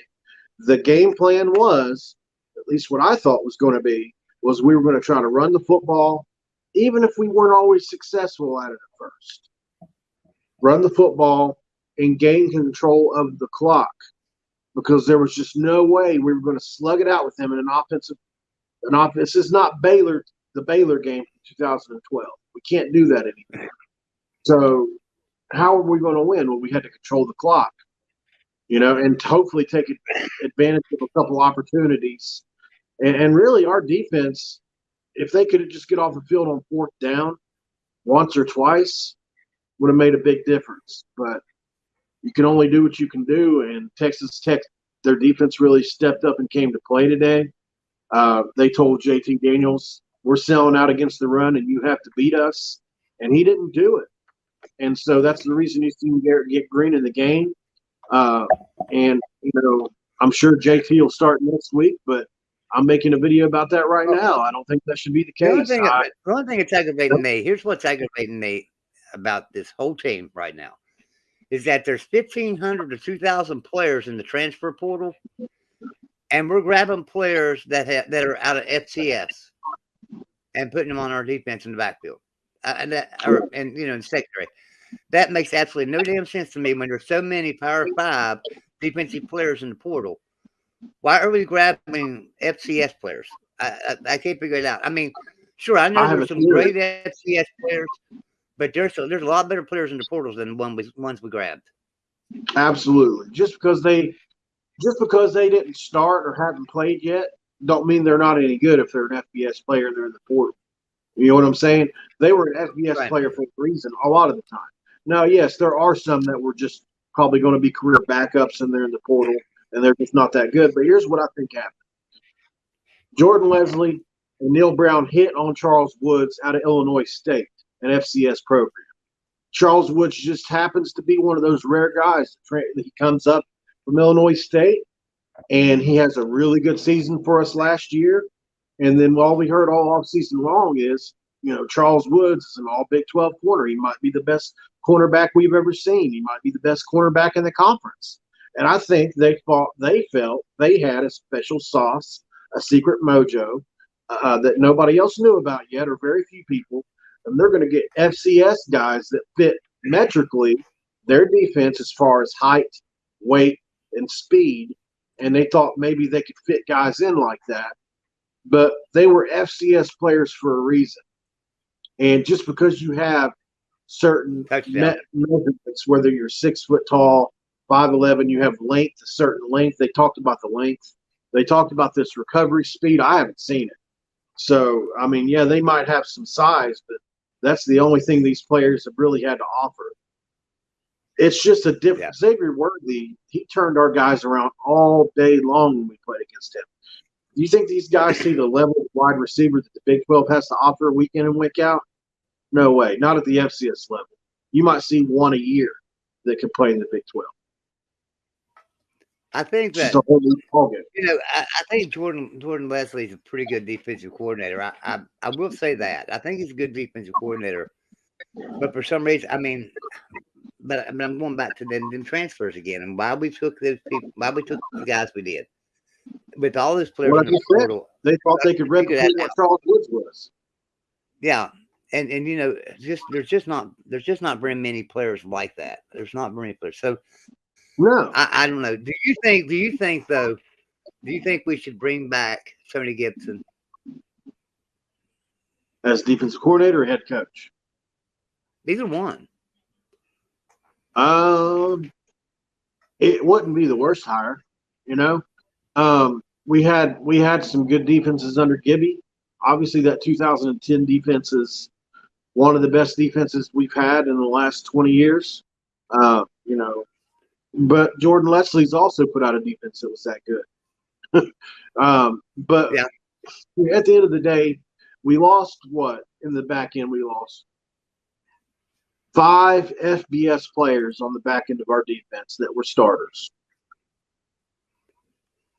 Thanks, Greg Krug. I'll let you read that. I'll let you read it. Go ahead and read it there.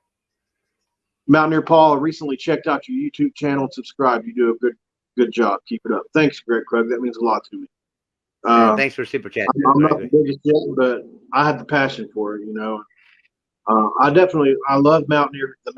I love the Mountaineer fans, and I love college football and college basketball. So we're gonna keep working hard and get that thing going. I appreciate it. It means a lot. Yeah, there's quite a few new YouTube channels out there. Another one is Mountaineer Lair with Kenny. That's another good YouTube channel.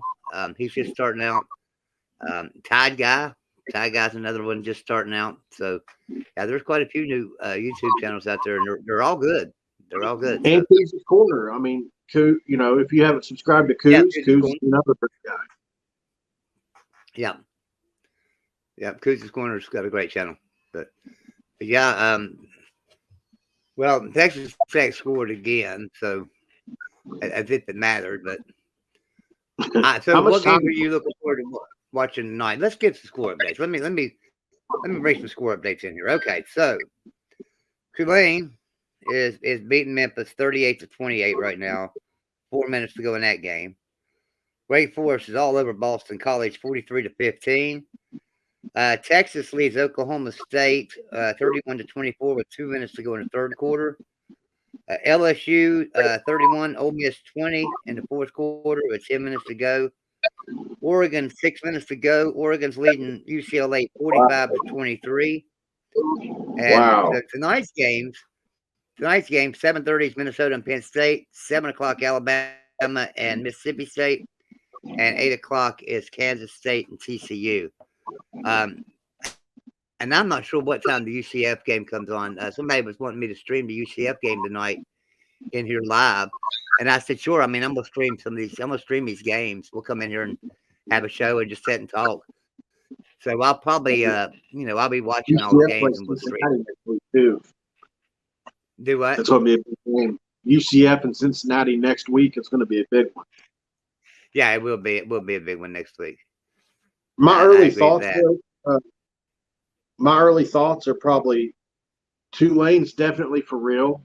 They're a really good football team, and one of their best players transferred in the offseason. Jackson, whatever his last name is. I'm pretty surprised that UCLA and Oregon score. I thought that was going to be a closer football game.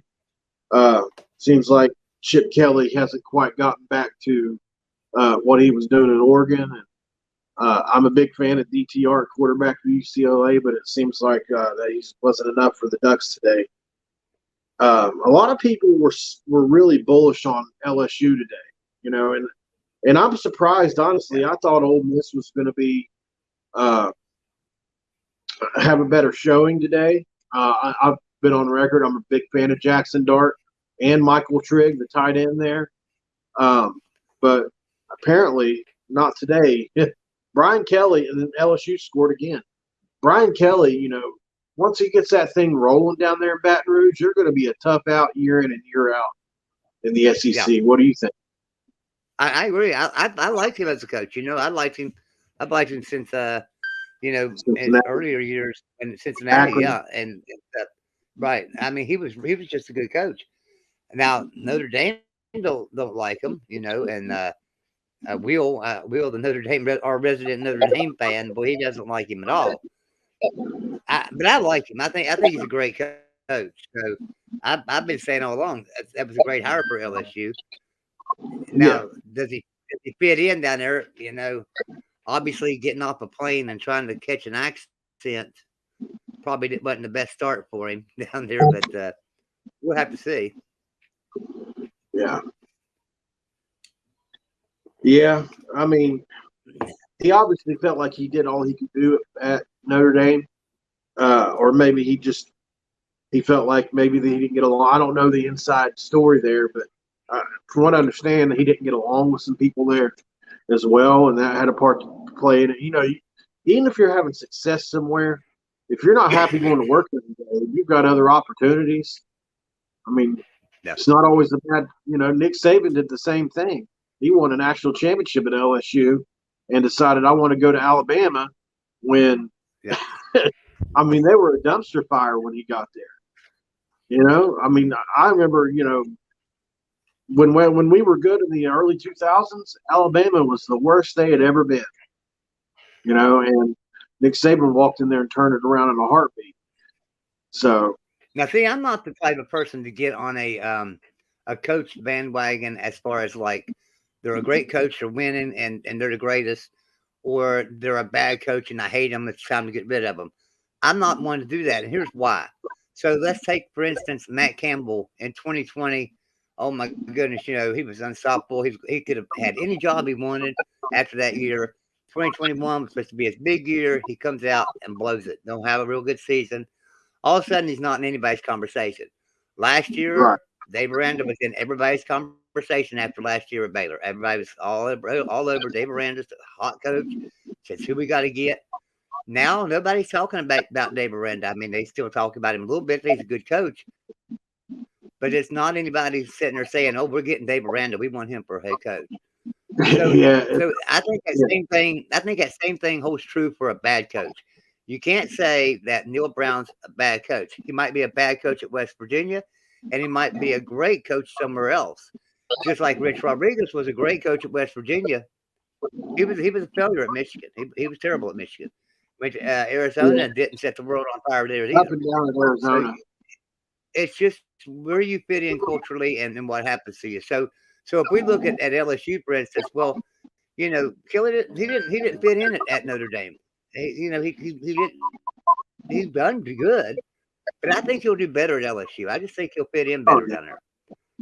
I 100% agree with you on that, and I like what you said. That it holds true. Keep that same energy. If Neil Brown goes somewhere else and has success, I'm not saying he's going to get fired. We don't know, but if he does and he goes somewhere and have success, just remember what we all said. That he's not a good coach, or he is or ain't. I mean, it's really hard to say. I mean, he had success at the Group of 5 level. Some guys are just better at the Group of 5 level.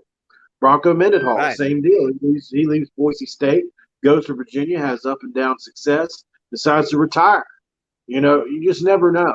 And it's really, you never know who's going to succeed. College football at every level, whether that's you're trying to predict who's going to beat who beat who from last week if they played a similar team. You just never know. You know, you can never predict it. It's just so hard to predict. Like coaching, you can't predict who's going to be good based off previous success. You just, you know, who would have thought Mel Tucker would have done what he did at Michigan State last year? Nobody knew who he really was outside of us hardcores. You know, I mean, Mike Loxley, there's another guy, had a terrible career at, I think it was New Mexico or UNLV, one of them right there out west. Goes through Nick Saban's program, comes back to Maryland, and he's got them on the rise. You know, they're going to be a good team here in a year or two. It just, you never know who's going to be a good coach, and it's all about fit. Like, you know, it's all about fit. And that's what surprises me about Neil Brown is, of all the coaches that we've had besides Don Nehlen and Rich Rod, he's been the best culture fit. So I don't understand what it is. I agree. Yeah, he is the best culture fit. So, you know, I look at I don't know what it is. What is it? If you look like Bill Stewart was a great culture fit at West Virginia, obviously. Right. Don Nehlen was. So Rich Rod was. Dana Holgorsen was never a culture fit at West Virginia, ever. Right. You know, at all. And he had mild success at West Virginia, but he was never really a great coach either. So, you know, he wasn't. He didn't set the world on fire. I mean, I'm the first one to tell you I don't like Dana Holgorsen myself personally. I just don't like him. Right. I think he's a great offensive coordinator. I think he's a great offensive play caller. I think he's a terrible head coach. Well, I think Houston's getting that right now. Right. As far as his personality goes, you think about who influenced him: Hal Mummy, Mike Leach. Yeah. Those guys. If you've never seen a Hal Mummy interview or anything like that, he was really crass and brazen. A lot like Mike Leach is. He'll kind of tell you how it is. And he is a lot like that. I mean, so, you know, it's kind of like, you know, you're like your dad in a way. You know, your dad raised you to be a certain way, and that's how you are. And I think that's why Holgerson's like that. It's because he was around Mike Leach for all those years, and Mike Gundy as well. There's another guy that, you know, although I feel like Mike Gundy has a lot more character. I hate to say stuff like that because it's not like I know Dana personally, but just from the reports that I've read and things that have come out, and the way he treated staff members at different restaurants and at the casinos in West Virginia, we've heard that his character was pretty crappy. So I don't hear those things about Mike Gundy, and you don't stay somewhere for as long as he has with bad character. It just doesn't usually happen. Did you watch any of that? Did you watch any of that Syracuse Clemson game today? I did. Yeah, I did. And I tell you what, that tough call. I had called Syracuse to win that game. That was my upset pick of the week. I had my lock of the week. And I really just thought, and then, you know, when the fourth quarter started, I thought, man, I've got this thing shored up. They're going to win for sure. And they kind of fell apart during the fourth, but that's okay. I mean, that was a good game for Syracuse. Clemson does not look like a playoff team to me. They just don't look like a playoff team. I don't know. Now, I will give them credit for winning. I will give them credit for coming back and winning. That took some guts and some heart and showed that they're a good team. But I just don't think they're a playoff kind of team. But there are no there's no elites of the elite. There's no elites of the elite this year, it seems like to me. So like last year, Georgia was elite, absolutely, and so was Alabama, you know. And in years past, it's always been Clemson, Alabama, Georgia. You know, those were elite teams. There are no elite of the elite right now. So there's the elite teams, but there's no one that's actually, you know, said that. I think every team in the country could play with all the elite teams right now. Not every team, but most teams. could play. I'll tell you with them. what. Not saying they could beat them, but it'd be a lot closer games than you would think. What would the over/under be on an Ohio State Tennessee national championship game? That's just it. 65, 70. Yeah, I mean, it would be huge. I mean, maybe that would be a back and forth game. So I don't know. I mean, do you think Tennessee will get by Georgia this year? Let me. Who they got the rest of the year? I'm not going to sit here and pretend like I know Tennessee's schedule right off the top of my head. Yeah, it seems like they play. Georgia, that's the thing about these live videos.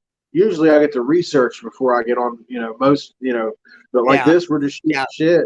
I go by see the past, man. I'll just throw something out there sometimes. I'll think about something, throw it out there.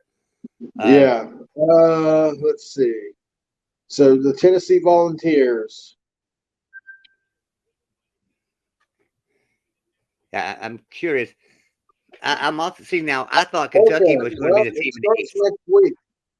So they've got Kentucky at home next week. We'll know who they are in 2 weeks. They go to Athens to play Georgia, and then they finish the year with Missouri at home.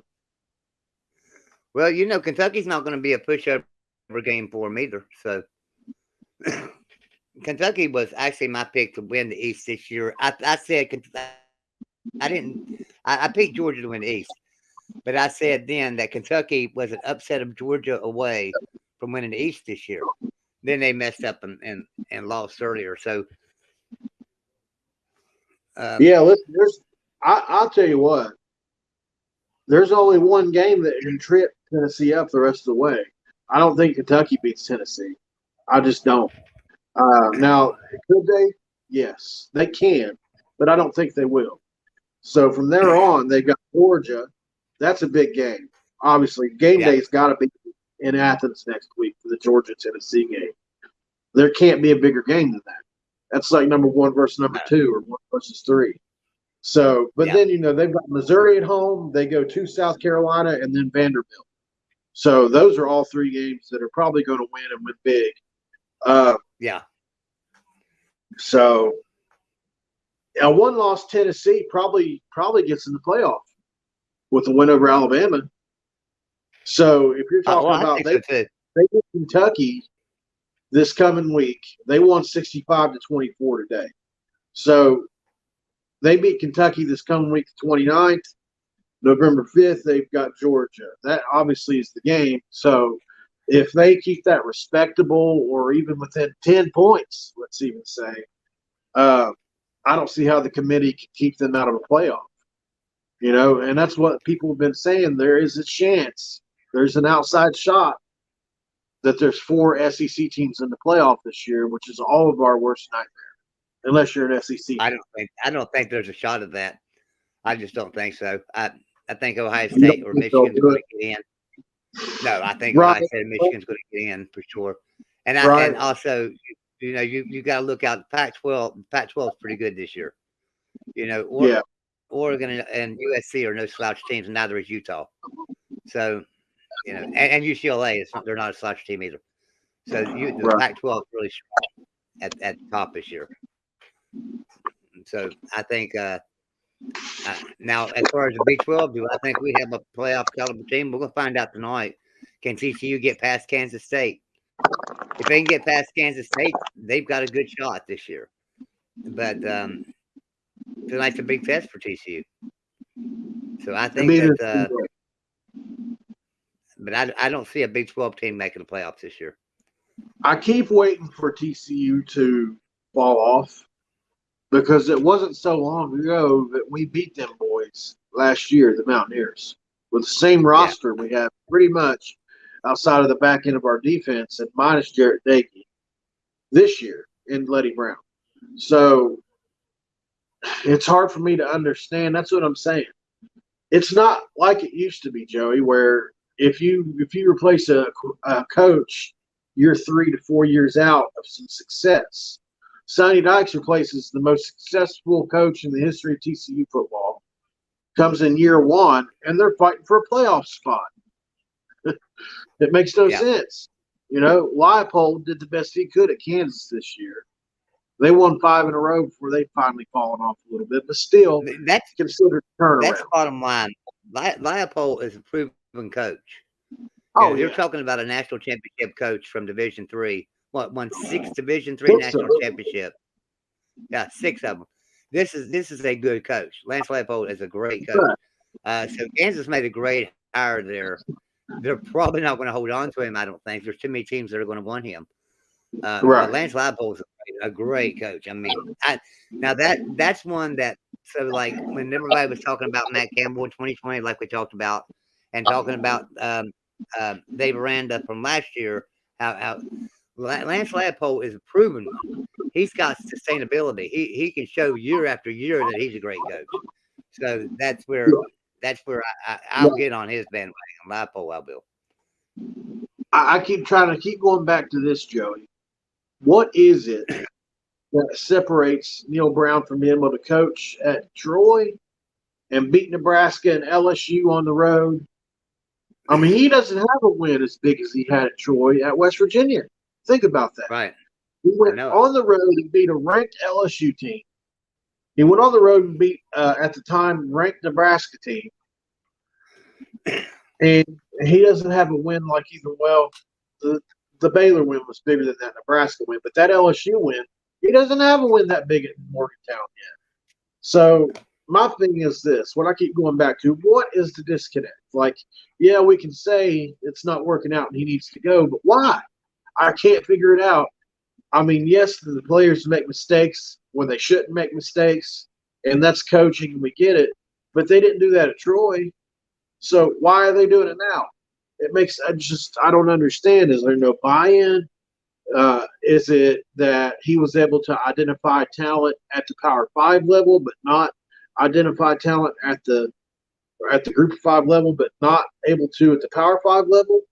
Like, what is it? I'm gonna tell you what has hurt West Virginia with this hire of Neil Brown. Here's what's hurt it, and believe me or not, I think that Vic Koenig was a big part of that program at Troy, and then he came here to West Virginia in that first season, and Vic had that defense humming after 1 year. We had a decent team. We weren't great, but we had a decent team with absolutely no talent whatsoever on that team. And after Vic Koenig was fired or let go or retired, whatever happened there, after that happened, things started falling off for Neil Brown, and you know this. It's the truth. It's. I think he was a big part of those wins, like you were just talking about. Koenig could be. You're right. Could be a big deal. I mean, and here's the thing: is Jackie Matthews turned out to be a head case. You know, he ended up being a head case. He's already. I guess he's already out at Mississippi State now. So I don't know. You know, it's frustrating because people like me and you and you guys in the chat, we live, we breathe, and we die by the Mountaineers in almost all sports. You know, we have a rifling championship. I'm proud of that. I tell my buddies about it. You know, so I live, breathe, and die this thing. You know, I spend an inordinate amount of time researching these guys, and sometimes we get close to players on the team that talk to us. You know, I've got a few players on the team right now that I talk to a couple times a week, and I just feel so bad for them that this situation, because one of them's a sophomore and one of them's a senior, and the one that's a senior, I feel so bad for him, you know, because it's his last go around. He's having an individually a pretty good season, but obviously team success is the best remedy for scouts and just everything. You know, whenever a team has success, it's just like Cincinnati last year. Do you think they have 7 draft picks if they win 6 games last year? Those guys still could have been talented, but if the entirety of the team wasn't good enough, do they get noticed? Same thing with us, you know. So some of our guys that are probably good enough to play on Sundays won't get noticed because it's. Hold on 1 second, Terry. Go ahead. So, all right, everybody. So I think the final went final. West Virginia loses a game. It wasn't even close to the Texas Tech Red Raiders on the road. It's a frustrating day to be a Mountaineers fan, guys. If you haven't already, like and subscribe to Gold Blue Dude. Like this video. And like I told you guys earlier, I'm about to be making a video about JT Daniels, about my opinions on the football team. I'm going to contact a few of my sources on the football team and ask and try to get a team engaged for this. I only know a couple of the players, but I feel like I can get somewhat of a feeling for what and how they feel. So we'll see how that goes. So if you can, subscribe to Mountaineer Paul Talks Football. I talk Mountaineer football every week. I usually have really big guests on. I will be having Bob Thompson, the former president of Fox, on this week, even though we don't have a day settled yet. He will be, and I'll be simulcasting that on, not sure yet, but it'll either be, it might be Golden Bluted, it might be Coos' Corner. I've talked to both of them about it, and we're not sure which channel is going to be simulcast just yet. But I do know that I'll be talking to Bob Thompson and interviewing him. So if you want to come over to Mountaineer Paul Talks Football or send him the Gold Blue Dude, ask questions. What do you want to know about realignment? What do you want to know about the future of college football? Does Bob Thompson know where it's going? Well, I hope to find out. What does he have to say about these numbers that we've been hearing, $55 and $60 million, even though we're losing Oklahoma and Texas? How is that happening? So I think he'll have the answers. If you follow him on Twitter, you'll know he's a pretty personable guy, and he has a lot to say about realignment. I'll be really, really looking forward to talking to him. So somebody was asking earlier in the chat about what is my handle. I guess they meant my YouTube channel. I don't actually have a YouTube channel. I just work with a lot of YouTube channels. Yeah, I just support everyone. So Yeah. I don't necessarily have a channel. I don't have a YouTube channel. What's that? Without you, or without Joey, I don't have a YouTube channel. And I don't have as many subscribers as I do right now without Joey.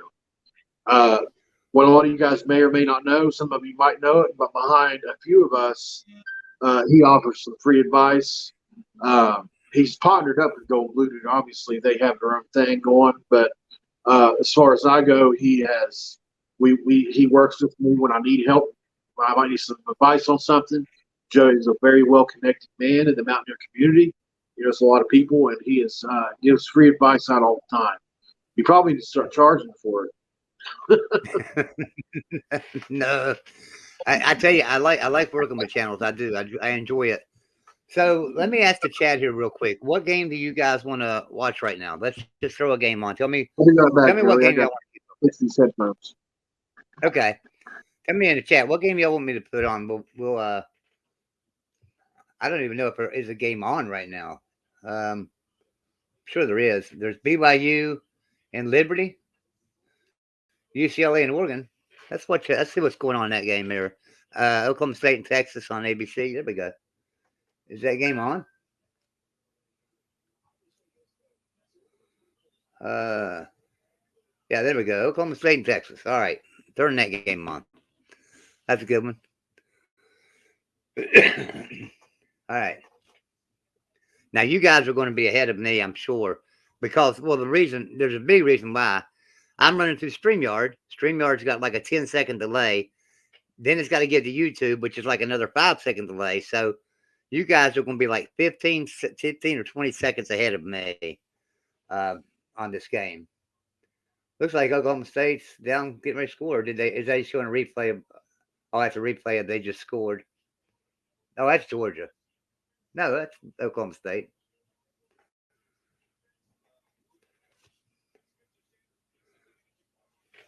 Yeah, okay. So they haven't showed me the score yet, so I don't even know what the score is in this game. I know most people thought Texas would win this game. I do know that. Texas winning 34-33 right now, 9:54 to go in the game. So this is a good game, isn't it, guys? Yeah, that's a good game. Texas. Yeah, Texas when they laid it on West Virginia, I thought there's no way anybody in the Big 12 is going to beat Texas now. And then Texas is kind of like I don't know, that seems like they had a perfect storm that week and stuff. But let's see. I'm sorry, guys. I keep getting messages on my phone and having to check that.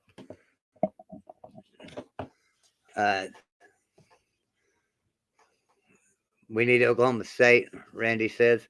Well, here's what we need. You're right. We do need Oklahoma State, but here's the way I look at this. If we want to be represented if the Big 12 wants to have a playoff team, they either need TCU to go undefeated, they need Oklahoma State to run the table and then beat TCU or whoever they play in the Big 12 championship game, because Oklahoma State and TCU are the only two teams with a shot of getting in the playoff, in my opinion. I don't think Texas has a shot. So I think TCU and Oklahoma State are the only two teams. So we need Oklahoma State to run the table and then win in the championship game, or we need TCU to just run the table from here on out. Yeah, Texas is good this year. I agree there, Justin. Texas is good this year. We have they're at commercial. So, all right, let's get score updates here. So, Tulane 38, Memphis 28 is final score there. So Tulane pulls out that victory. Wake Forest beat the crap out of Boston College 43-15. That game's over. Of course, LSU upset Ole Miss. Nobody's seen that coming. 45-20. So that was a good win. That's a good win for LSU.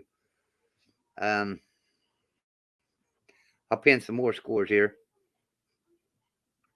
Let's see what else we've got here.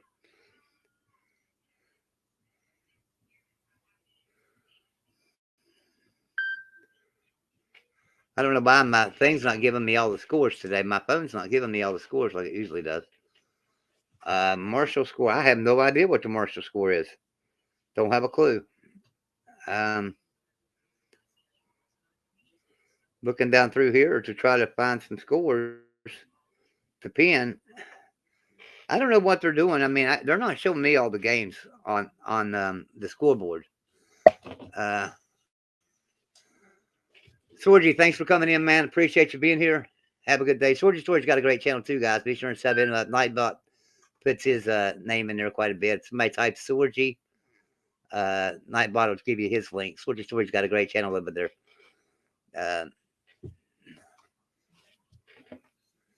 I don't know what happened to Mountaineer Paul. He said he had to fix his headphones. He'll be back in just a minute. I will do this, though. I'll tell you what I'll do. I'm not going to let everybody come in at once. We're not going to have a big thing, but I will put the StreamYard link in. Anybody wants to come in and talk about college football for a second? And like I say, I'm not going to pull two or three in at once, but I will bring you in. You will have to show your face on camera in the back room before I bring you into the stream, but you do not have to be on camera on the stream. So I will let you know that.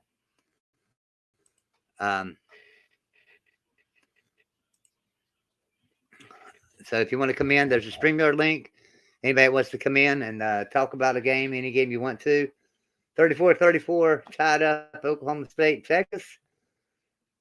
And Oklahoma State kicking off right now to Texas. 9:54 to go in that game. So anyway, StreamYard link's in there. Come on in and let's talk about any game you want to from the day or any game that's going to go on tonight. Let's get your thoughts on them. So like I say, there's Randy. Hey, Randy, how you doing, buddy? I'm doing all right, man. Bad loss today. Tough. Really tough. Kind of happy with the Marshall score. They're up. They're up big. What is score they game right now? 29-12. like 4 minutes left. And this Texas-Oklahoma game is going pretty good as well. Texas is marching the ball down. Yeah. It's been a good game, been good college football today. I'm waiting on that TCU game. That's Wayne. You want to watch tonight? Yeah. Well, yeah. Yeah, I agree. I think the TCU game will be it's going to be a measuring stick because Kansas State's better than you think. So this is going to be a measuring stick for TCU. They got that need running to win. quarterback. Yeah. They need to win. They need to win tonight, and they need to win everything. They need to go. They need to win they need to run the table from here on out. So the Big 12 Who they got represented besides us? Who they have besides us next week? TCU. I don't know. They got us for homecoming. WVU's homecoming next week with TCU. And we don't have a chance. Yeah. But they're not going to beat TCU. Well, I'm hoping for maybe. I don't know how to cheer that game because I want TCU to win, but I'm a hardcore WVU fan. So yeah, so next week, they got us, and then they get Texas Tech, but they get them at home. They go on the road to play Texas, and they go on the road to play Baylor, and then they have Iowa State at home. So they got 3 tough games there with Texas Tech, Texas, and Baylor. 2 of them on the road. So if Baylor plays like they did today at home, no. If they play today, if Baylor plays today, how they did at home, it's going to be a tough out for TCU. Really tough. Yeah. They need to run the table, and that is a tough stretch of games right there because when you got to go to Baylor, two Texas and 2 Baylor. That's 2 tough places to play and stuff. So it's tough. But they can't start looking ahead. That's for sure because they got to get past Kansas State tonight, and that's not going to be easy. Even though it's a home game. Even though it's a home game for TCU, it's still not going to be an easy game for them. So that helps. So, your thoughts on Neil Brown? What are your thoughts on Neil Brown? Keep him, man. Man. I don't know how to call it, Joe. I swear I don't. They say all about this recruiting, but all the guys he recruits leaves. So what do you do? And you're stuck with that big payment with him. They said 10. I've heard 16 million, 10 million.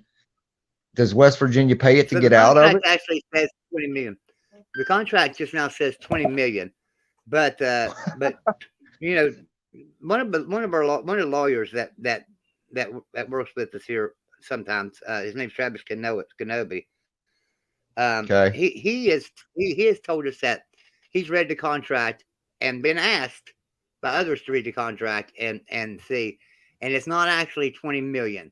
That there's actually clauses in there that we could get out for 10 million. That we could let him go for 10 million. I'm gonna see. I'm seeing if he'll come on. Yeah. Let me see if he can. What do you think we should like to get him in to find that out. Well, you think we should pay him?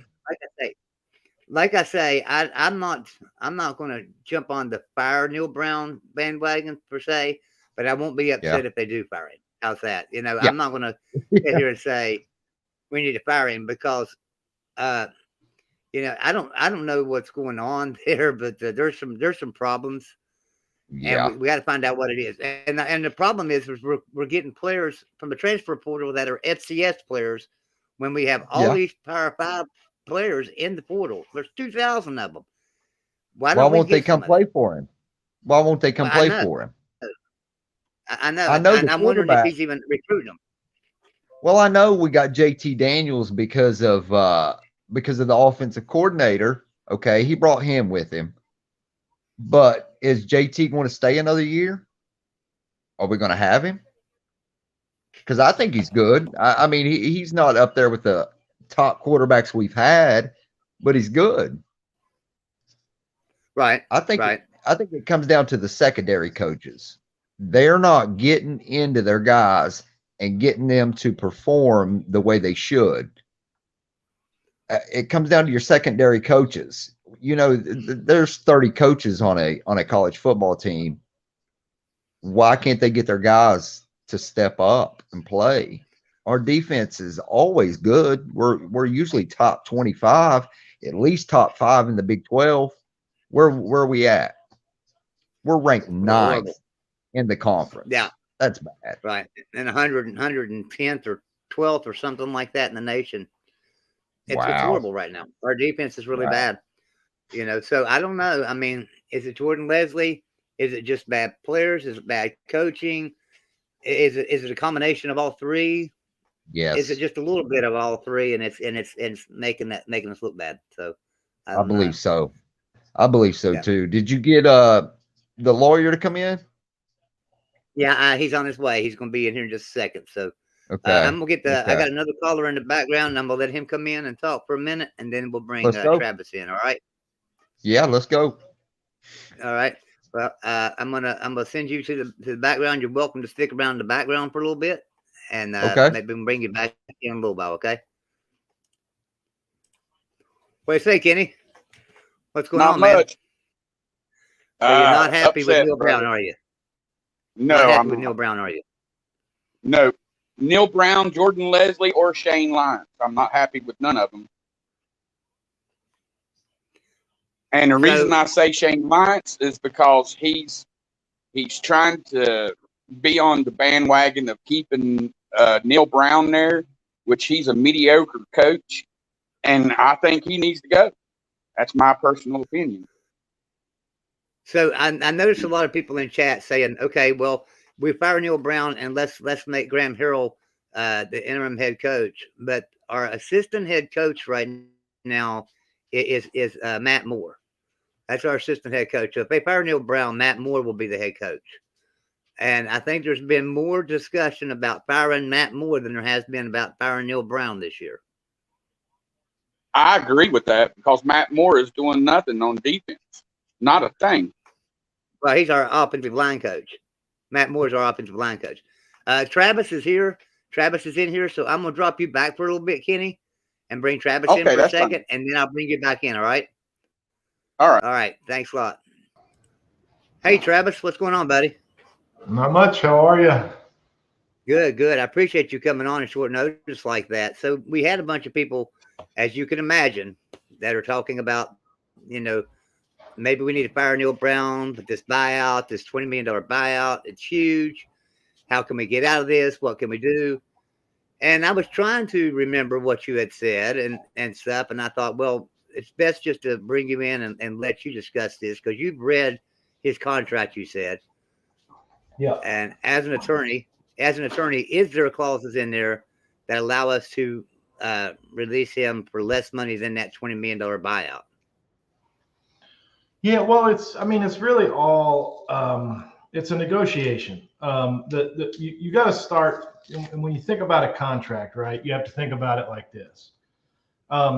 Any contract can be broken or, breached if you use legal terminology. The question is, what does that contract require to be paid by the party who breaches it? And there are in coaching contracts, there are buyout figures on both sides. And typically they favor the coach more than the school, which is the case in Neil Brown's contract. If he walked away, he'd have to pay less than if the school fired him.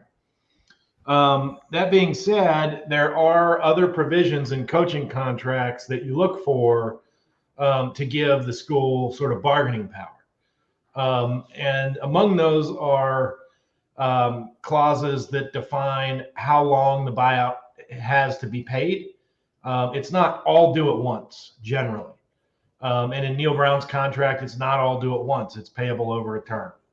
Another one is set-off clause. There's a clause in the contract. It's not in every coach's contract. Some agents have started pushing back against the language, but it is in Coach Brown's, where if he gets another football job, he has to offset that salary against the buyout so that he basically doesn't double recover. He doesn't get what the school has agreed to pay him and then also get money from another school that he would presumably be some coach at. So you basically use those things. And then there's another clause in there that's not used often, but it has been used recently, where technically the athletic director could take away Neil Brown's duties and still pay him the same amount. So like basically put him in the background and hire another head coach over top of him and wait for Neil Brown to leave, because he's not going to like being relegated to that kind of a role, no matter how much he's getting paid, because he's not advancing his career in any material way. So you kind of use those three things. You say, listen, we're getting rid of you. Let's negotiate what we're actually going to have to pay you. And, you know, in a $19 million buyout, now that's a little misleading of a figure. That's what the buyout technically is if we fire him before January 1st. But against that buyout is prorated his annual salary for this year, which he's already been paid. It's October 22nd. He's already been paid, what, 85, 90% up. So it's not really 19.9 million. It's closer to 17 and a half. And if we fired him after January 1st, it would be 16.9, I think is the number. I don't have the math committed to memory. But when you use those provisions and you say, listen, coach, we'll pay you all up front instead of backloading it or paying it over time. We'll disregard the set-off clause. We won't do any of this stuff we could do, get cute and put you in the background. And they use all that and they negotiate a figure. And sometimes it's as low as half and 40% of what the actual buyout is. And sometimes it's as high as 80%, 85% of the buyout. It depends really on who's willing to blink first and how good the lawyers are and how long they're willing to actually fight it out. I would venture a guess that it's going to be somewhere about 50% of what the quoted buyout number is. Then you have to add the staff to it. So we're looking at, right. So what I understand from you then, to fire him right now would probably actually not save any money in the long run compared to firing him in January. Because if it's set against his payday, and we've already paid him 85-90% of his pay for this year anyway, and that's going to offset that. That's going to take it down to about 17 million, like you said. The buyout goes to 16.5 million after January, so it's not really any. There's no reason to wait till January if they wanted to fire him. Yeah, there's right? No reason to wait, and there's also really no reason not to wait either. I mean, it's kind of a if the athletic director is inclined and has changed his mind and or his public comments earlier in the season were misleading, and he actually does have the pressure or have the inclination to fire Coach Brown, he technically could do it this weekend, or he could wait till the end of the season. Practically, there are reasons to do it both ways. I mean, one, you know, it hurts recruiting if your recruits know that you have a dead duck coach and they don't know who's going to be in next year. But that's really not as big of a risk for recruits as it used to be, because the transfer portal is sort of a free ride, right? And it also doesn't necessarily take as long to rebuild from loss of recruits because of the transfer portal. You can sort of bring in who you want right away. Well, with the signing period the way it is, it would be worse to fire him after January 1st because of the signing period. You agree to that? Well, most of the recruits sign on December 15, or I think that's the date this year for the early signing period. So not necessarily. You know, if you remember when Neil Brown came in, that was his first big challenge. There were 16 signees so far in that class, and the first big challenge for Neil Brown was they could technically get out of their letter of intents with the coaching change. And Neil Brown had to keep the class together. That was his first recruiting mission, was keep the guys you already have signed under a previous coach. and he did a pretty good job at that. Maybe he lost one, but I think he kept that class together. Subsequently, a lot of that class has transferred, of course, but that's another story for another day. Now, I've got a few people in the background, and I'm sure they all have a question for you. You got a little bit of time to stick around for a little bit? Yeah, I've got about 15, 20 minutes or so. All right, let me bring them in. I'm gonna bring them in one at a time here. I'll go back and start with Randy here and let Randy see if he's got a question for you. Randy, how you doing, man? You got a question for Travis? How you doing, Joe? Chance?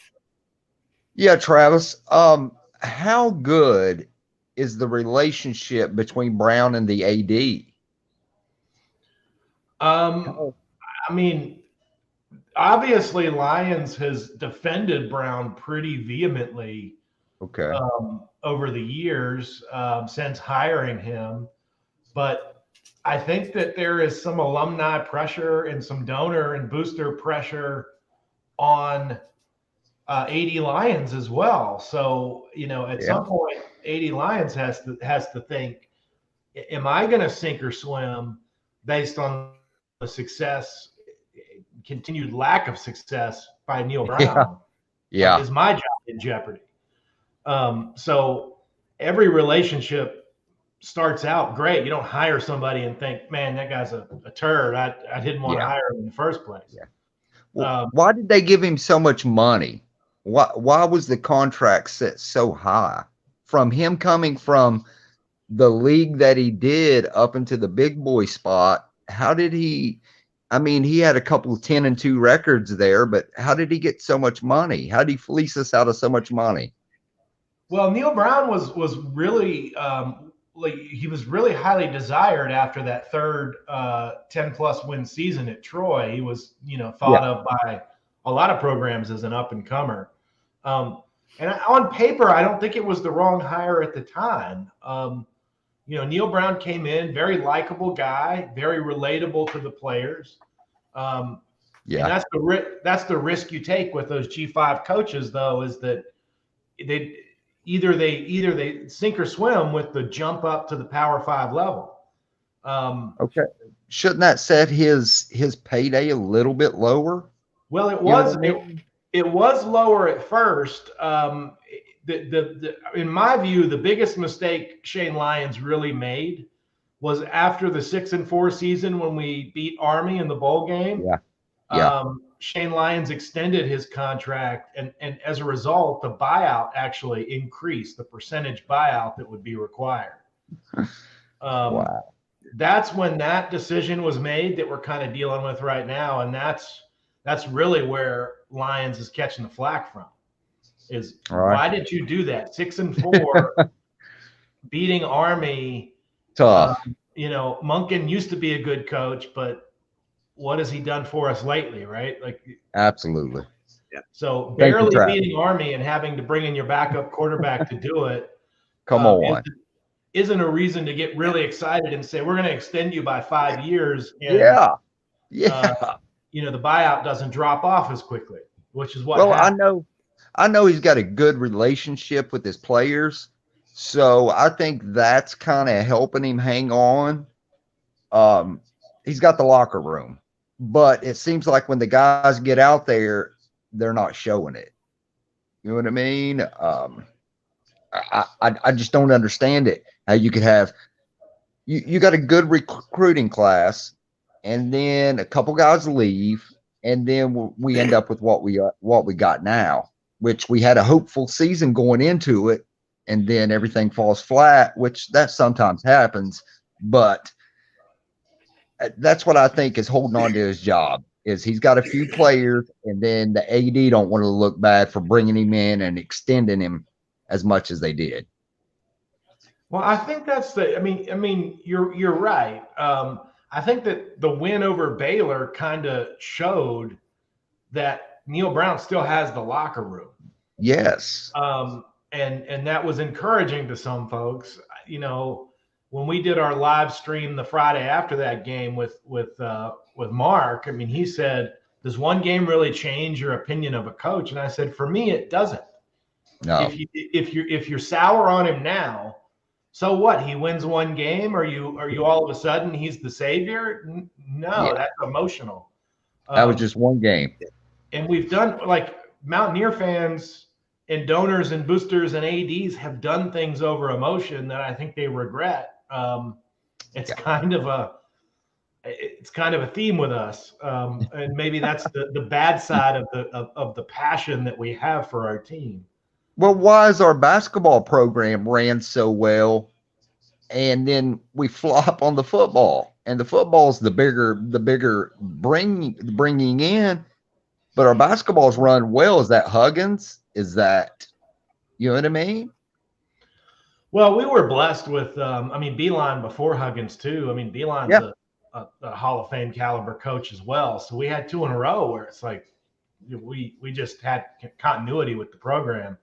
But basketball is kind of a different animal. I've heard some people in some chats that I've been in today, and they're like, "Hey, are you guys going to give the same energy if the basketball team starts off slow this year? Are you going to say fire Hugs?" And well, absolutely not. Hugs has earned the right to have a few bad seasons and take a little longer to rebuild the team and go off into the sunset, even if it does mean a couple of bad seasons, because going into the Hall of Fame coach. Yes. I hate to interrupt here, but touchdown Oklahoma State. Oklahoma State just scored 3 minutes to go in the game. And nice. Oklahoma State's beating Baylor 40-34, going for the extra point right now. That'll make it 41-34 with 3 minutes to go. So Texas Oklahoma is moving the ball. Randy, I'm gonna drop you back down. Thank you, Randy, sir. I'm gonna drop you back down and bring in the next one up. All right. Thanks for the questions. Yes, sir. Thank you, Travis. Yes, sir. Kenny, my man, welcome back, man. You got any questions for Travis there? Yes, Travis. Let me ask your opinion. After the showing today, what do you think the fans is going to be like for the home game? I think it's going to be less than 50% myself. I mean, you would think. I don't know. I mean, one of the things that I said after the Baylor game, people were complaining about the crowd. They're like, there's only, 47,000-ish was the official number, something like that, maybe even a little less. They're like, we beat Baylor, exciting game, sort of a comeback game, but attendance was down. That was embarrassing. And I said, well, look, like, the economy is kind of flipping into a recession. It's not easy to get to Milan Pushkar from a lot of places in the state where our fans come from. Tickets are expensive. And if you're coming from more than 3 hours away on a Thursday night game, you're staying at a hotel in town, right? So it's a big investment for people who already are worried about recession economy and saving up money and being able to buy food and put food on the table. They're not going to do that for a team that's 2-3, 3-3, 3-4 in as high numbers as they used to. So, yeah, attendance is going to be down. I don't know if it'll be less than half, just because we do have a generally passionate fan base, and there are, a number of alumni and donors who kind of are always going to have their season tickets, and they have their place that they sit in the stands, and that's part of their ritual. But the casual fans that buy a ticket here and there, why would they show up right now? So I agree with you. I don't know what the number will be, but it's going to be lower than it should be. Lower than it would be if we were actually doing what we should. That makes sense. That's a long answer to a short question. Travis. Right. I'm curious about something, Travis. I have a question for you. What's so we know what Neil Brown's contract says, and we know from you now that can be broken or whatever and renegotiated and things. What about I hear people saying, well, fire Neil Brown, and if Shane Lyons won't fire Neil Brown, then fire Shane Lyons. What's that contract look like? What kind of negotiation would there be on Shane Lyons? I mean, could West Virginia afford to fire 2 people at once? I mean, I don't see that happening, but I think Shane Lyons' job's pretty safe, but just out of curiosity. I've not reviewed Shane Lyons' contract yet. It's on my list, but I haven't had really time to do it. But athletic directors don't make as much as head coaches do. Right. And they don't have, they're not as much in the limelight. So their agents they don't have the same kind of bargaining power that head coaches do. As a result, you can generally get rid of an athletic director cheaper and more easily than you can a head coach. What that number would be, Right. though, that'd be a guess. I don't know what it is. Yeah. I do understand. I have not talked to every one of them individually, but as I understand it, the donors have assembled the money to pay Neil Brown and get him out of town. Yeah, I've heard that too. I have heard that too. And the sources that I've heard it from are as good as they get. It's still hearsay to me because I haven't heard it directly from each of those donors that have put money in the pot. But right. I would take it as true generally. Well, I have heard that from actually one of the donors and probably a couple of the same sources that you had as well. So I've heard that. So and after this game, I look for them to push him out because this was an embarrassing loss. You go into Texas Tech and lose 49-10. Come on, Yeah, it was. It's not the Mountaineer way. But it's funny that like I'm sitting here saying that, and then I think about where I was after the close losses to Pitt and Kansas, and I'm like, look, Pitt's a good football team. Kansas was a good football team at the time. They lose their starting quarterback, and they're a different football team. But the problem with those two games that I had was that we've been saying we're 3 plays away from 2-0 for how many years now? Every year under Coach Brown, we've been saying, look, we're 2 or 3 plays a game away from being a 10-win team, a 9-win team, and it keeps happening, and the same mistakes keep happening. And no changes. I'd almost rather us take a few of those lopsided, embarrassing losses for somebody in the 80s office to finally, wake up and say, this is not Mountaineer football, and the fans are not going to tolerate this, nor should they. Right. Than to keep winning close games, and then the people say, well, here's a justification. We're only 2 or 3 plays away from, a different result. That's not the case against Texas. A loss is a loss. Right. Well, it is. And you are what your record says you are, right? Like, that's 5-7, but you've only lost by a total of 13 points is still 5-7. I'm not sure how true this is. I'm going to put this comment up here. I'm not sure how true this is, but Brendan Baker says that's the worst West Virginia loss to an unranked team since 1965 against Penn State. I don't have any reason to doubt that. I don't either. Not at all. And I'm struggling to remember one. What about the only game that comes to mind is that one year we got dominated by Maryland and only scored 3 points, but that was what, like 35-3 is what that game turned out. That big. So, yeah, it wasn't that big before. It was, yeah. This is a whole different ball of wax. And then, right. I don't, somebody was telling me today, and I thought about it, and I'm like, there's a point there. Not that every good season we've ever had featured a running quarterback, or at least a quarterback with a threat to run. But at least since Major Harris, I think that rings true, doesn't it?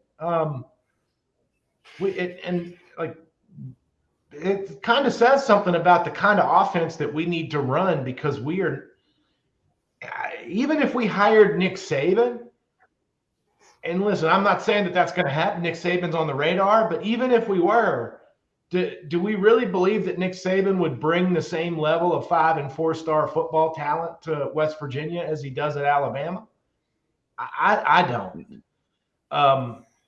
I think he'll bring more than what we get now, but I don't think he's just going to bring, basically as many 5-star and 4-stars as he wants to Morgantown. Right. So the way that we've got to win at West Virginia is to play offenses that are hard to defend. That's how Rich Rod did it. He was one of the, he was one of the early adopters of the spread, the way that it looked under him, and then it proliferated out. The difference, the only problem I have. Go ahead. The only problem I have with that is Jordan Leslie is not up to par, not on defense. I'm sorry, we need another defensive coordinator for sure, because he's got the talent that he has on that side. We should not be in the situations that we are. Well, we don't have a lot of talent except on the line. We don't have any talent in the secondary. That's the problem. I mean, we don't have any experience back there. Not at Power 5 level. All of them are transfers out in our secondary, except for a couple of freshmen that are playing the first season. So that's where our problem is there's no experience and there's no Power 5 players back there. But the portal having a couple of thousand players in it, and we're taking players out of FCS programs and bring them in and play our defense. Makes no sense to me. I didn't understand it when it was happening. We were trying to triple down on Charles Woods, right? I mean, Charles Woods was an FCS transfer, and he was right last season the best cornerback in the Big 12. And I say that without any hesitation. I mean, maybe Jalen Petre was better, but I would dispute that. So they were tripling down. They're like, hey, we got one good fighter from FCS that adopted that blue collar mentality that we have here in West Virginia.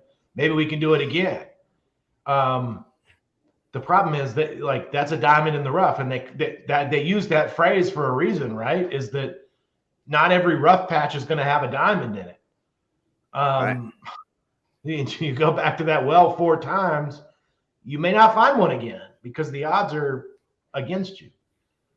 So I don't know. I mean, you're right. Secondary is bad, but I don't know. Good coaches get the best out of their players, and I tend to agree with you that at least this season, Jordan Leslie is not doing that. The last 2 seasons, though, I thought that Jordan Leslie actually had a good defense. So I don't know what the disconnect is. That was the last of Dana recruits there on defense.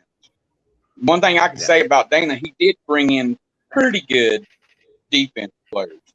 You know what I'm saying? Because that was our forte. But Jordan Leslie has failed on many different levels, in my opinion.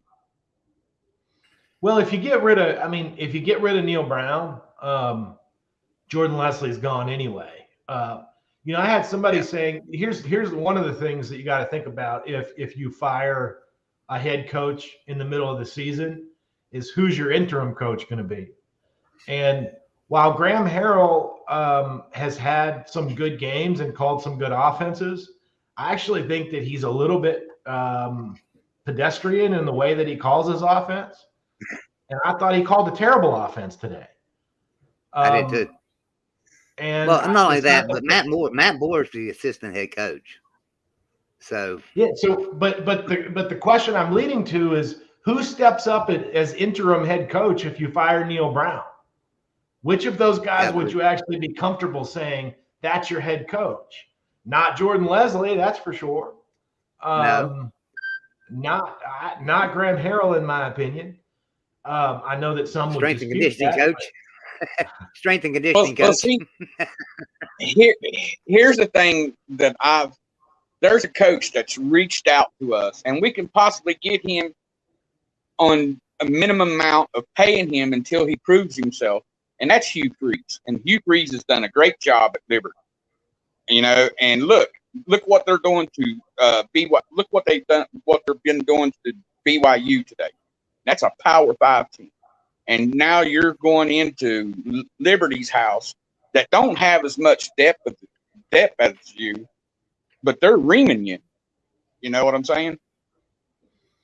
Yeah, Kenny, I'm going to drop you back, Kenny. I've got a couple other people in the background, and I'll let Travis answer your question while I'm bringing the next one in. Okay. Okay. I will say that I don't hate the Hugh Freeze idea. There's some character stains there, but I don't hate it. Yeah, I don't either. I like that, and I also like Tom Herman. I think Tom Herman would be a good coach. So, hey, Robert, what's going on, buddy? Hey, not much. Just been Do you have a enjoying a question lot for of news Travis? going on. Yeah, I was noticing because me and Golden Blue Dude even talk about the West Virginia versus Baylor. We were noticing who's coaching the linebackers on West Virginia. Linebacker coach is why am I blanking on his name? I am too. I'm blanking on his name as well. But he's the guy who was here under Coach Rodriguez. I've got to look it up. I want to go into Yeah. I'm Golden Blue embarrassed. Dude that was you were shocked talking when I about. said One because thing I that pinpointed the problem with that because they had a wide open center there between the secondary and the line, and there's no linebacker in sight to find anybody to cover that middle area at all. I was saying all week that the strategy today should be, because Texas Tech has a terrible running game. They did until today. They had a terrible running game. They were averaging less than 100 yards a game. We were not giving up more than 100 yards a game. So that was our strength. I said we need to drop 8 and rush 3, maybe 4 guys at the most, but drop everybody else. And they came in doing that, and it was the right game plan, but our players couldn't execute it. So I actually said who was the coach. After our inside linebacker coach is Jeff Kuntz. That's the middle of the field. Outside linebackers is Jordan Leslie. Yeah, it's that middle part is the worst. Those middle linebackers position because they don't know if they're biting in or going into coverage. It's like you're leaving an open spot for the quarterback just to throw it right through the middle every time. And we have athletes there for sure. Oh yeah, and that's piss poor coaching right there. But so I actually said the middle or the opposite during the game. I said, look, if I were DC right now after Texas Tech went up 14-0, I said, look, we're already giving up about 7.5 yards per play right now. Our secondary is not doing anything. So let's rush. I'm just going to dial up three straight plays where I rush 8. And the thing is Texas Tech is running a quick read offense. The quarterback is basically going to his first progression, and if he doesn't get his first, he's tucking the ball and running. Yeah, similar to Colin Kaepernick. If you give him time to think, he's going to have the time to do that. If you're overwhelming the offensive line by numbers and getting in his face early, he then has to stop and think and analyze the defense, and you keep him more honest. Yep. And the first 3 and out, what did we do? Actually, no. The first time we stopped them on a 4th down, rather, because they were 6 for 6, and we finally said the 7th try, enough is enough. We rushed 8, and what happened? The quarterback had no clue what to do. He should have done it sooner then. And in my case, a lot of people know I'm pretty good on defensive side, reading offenses. And when you have a quarterback like that, like you're saying, reading it like that, doing stunts and blitzing packages is the best option. Travis was talking about this a while ago, and we touched on it a minute. Rich Rodriguez, fast-paced offense, up and down the field, great offense. Holgerson, great offense up and down the field, and now under Graham Harrell, that same type of offense, wide open spread offense. But I'm trying to figure out there was a difference there, and the difference was that under Rich Rodriguez, we actually coached some defense that worked under Rich Rodriguez. We had a defense, and that was the Jeff Castile defense, who taught Tony Gibson the defense. And then we had Tony Gibson, under Holgerson. But Holgerson, I don't think we recruited the defensive players like Jeff Castile and Rich Rod recruited. So we didn't never have a good defense under. But Tony Gibson's a good defensive coordinator. What I'm getting to is this year we don't have any talent on defense on that secondary. Is it young or FCS talent? So we have to recruit. We have to hit that transfer portal, and we have to hit the recruiting trail and get some defensive players in here right away. That's all there is to it. And we have to bring back that defensive mentality that we used to have back in the early 2000s. We had number one defense in the country a couple of years there to the early 2000s. So we have to get back to that. So yeah, you need to. That's the number one thing. Since you have those young secondary players, the linebackers have to carry some of the weight too at the same time, and the linebackers are making poor decision making too. So it's like, yeah. And the way I've seen the looks, they're a 4-3 defense, so it's really, you don't want to push more of your linebackers trying to go up to the line either. And there's somebody that we do have on staff. Is Jeff Castillo is on staff up there as a defensive analyst. So that wouldn't be a bad thing right there if they do make the change and get rid of Neil Brown and let's say Jordan Leslie's gone too. We would always have Jeff Castillo there that could step into that role. So, and I would be very happy with that. Yeah, the defense looks like a joke. Truthfully, just from what I've seen, it looks like a joke. It's like you don't know what to expect because are they going to come like they did with Virginia Tech and that other school? Or are they going to come like with Pitt, Kansas, Texas, and just get steamrolled? Well, I think the other games, it was really just offensive ineptitude on the other side. I mean, Virginia Tech. After that game, their guys were like, "We need to hire Graham Harrell right now. Offer him everything that we've got." That's true. Also, I'm not disagreeing with you on that.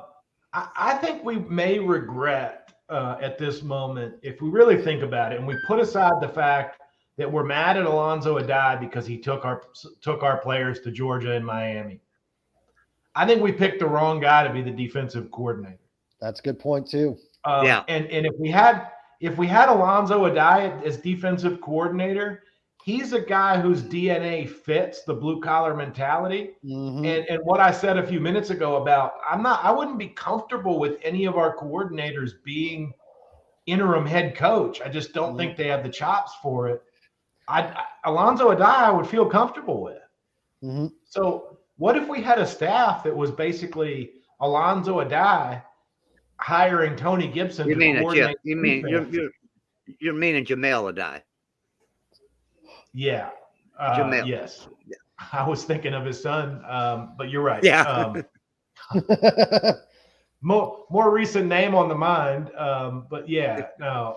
But if you have Adai as head coach, maybe he hires Tony Gibson, and then you hire offensive coordinator from Wake Forest. Say, I like they run a heck of an offense there. You watched much of it?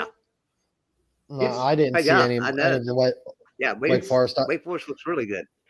People can't defend it because it's different. Sort of same thing that's going on. With Coastal Carolina, people can't defend the offense. I think our next step, we need to get somebody. I think we need to get somebody. I'm tired of people coming to West Virginia to learn on the job, and that's what it's always been. Always, that if you go all the way back to Bobby Bowden was brought in. He was learning on the job. Don Nealon brought in to learn on the job. He'd never been a head coach. You had Rich Rod, never been a head coach. Dana, never been a head coach. Now Neil Brown, he had been a head coach, but at a lower level, at a group of five. Now he's brought in to be a Power 5 head coach. Why don't we get somebody that's got some experience as a head coach? That's what I think. Or even has great potential. That's a defensive coordinator. Same thing, because I can agree with Jamel. That's where I wouldn't agree with Jamel Adai as a head coach. Now I would agree with Jamel Adai as a defensive coordinator in a second, but not as a head coach. I think we should get a Hugh Freeze or someone like that. Tom Herman. I like Tom Herman. Hey, why not Chris from the Wisconsin coach that Wisconsin fired their coach? Why not Chris? I think he's a great coach. That'd be an idea. And then also Wisconsin's pretty blue collar too, the way it is. It will fit in with West Virginia anyways. I don't know that our fans would tolerate though an 80-20 run pass spread. Yeah, I know. Yeah, we're so used to a wide open spread offense. You bring Christie in and everything changes, that's for sure. Yeah, it would turn back to the old school run ball then. That's it might bring a warm and fuzzy feeling for the West Virginia faithful. That if they can do that, that's going to do like better for them. I think the fans would be okay with an experienced coach like Christo coming in to slow that offense down. I think the fans would be okay with that because they would know that's Chris' style. That's his style. Dana Holgorsen come in. We knew his coaching style was going to be wide open offense. The same way with Neil Brown. That's what we thought we was getting with Neil Brown as well. We thought, okay, here's an offensive coordinator. He's going to be wide open. He knows how to throw the ball down the field. He's going to stretch the field on him, and he hasn't done that. And our offense has been stagnant since Neil Brown got there, really. Yeah, and I've seen the offense. It doesn't look like it really works with a spread offense either. You have to know what your players can do. Maybe flipping into a run dominant system might work better off. Because Robert, I'm going to drop you to the background for a minute. Okay, no problem. I'm going to drop you to the background for a little bit. Yeah, I have to go to the bathroom anyway, so good. Okay. Travis, I appreciate you coming on, man. I know you said you only had about 15 minutes, and it's probably been about that long. You want to stay around a little bit longer, or you got to go? I just don't want to hold you up. I think I'm going to run. It's a pleasure as always. I guess if anyone, I'll invite if you or anyone has a final question for me as sort of a parting word sort of thing, I'm happy to do it. But otherwise, I haven't been paying attention to the chat too much. I haven't looked in the chat to see if we had a question. I'm trying to look up through here real quick. Yeah, Krista says that she thinks it's time, or he thinks it's time we have put some money out and get a good winning coach. I agree. So here is this question. I want Chris. He's connected to us with Freezer Herman. Yeah. I'm looking. I don't see any questions per se, but so there's Coos in here. Yeah, that's for sure. Jamila died. Yeah. Now here's the thing about that, Travis. And these are good contacts of yours too, so you'll know who I'm talking about. This is somebody that you and I have actually had sit down and had meetings with, and you wrote articles with. Has told me that that Jamila Dye didn't have a very good attitude, and that maybe didn't fit into the program at all. And they didn't feel like that he would ever be back in Morgantown just because of his attitude. Yeah, I don't know how that's going. I've heard that. It's not the first time, and I know exactly who you're talking about. And I'm not surprised to hear it. And that is. I mean, I don't know because I'm not in the locker room. And I haven't been in one. Was Adai's bad attitude because he bumped heads with Neil Brown and the rest of the staff, or was Adai's bad attitude because Adai has a bad attitude? Yeah, I don't know the answer to that question. I mean, he was only there a year at Georgia, and now he's at Miami, and Miami's a train wreck too. Yeah. Yeah. Miami might be worse than West Virginia, honestly. But I still think I don't know. What do I know?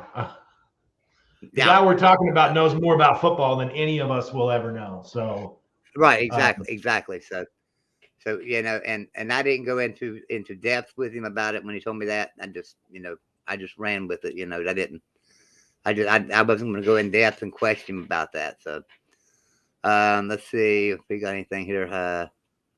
On Brown's failure, he'd be going in a bad attitude because he knew he should have had the job. That's probably true. Right there, that he knew he should have had the defensive coordinator job, so maybe he had a bad attitude. That's possible. I agree. Well, Travis, I won't hold you up anymore, man. I appreciate you coming on and explaining that to us about the contract and stuff and things. Yeah, happy to do it. Hope I made it clear as possible. I realize lawyers can sometimes make a complicated thing or a simple thing as complicated as possible. I try to make it easy. And a couple of games went final while we were talking in here. Oklahoma State beat Texas 41-34. LSU upset Ole Miss. We've already talked about that one, 45-20. And Oregon beat UCLA 45-30. So, all right. So right now we've got Alabama, Mississippi State. Alabama 7, Mississippi State nothing. Penn State and Minnesota are at nothing right now with 8 minutes to go. No score in that game. So here is a super chat from Dalton Logan, $2. Thank you very much. He says, why don't we use our offensive threats more? I couldn't agree with you more. I'm going to bring Randy and Robert both back in with me. You guys are the only two back here right now. We had our resident guy from Japan in here earlier. He was in the background, and I couldn't get him on, and I guess he had to go. What's he called? Moronic Mountaineer. So here's another one from Dalton. Let's see what Dalton said here. No reason to run the ball with threats like Prather. Hey, I agree there. Caden Prather, you remember who was that we had a third down player when Dana Holgerson was here? We had a player, I can't remember his name. And it seemed like every third down, the only thing he did was catch the ball and get his first down. But we never threw him the ball except for third down. And that seems to be what Caden Prather is doing for us now, too. He seems to be our third down guy. He's looking pretty good. Yeah. And only a freshman. So he's going to get better. Here's my question. Can we hold on to this? So we've got some talent. We've got some great talent. We all know this. Can we hold on to these guys with a team this bad? All right, with a team this bad, can we hold on to these guys with this transfer? Maybe. I don't know. That's a big maybe in my book. I would say maybe for West Virginia. Hell, if any other school sees that, these are good potential, they're going to snap them up. Yeah, that's the big problem, especially if it comes to a school that maybe has more prestige but doesn't have the right components yet, and they can get those. They're going to do it. Yeah. So I had promised that I would come on for someone tonight. I told them I would stream the UCF game or talk about the UCF game. So I'm going to try to find it right now. I couldn't look for it a while ago when I had Travis in here. I have no idea what channel that game is on. It's on ESPNU. ESPNU. Okay. Let me see if I can find it here. It's 0-0. 0-0. End of the first. 3 minutes left in the first. There we go. Okay. So I've got that game on now. I think it was Justin, was who was one that. Yeah, Justin, this one won it. So Justin, I'm putting that game on now. So I'll watch it with you here, buddy. They're about to score East Carolina down in the red zone. East Carolina's about to score. Yeah, mine just now came up. So, yeah, I see him down there. This will be a good game. So now, like I say, I'm going to be probably I'm going to be behind everybody in the chat because the StreamYard runs about 10 to 15 seconds behind. And then it goes to YouTube, but you're going to run another five seconds behind. So I'm going to be a good 15 or 20 seconds behind you guys. So y'all going to see a play before I see it, a long time before I see it.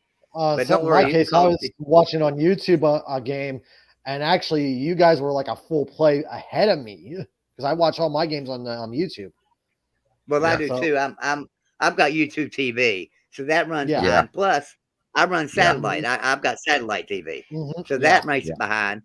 So anybody that's got cable will be 3 minutes ahead of me. Yeah, leaps and bounds. Yeah, with Golden Blue Dude, he was always ahead of me. I'm like, man, I wanted to see the play so I can analyze it because that was the West Virginia Baylor game. I'm trying to analyze it. I'm like, okay, let's see what he was saying. I was always behind him. I'm getting frustrated, like trying to watch the plays, especially defensively, because I was giving information what I saw through most of the games I've seen of West Virginia this year. Well, Joey, let me ask you a question, Joey. Okay. How come we've got one of the best backfields in the country? Okay. We can't get our line right. What is our secondary coaches doing with these guys? How can they not? I don't know. I mean, our line, last year I understood our offensive line because they were just so young. They hadn't gelled yet. They look to be better this year, but still, still there's some problems there, and I don't know if that's a Matt Moore problem or if that's just a talent problem. I can't tell right now. Injuries too, it's our running backs. Also continuity with offensive linemen too. So Chad Scott's our running back coach. He's a great coach. Now Chad Scott's a good coach. Okay. So I know it's not the running back coach. I know it's not a running back. So like you said, they're talented. Our offensive line, we have talent, just some injuries. Matt Moore, I don't know. I mean, like I say, we've grown, so I can see some progress there. But the thing about it is, what's getting me is it doesn't look like we're holding blocks. Looks like we're getting hat on the hat, but then we're not holding it. Yeah, it could be also a continuity problem with the offensive linemen because they're not really meshed together really then. Okay, let me ask you this. Okay, what about him calling the plays and not calling them maybe because he's trying to scoop in and scoop up that head coaching job from Neil? Because the plays he was calling, we threw the ball to the sideline 30 times to the sideline. Yeah. The middle of the field was wide open. Why is he calling them plays? Why? Well, I don't know. Do you think that was a Graham Harrell? Do you think that was Graham Harrell? Or do you think it was a Neil Brown plan? Maybe Graham's calling the plays. I mean, I know Neil's got to approve it. But Neil Brown can still override him still. So, well, what I'm saying is, it's all week long while they do this. So Neil Brown sits down with the analysts. The analysts tell him, here's their weaknesses, here's their strengths. Neil Brown comes up with the game plan. Then he goes to his coaches and says, here, we're going to attack them this way. That's what we're going to work on this week in practice. So was it a Neil Brown plan to say, here's what we're going to do? Or was that a Graham Harrell throwing those plays over and over and over again? Well, look, like you say, you see it all first half. Why did they not make the adjustment? Every team does. I know. Every single team makes an adjustment at halftime. West Virginia, we make a readjustment and come out just the same or even worse. Yeah. That's my issue with it. It comes down to the secondary coaching, I think, because they're not getting in their guys. They're not at practice, lagging off. Something's going on there where they're not getting the respect and the heart from the guys that they're coaching. So that always goes to your coach. I mean, what do you do? Yeah, I agree. It's tough. It's tough. I'm gonna see if something here.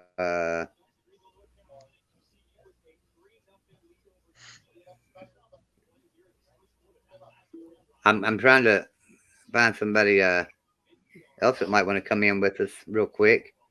Yeah, bring them in. Yeah, we have no problem with that. Most of us are pretty cool anyways. So yeah. I just don't understand this while we're so flat. What I've seen defensively, it's just a nightmare for West Virginia. I'm not seeing if you've seen the video with me and Golden Blue do at halftime of the Baylor game, you could see I was like, you could drive a Mack truck through that middle of that defense. He had 250 yards. He had 250 on us running. Yeah. If the quarterback don't get hurt, we lose that game. Yeah, because the quarterback literally he just had to step back. He can throw right in the middle of the field, wide open every time. Same thing with the running game. If they part the C, open until the second level with the corners and safeties. Yeah. So here's a question. Here's a question that I think I could probably answer. After what Travis said, I believe I can answer this. Why is Tom Herman coaching right now? I think probably because he has that same clause in his contract at Texas to where if he goes to work after he gets fired, they don't have to pay him all that money. So he probably has that same clause in his contract to where if he got another job, it would offset the money that Texas has to pay him. And he probably wants them to pay out their butt. Okay. Might probably making them pay. So that would be my thought there. I know Texas is pretty rich with their boosters and everything. So yeah, because I live in Austin, so I know. Why not take that money? Why not take that money and then when you can, run? Oh yeah, take an easy path. Tom is a good coach. Our resident guy's back. Our resident guy from Japan is with us again. Hey, what happened to you a while ago? I was getting ready I reached down there to click you and bring you in, and you disappeared on me. Got the dude from Japan. He's a white guy. How y'all been? Good, man. Good. Good. Did you Despite see him, honey? recent events. What? Here's the dude in Yeah. Japan. So, what did you think of the game? I see him. That's cool. What do I think of the where to begin? Oh, good luck. All I have to say is I wish we students were able to have a vote of no confidence against the coaches. Yeah. You're the third. At least student I've heard for say like that today. the state to Shane Lyons or the state to President Gee. We don't like the direction in which this is going. Do something about it. Because we're basically paying to be here. Well, that's what Travis was saying earlier. The lawyer, that the stipulations in the contracts run uphill, but the AD and Brown, I think their relationship is good to where they're not going to get rid of him. No. The only way you would have to do is get rid of We've AD. got that like brotherly type thing going on, pals. Lyons to say, get rid of him. For Shane Lyons to swallow his pride, or say, "Sorry, Neil, you got to go," or we got to. But who says that? Or we got to go straight to President Gee and be like, "Get rid of the both of them. This ain't working." There you go. That's the best. There you go. It's not the first time I've been in Gee's office. I had to go there again. It was for good things, I assure you.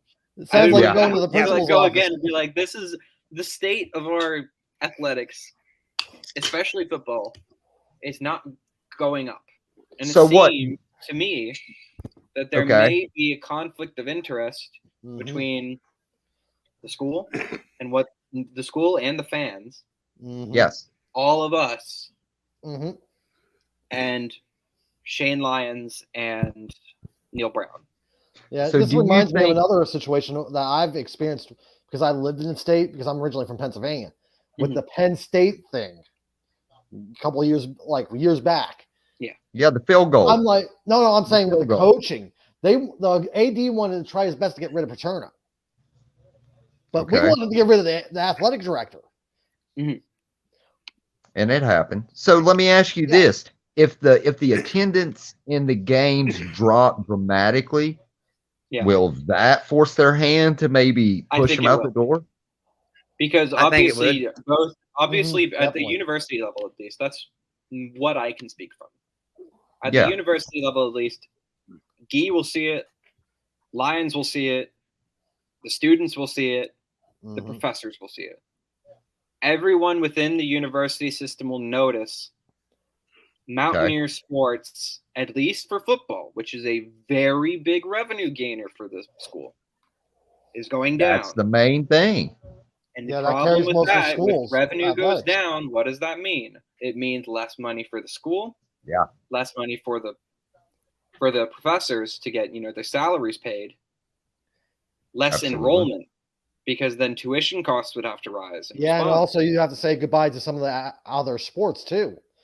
Yeah.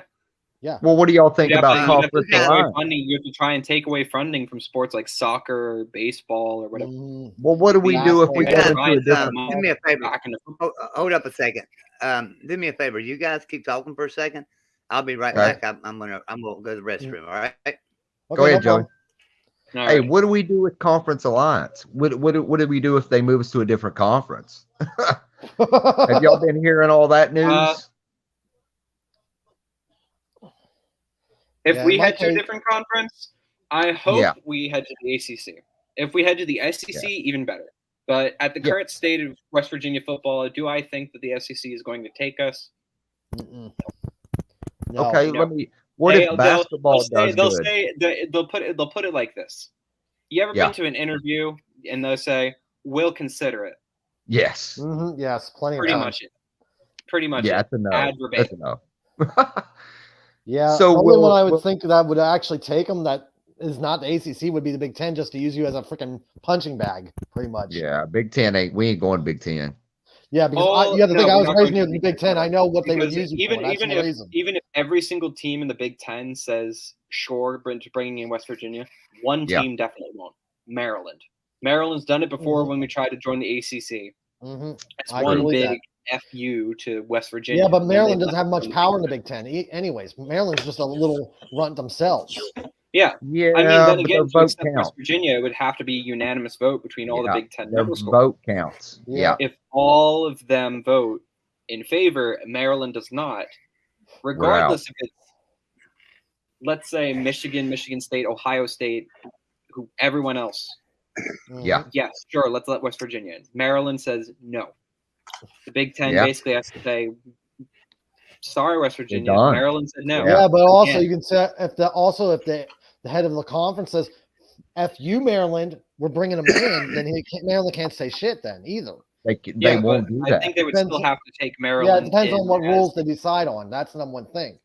Yeah, Maryland would still have to have some kind of power because they're still. But we've seen in conference plenty of times that they overruled one team because they don't. You're like, what's your gripe? And they don't give a legit reason either. Okay, let me ask you this, Joey.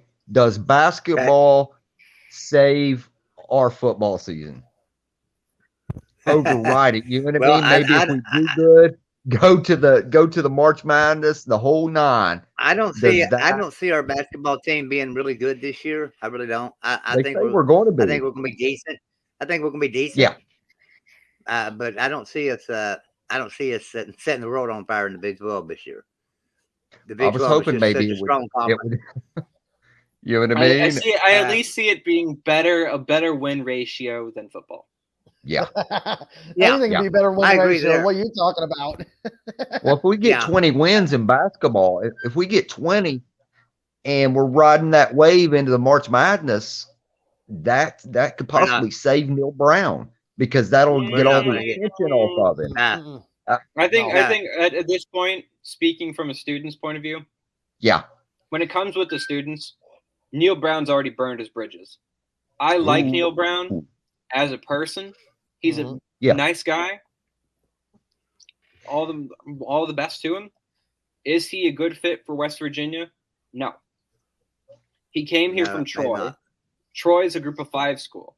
No disrespect to Troy. Mm-hmm. Yeah. Respectable, school. But Power 5 play is a different level.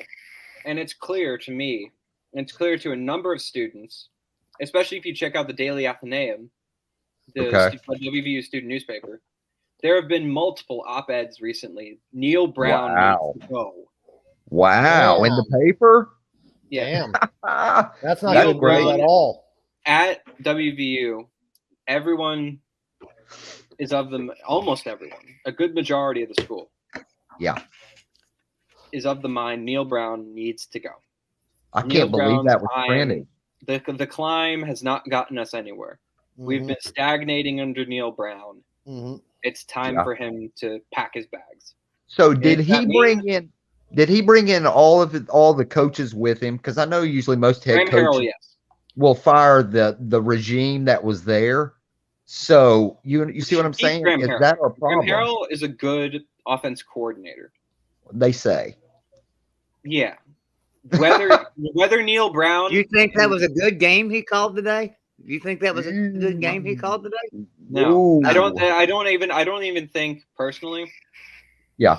I don't think Neil Brown is fully given control over to Graham Harrell. Did he do it on purpose? Did Graham Harrell call the bad plays to maybe make him look worse so he could sneak in and steal the job? That's what I think. I honestly do. If that is, I can't opine on what goes on inside the head of Graham Harrell. But if that's the case, all I have to say is that's a power move. Yeah. I respect it. I respect the hustle. Yeah. I mean, I don't think there's any conspiracy to do that. I don't think it. I'm not going to say that's going to happen. That's happened because that would be conspiracy. No, I can't say certain because I don't know what went on in his head. I will say this: if he did that, he needs to be fired as well. So fair point, because that's just it shows on the team. Even if that were to happen. Well, I have an update on the Penn State game. And within the team itself, that there's a genuine disconnect between everyone. Yeah. The only person that there's no disconnect between, Shane Lyons, Neil Brown, and I wonder why. Why? So I know we've got mostly probably Mountaineer fans in here right now. I know I see a few other fans in our chat, but I know we got mostly West Virginia fans. Let me ask you guys, how many? Just type in for me how many wins in basketball we get this year. Just out of curiosity, how many wins Let me check our we get in basketball this year? Tennessee, Kansas State game's on 0-0. TCU has the ball. Okay. So this East Carolina 3, UCF nothing, but UCF is dry. Oh, he just fumbled. UCF just fumbled. Turned over. Well, I have some news on the Penn State game right now. It's what's that? 3-0. Minnesota's leading. They got an interception. Wow. Yeah. Clifford threw an interception on them. That's what the news I'm seeing on my phone right now. So look, okay. Look at the basketball schedule, Joey. I could see us beating Mount St. Mary's. I could see us beating Pitt. Yes. Morehead State. Yes. Xavier. I don't know. That's a toss-up. Xavier, depending on how they play, yeah. I'm surprised we play UPenn in basketball. This year. Oh, damn. Yeah. No, well, that's bad. Well, they have 5 freshmen starting for them, so they could be a mess-up Randy, game. It looks like the chat. It looks like the chat's right there with you. You've been saying 20 wins. So we've got 18, 18, 19, 17, 19. We're all right there with you, somewhere around that area. I'm thinking more like 16 myself. Yeah. That's where I'm at. I don't get us into the tournament. 16. Yeah, you have to think of who goes in the tournament yearly. You have to face a Temple, a Villanova. Those schools are you can understand. I'm from Pennsylvania. These schools are tough schools that come out of that neck of the woods. Yeah, we play St. John's after UPenn. After UPenn, our next 4 games are Purdue, Xavier, Navy, and UAB. Maybe 3 out of 4. Maybe lose that Xavier game. They're a tough out. They're tough every year. Mm-hmm. Tough. Xavier's go ahead. Really then we get into Big 12. Then we go into Big 12. Yeah, no, Buffalo, Stony Brook, and then we go into Big 12. We start that's beautiful. New Year's Eve. We start with Kansas State. That's 10-2 right there. Hear me? That's 8-2. Well, however many games that were. That was 1, 2, 3, 4, 5, 6, 7, 8, 9, 10, 11. There you go. Let me give some score updates here. So go ahead. For those of you that thought Mississippi State would possibly beat Alabama today, might want to reconsider that. Alabama 21, Mississippi State nothing, and it's still 7 minutes to go in the first half. TCU scored. TCU and Kansas State have kicked off, nothing. No, and they just scored. All right, TCU. And into the first quarter, Minnesota 3, Penn State nothing. Yeah. So like I said, I got a question. Led to the field goal. Do y'all think Tennessee could win the SEC championship? Yes. Good possibility. That is a good possibility. Do you think they can go to the playoffs? If they don't have any more injuries in their back end, in their DBs, if they have because they just lost one more this last game, a starter. If they don't lose any more DBs, yes, my vote. Yeah, and if they lose any DBs, Hooker has to play out of his mind. That's the one thing. That's the other option. Honestly, I could see them beating Georgia. I could see them going to the SEC championship undefeated. I could see it too. Where's that game at? Is that in Georgia or Tennessee? Athens, I think it's in Athens. Yeah. I could be wrong. Let me double check real quick. Okay. That's a tough one. Yeah. Okay. They've got a couple of tough ones. Alabama. What do y'all say we go? What does WVU go the rest of the season? What do we go? 11-5. Well, we might beat Iowa State. Tennessee. We might be. Go ahead. Tennessee plays Georgia in Stanford Stadium. Yeah, in Athens. Oof. Yeah, that's possible right there. It's possible. On the one hand, you have it's in Athens. On the other hand, Tennessee can easily beat Georgia. Well, not easily, but Tennessee can beat Georgia. They struggled with Missouri. Hear me, Georgia struggled with Missouri. And Kent If you State. get a game, if you get that game with Tennessee, you're in trouble. You're in trouble. I think the wasn't it home game for Kent State? Not Kent State, for Georgia when they were struggling with Kent State. Let me check. Yeah, I think I know. might have been actually. Yeah, Missouri was at Missouri when they played Missouri, and it come down to the fourth quarter. Yeah. So they kind of struggled. I'm gonna go ahead and put my game over. So UCF and East Carolina. That was in Athens. The Kent State game. Carolina win 3-0. But I'm gonna put my game over to the Big 12 game right now going on, the Kansas State TCU. What's going on the Pitt Louisville game? I don't know why I can't find these scores on my computer. Okay, Who are you looking for, Joe? 7-0. Yeah. The Pitt Louisville game is currently. I can't find that neither. I'm looking on ESPN right now. All right, here we go. Yeah. Here we go. All right. So let me go to more here, so we can get all these games in here. All right. So right now, let's just do a school board update for everybody. Cincinnati beat SMU 29-27. Yep. Ohio State actually demolished Iowa 54-10. Clemson came back. Clemson came back and beat Syracuse 27-21. Tennessee had no trouble with Tennessee Martin 65-24. Tulane beat Memphis 38-28. Oregon beat UCLA 45-30. Oklahoma State down Texas 41-34. Wake Forest, no trouble with Boston College, beat them 43-15. Wake Forest did. LSU, surprising. This is a surprise win here. LSU beat Ole Miss 45-20. I took LSU. Alabama 21, Mississippi State nothing. Minnesota 3, Penn State nothing. TCU 7, Kansas State nothing. That's school board update right now. Wow. I don't know why I can't see.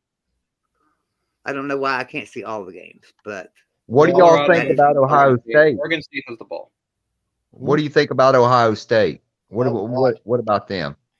I think they can make the best team in the country. I think they're going to win. Definitely they can make the playoffs. They're the best team in the country. Yeah, I tell you what, anybody that can score that many points against that Iowa defense, that's a good offense. So they struggled early. That's a national championship. Yeah, they struggled early. You know what? I got a. So who's y'all's top four? I got a prediction right here. Prediction for the national championship: Tennessee versus Ohio State. That would be pretty awesome. Great. National it would be great. That would be awesome. I hope Tennessee would win that. No defense. Like 1998 all over again. No defense at all. It'll be like 72-65. Tennessee. And Hooker just plays his mind out. Yeah. That would be the number one thing. 72-65. Here we go. I finally found all the live scores. What do you know? So here we go. Penn State just Southern Miss 20. Southern Miss 20, Texas State 14, Fresno State 13, New Mexico 6, Boise State 16, Air Force 7, Texas A&M 3, South Carolina 17. Oh, God. Take that in. Pittsburgh nothing, Louisville nothing, and Colorado and Oregon State are at zip. They have no score. Hey, right I got something. For all the baseball fans, San Diego is up 4-3 in the second inning over the Phillies. Who's leading that series? It's Phillies up 2-0. Yeah. Pitt just got an illegal block penalty. Ooh, that's not good. -10 to the Pitt 42. Ooh. Kansas State just scored. Kansas State just scored. Again? Well, TCU had scored. Wow. TCU was winning 7-0. Now it's Kansas State just scored. Okay. Justin says touchdown East Carolina 10-0. Yeah. Oh, nice. Wow, what a catch. Penn State and Minnesota's tied at 3. That was a Penn State kicked a 40. That was a good 41-yard field goal catch. I think. Okay, y'all got to see a sketch Was that from Duke? Kansas State tonight, just now. Was that Okay. That was I was thinking. probably the best I catch of was the thinking day. about oh, the whatchamacallit. one-handed All right, off so his Krista- face mask.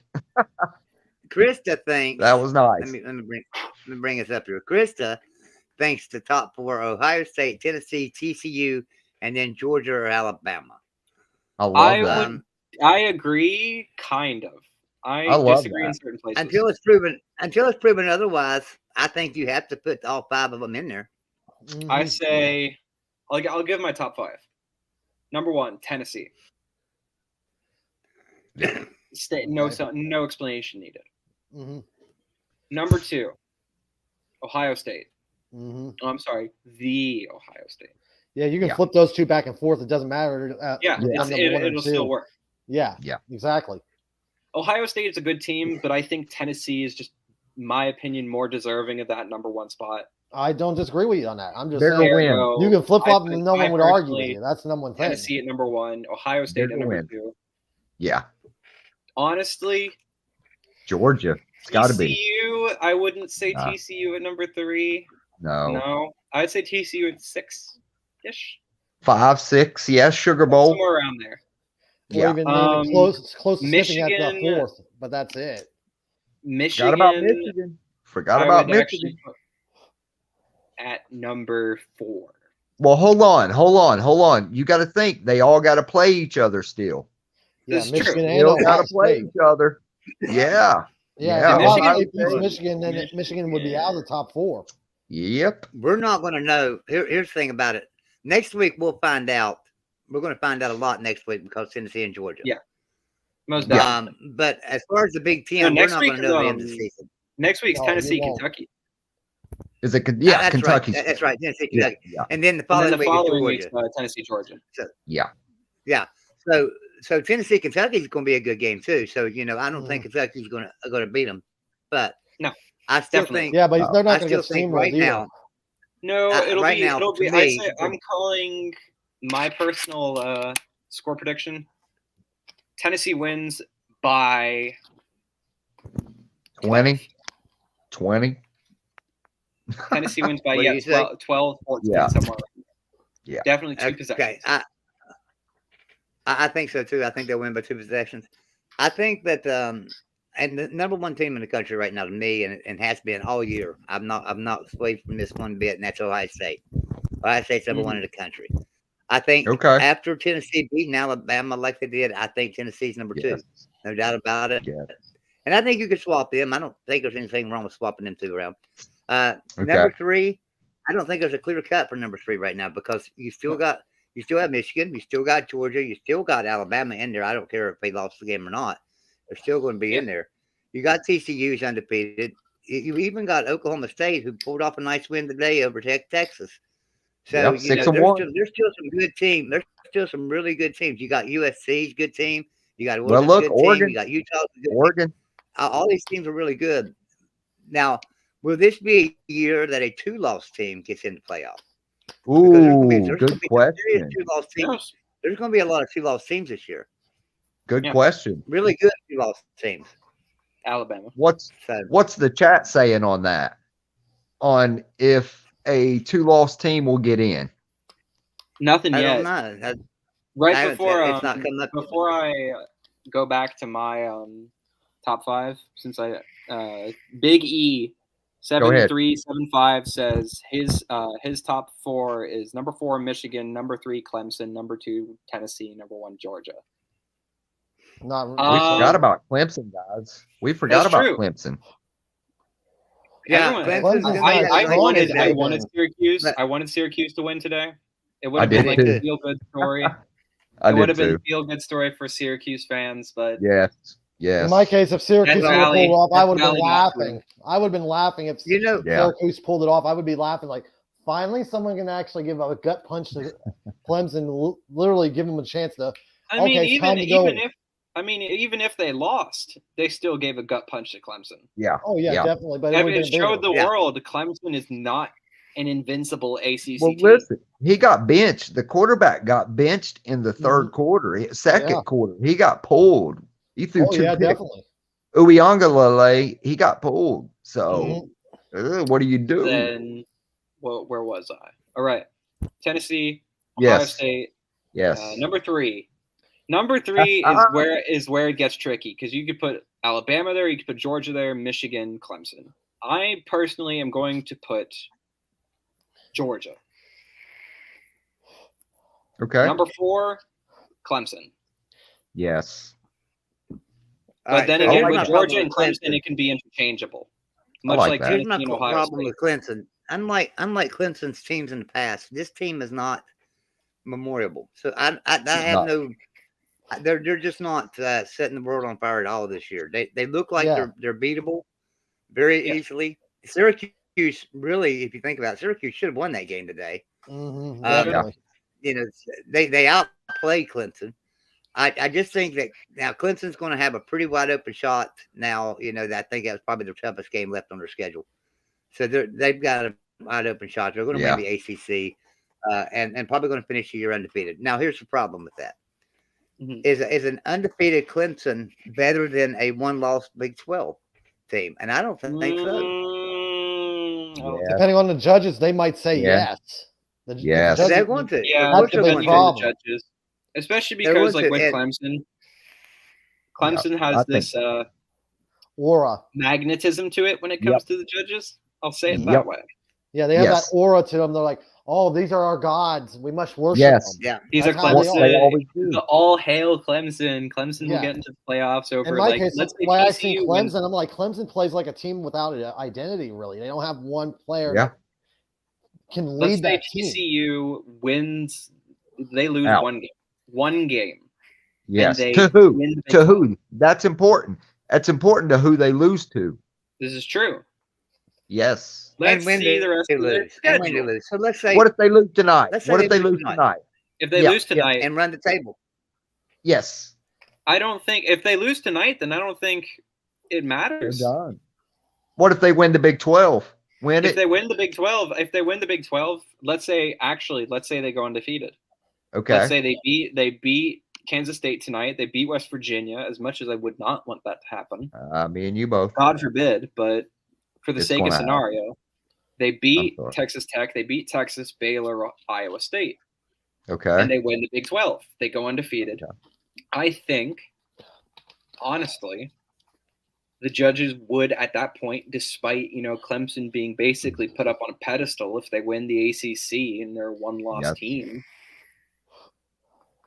or if they go undefeated as well, they would have to have a hard look and see. On the one hand, you have Clemson. On the other hand, you have TCU, and TCU actually took grit and won the Big 12. And then they're going to hear from the fans. No less. They're going to hear from all the fans. TCU is a very historically successful program. They're middle of the road. Not horrible. Yeah. They're not that great. Okay. Yes. Yes. But you'll hear from all college football fans if that would happen, if TCU gets snubbed out of it. That you will hear it from every fan. Doesn't matter what fan base they're in. Why are you putting Clemson in? But let's say TCU loses one game. Be that tonight, be that to West Virginia. Fingers crossed. Be that whatever the case may be. It was a good try. If TCU is a one-loss team, yet they win the Big 12, and yet you have an undefeated Clemson who has basically, in my opinion, a cakewalk schedule. It's a wrap. They still get in. It's a wrap for them. Yeah, it'll still be a wrap for them. Yeah. They still get in. Yeah, Clemson will go in no matter what. Clemson. So, Joey, let me ask you this. Go ahead. Who's the new top 10? Tulane. Who? That's a little early for that because all these games going on right now. But we have a bunch of losses already. Yeah, well, we do, but there's too many games being played right now that matter. Like the TCU game, that matters. The Alabama game matters, even though Alabama's blowing them out. It still matters right now. There's just too many games being played. Plus the Penn State game being close like this. Does TCU jump a one-loss Alabama tonight if they win? Maybe. That would surprise me. It would be like, wow. Do they? They're undefeated. No. Alabama got the loss. Do they jump them? That wouldn't be a surprise. Once again, I think it's the same situation as the playoffs where you have Alabama. Yeah. Now, here's what I will say. After that win today by Clemson, that didn't look good at all. If TCU wins tonight, I think they could jump Clemson. Perhaps. I think they could. Okay. I think Clemson will drop. I think Clemson might drop a little bit myself. I know I would drop. Okay. Ted Murray said, well, how these people have been voting, it doesn't seem like Clemson's going to drop much at all. Why wouldn't Maryland want a rival in reference to WVU and the Big Ten? I don't know. Well, Maryland's always kept West Virginia out. Maryland's always kept West Virginia out. Yeah. Why? Why though? Why? Because it's Maryland. Just the same reason that the only explanation needed. Because it's Maryland. The same. Yeah. It's not just that. The same reason that Michigan and Notre Dame don't get along. The same reason that Michigan and Notre Dame never got along through the years, and that's why Notre Dame is not in the Big Ten. That's why Notre Dame won't go to the Big Ten. Michigan. Makes sense. It's just how it is. Maryland doesn't want West Virginia anywhere near them. You know, and they don't like. They're mad that we're beating them in the rivalry. Luckily, they're in the Big Ten now, so they couldn't hold us out of the ACC anymore. So, do the college football playoffs get expanded next year because of all this that's going on? Do they expand to 8, maybe 12 teams? I think it's. I have an update. Update. Go ahead. Penn State just scored. It's 10-3. Sweet. Yeah, I'm looking to see who scored. It looks like nothing updated on who scored the touchdown. Who do y'all TCU kicked the field goal. TCU kicked the field goal too, and they're up 10-7. And which one, Bob? 10-7. I've got to go let my dogs out. I'll be right back. Yeah, I have the Penn State game on my phone right now, looking at the stats and everything. I can't figure out who scored the touchdown. It could be a defensive touchdown. All I know. I like that running back from Minnesota. I love that kid. He's tough. Yeah, but the problem is Penn State's known for stopping runners. Okay. I saw the Minnesota game, the Michigan game against Penn State, and that Michigan running back that first series, he was throwing up because of how hard he was getting hit by Penn State's defensive line and everything. So it's not easy. That is Pennsylvania football. You smash them as a defensive team. You want to make those running backs, those receivers really regret having the ball in their hands. You just absolutely murder them. I think that's what's wrong with WVU. Where they're getting hit, then we get down, and they quit. The same with West Virginia's defense. It looks like a joke because they're trying to rely on arm tackles instead of getting them in your shoulder and just driving them.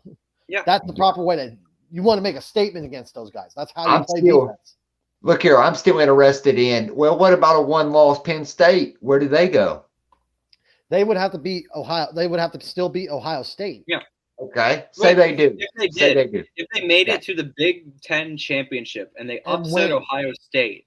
Yes. Honestly, at that point, I think Penn State should get in over Ohio State, hands down. Oh, yeah, definitely. Because, of course.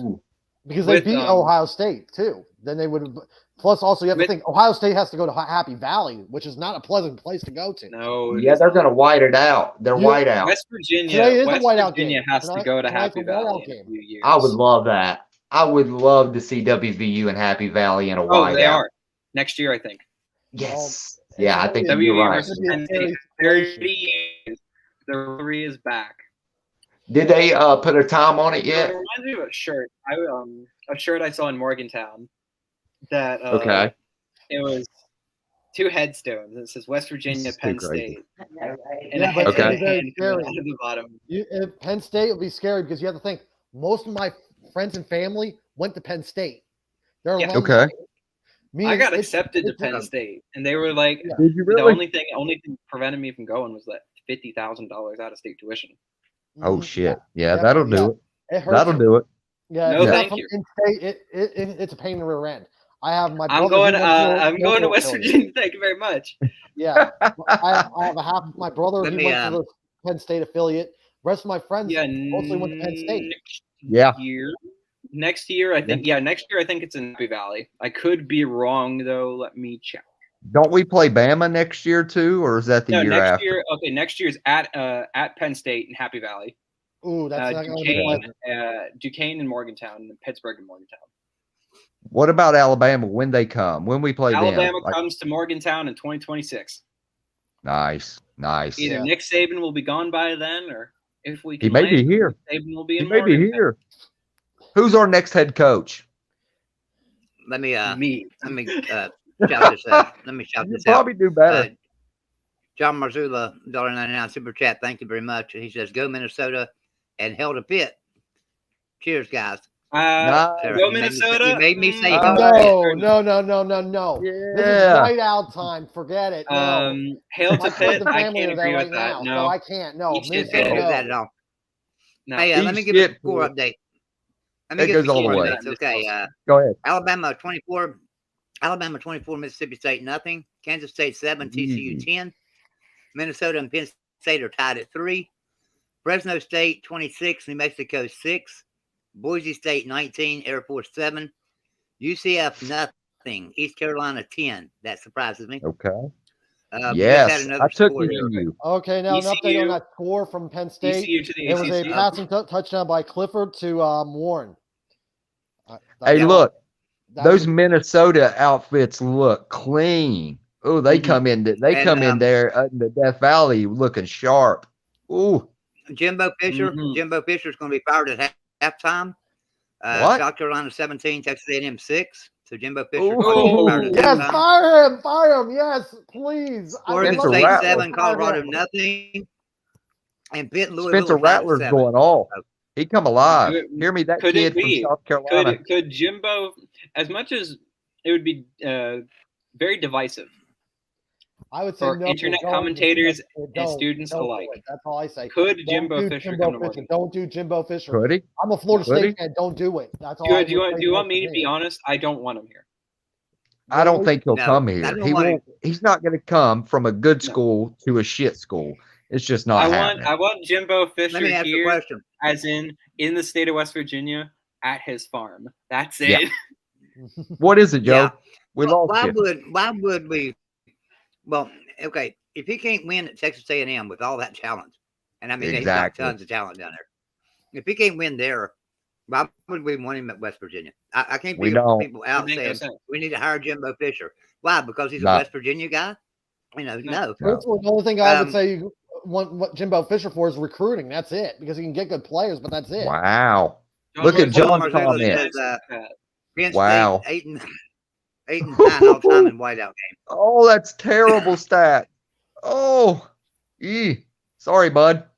You think they're gonna hold on? I got a question. Y'all think they're gonna do a whiteout for the WVU Penn State game next year in Happy Valley? I wouldn't know. I know tonight is. We're not that important. Yeah, this is like technically a rivalry. Yeah, they got a trophy. Penn State owns you like slaves. Hear me? Penn State and Minnesota, they have the rivalry. They have that trophy. I forget what it's called, the Big Axe or something they play for. Paul Bunyan's axe you're talking about. Yes. And wait, no, that's not the only reason. That's not Penn State. That's actually Minnesota and I think it's Michigan or Michigan State. Don't they have one too? Don't Minnesota and Penn State have Brown Jug is the other school, Michigan school. I know that. Okay. The Brown Jug is Michigan. Michigan State's Paul Bunyan's axe. Minnesota's not anything to them? No. No, Minnesota is a rivalry. I don't think two rivals in Michigan and Michigan State. Yeah, but I will tell you this: the Penn State West Virginia rivalry is bigger than that rivalry between Penn State and Minnesota anytime. I think. Yeah. But Minnesota compared to Minnesota, there's a lot of big rivalries. Forget it. There's a lot of big rivalries that don't have trophies. I mean, look at West Virginia and Pitt. There's no trophy involved in that, and that's a hell of a rivalry. They got the backyard brawl, baby. Mm-hmm. West Virginia, and Syracuse. They got a trophy. The Ben Schwartzwelder trophy. Oh, cool. When do we play them? We play them. I'm glad it's not this year. We play Syracuse. Syracuse ain't scheduled anytime for the next 10 years. Oh man! Uh-oh. Kansas State touchdown! Kansas State. Oh. Who works out our schedule? Wait a minute. Did he get in? I don't know if he got in or not. I think he did. No, maybe not. Maybe they're calling him down to 1. Let's see. I'll be right back, guys. I have to go to the restroom. All right. Oh, yeah, he's down. He's down. Kansas State's down. Minnesota, Penn State, they play for the Governor's Victory Bell. Cool. Currently, that I belongs knew to it was Minnesota. something. Yeah, I knew it was something. I don't know what he was talking about. But who comes out with West Virginia's schedule, and why are they doing that? Why? It's not Guy. That's all I know. It's not? It's not Guy.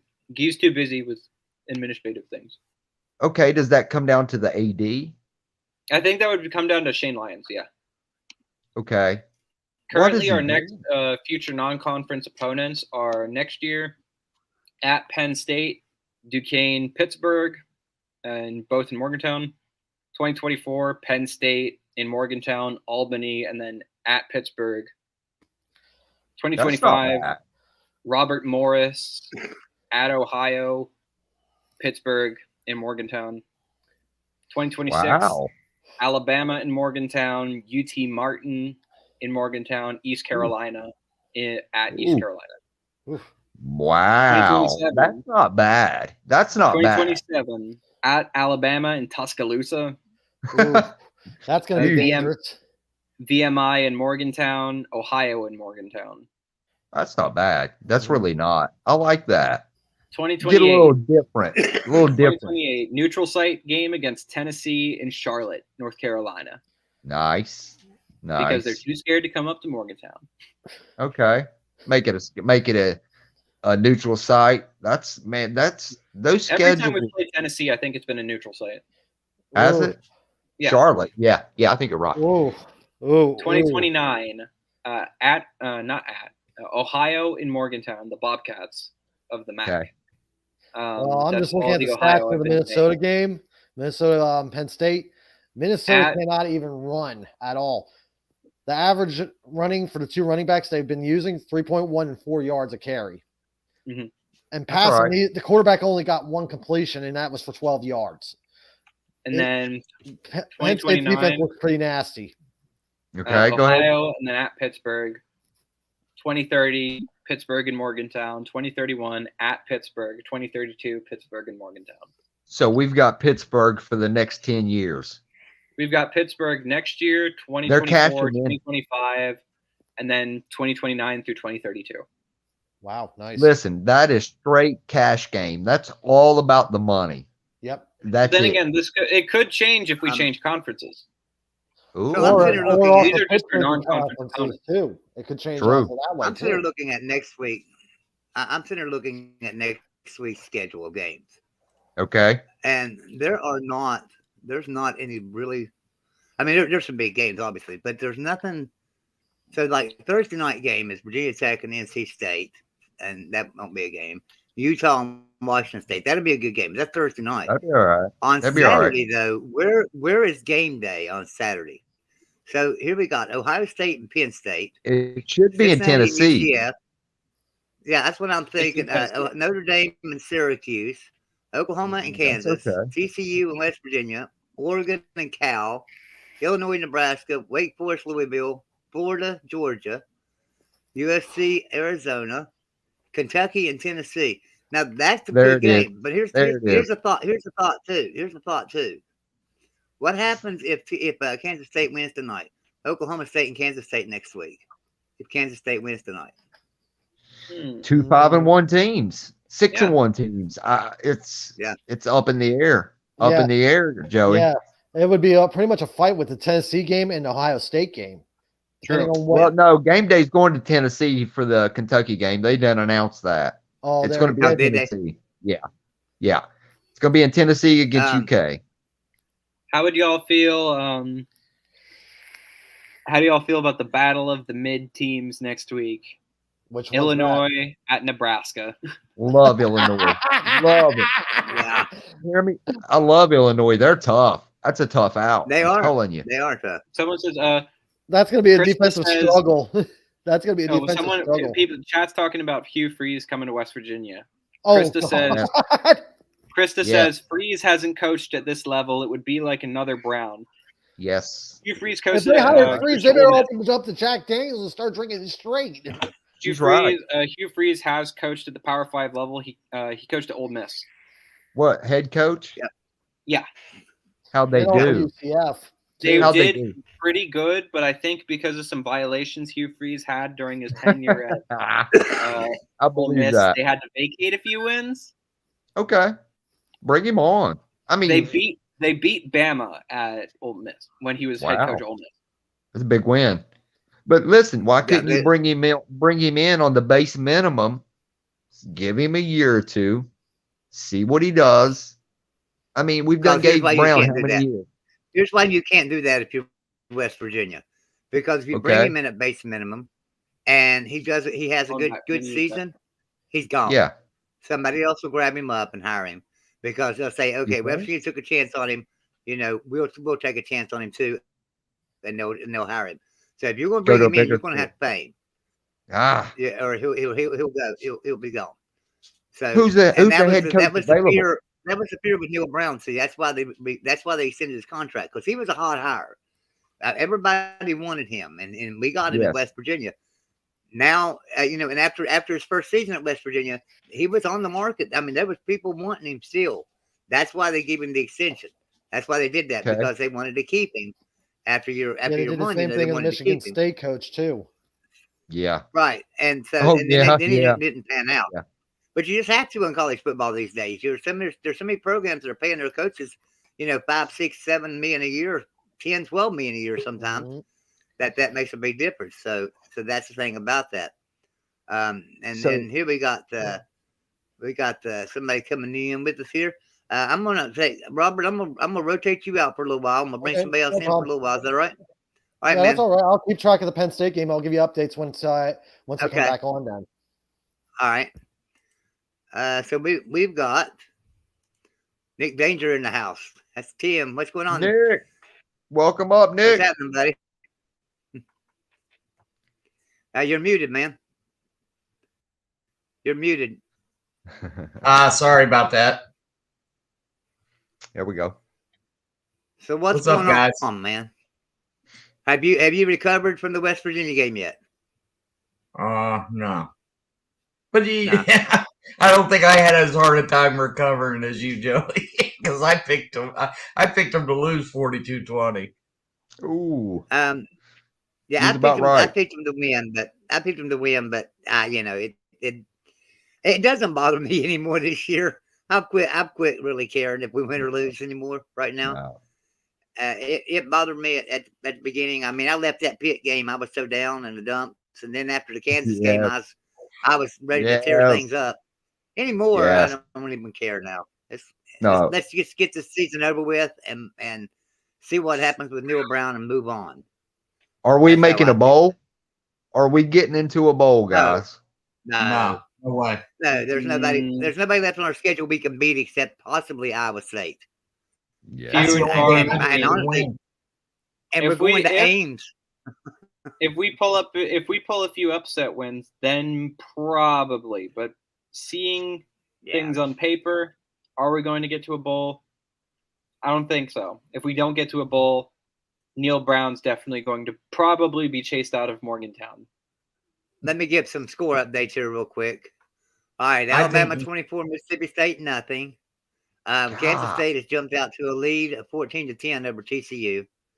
Yeah. Penn State 17, Minnesota 3, so they're running away with it now. Fresno State 27-9 over New Mexico. East Carolina is absolutely taking UCF out behind the woodshed right now, 17-0.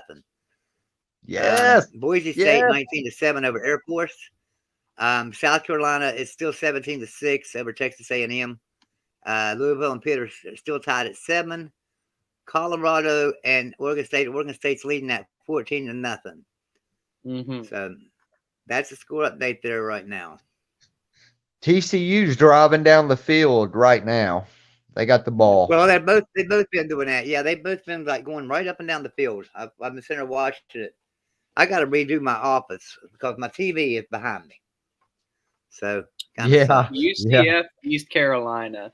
If East Carolina runs away with it, which they probably could. Okay. East Carolina's the ACC win. Yes. Yeah. Yes. A few years ago, mentioning Rich Rodriguez's name in West Virginia was a mortal sin. Yeah, you're getting crucified. How about now? Is Neil Brown that bad to where we would say, yeah, let's bring Rich Rod back and be happy with it as a fan base? No. Even now, like at WVU, mentioning the name Rich Rodriguez. Yeah. It's not something that will get you crucified anymore, but something that will get eyeballs. Yeah. If you say we should bring back Rich Rodriguez, if you talk to some of the older like alumni, they'll be like, "What the hell are you talking about? He abandoned us." Yes. And then if you talk to some of the newer people who are looking at the success of the Rich Rodriguez days, they'd be like, "I could see it." Sure. They would have, but like me, I have some reservation to Rich Rodriguez, but if he were able to replicate the success that we have had during the Big East, I would be all for it. Come on back. I'm going to share something. I would say we have to swallow our dislike for Rich Rodriguez and take the good with the bad. So 90% of the people think Rich Rodriguez threw that game against Pitt. They believe this, right? They think that he threw that game to Pitt 13-9. Oh, I don't remember seeing him out on the field playing. Yeah, right. No. So now let me give you some support of that, because I didn't believe that for a second until I got a phone call here a few months ago, and it was an older gentleman, and it's an older gentleman. He called me up and he said, I wanted to ask you a question. I said, okay. He said, can you keep this in confidence and not ever mention that I told you this? And I said, yes, that's fine. So I've never mentioned his name. So this man went on to tell me that there was a coach on the West Virginia team that seen what Pitt was doing and went to Rich Rodriguez and went to everybody on offense and told them, hey, here's the adjustment we need to make, because look, here's what Pitt's doing on defense. We just need to make this one adjustment, and we've got them. And it was a real simple adjustment. And Rich Rodriguez looked at him. This was the words that he told me. Rich Rodriguez looked at this coach and said, we're going to keep doing what brought us here, and we're not changing. We're not changing nothing. We're going to continue what brought us here. He swears to me that if they'd have made that adjustment, West Virginia would have won that game and played for national championship. And that Rich Rod was too arrogant. So you can't say that. I mean, if I'm 12 games in a season, undefeated, or you know what, and I'm going to the national championship, I'm going to do the same thing, and we'll say, hey, no, we're staying. We've been successful. If it ain't broke, don't fix it. 100. I'm agreeing. Yeah, if I would say from a strategic point of view, it would be good, because then it would surprise Pitt. They'd be like, "Oh shit, they know what we're doing. Yeah, what do we do?" And then because they'd be too frazzled to adopt a new strategy so quickly, it would be easy to have just steamrolled them. But and look, we could have gotten to the national championship. We could have won a national championship. We would have been in the SEC by now. West Virginia, we live on what ifs. Right. Unfortunately. What if West Virginia beat Notre Dame? What if West Virginia Major Harris? What if Major Harris don't get hurt? That's the one. Yeah. I was at that Notre Dame game out the Fiesta Bowl, and we were just outclassed. West Virginia went to the ACC in 2011. We didn't stand a chance in that game. That's our whole thing of West Virginia, guys, is what if. Because I hate living in that. We've been so close. Yes. Notre Dame, that's probably one of the best Notre Dame teams they've ever had. Yeah. Yeah, with Lou Holtz and them. Yeah, we wasn't. They were big, they were fast. We just didn't stand a chance in that game. Didn't have a chance. Hold on. You know, I was thinking earlier about conference realignment, where West Virginia should go. You know what we should do? We should get the band back together. WVU, Pitt, Louisville, Virginia Tech, Miami, Cincinnati. Well, we're trying. We They're should bringing reform some. the Big East. Well, look, they're bringing a bunch to the Big 12.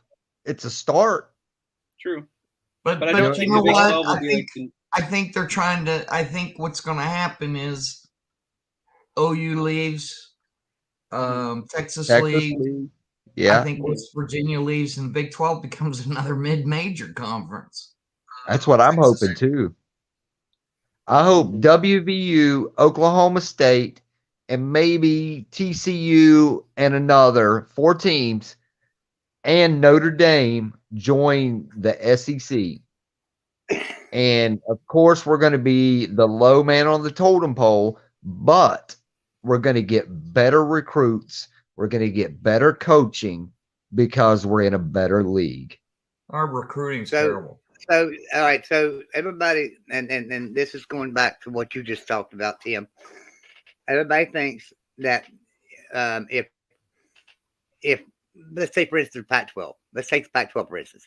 People say, well, if Oregon and Washington leave too, that's it for the Pac-12. They're going to fold up and die. That's it. They fold up and die. They have autonomy 5 powers. And so they'll just bring teams in. They could bring in San Diego State, SMU, and all of a sudden they're Power 5 programs. That's how that works. Hey, score alert. It takes a score unanimous alert. vote. Huh? Okay. Score update. Kansas State 21-10. Sorry. Oh, Go okay. ahead. So they have this. They have the autonomy 5, which are your 5 conferences right now. Your Power 5. Yes. They can just backfill. They can backfill a group of 5s, and they just become Power 5 programs. You can't get rid of a conference of a conference that easy. It takes a unanimous vote, and one of them votes would have to be the Pac-12 voting on it to dissolve. Itself to dissolve, and they're not going to do that. So, well, that's true, but they could still be a Power 5 conference with a bunch of mid-major teams. In that, I mean, they're just all they're doing is watering down the conference to where I agree, but they're still considered big boy football, and so you can't say that these conferences are going to dissolve. Now, can a conference vote to dissolve? Yeah, of course they can, and start a new conference, but that doesn't mean that there'll be autonomy 5. So everybody talks about, well, the ACC going to vote? That's it. That's where I'm going. So, and I know Golden Wizard says this a lot. The ACC could just have 8 teams to say, all right, we're leaving, and everybody signs the thing, and the ACC dissolves, and they just reform under another name. That would be great, but the problem is they wouldn't be autonomy 5. They can't do that. Okay, would it would take a vote. Would they bring them in and make them another conference, Joey? Would they, instead of the ACC, would they vote for it? It would have to be voted on. And would they vote for it? Probably not. So I just don't see. So the ACC won't dissolve because the ACC is going to stay a power conference. So we're going to stay the autonomy 5. So the ACC is not going to dissolve. They'll just backfill. They'll just bring other teams in if they have to. Yeah. If teams leave, just like the Big 12 did. Just like the Pac-12 is going to eventually have to do. And so, that's where I'm always saying, no, we're going to stay with 5 conferences. Now, could there be a vote in the future to dwindle it down to just autonomy 2 or 3 conferences? Sure, but that vote's not coming anytime soon. Yeah. So everyone's talking about Bill Stewart in the chat. R.I.P. God rest his soul. Who? Bill Stewart was a good coach. The problem with Bill Stewart.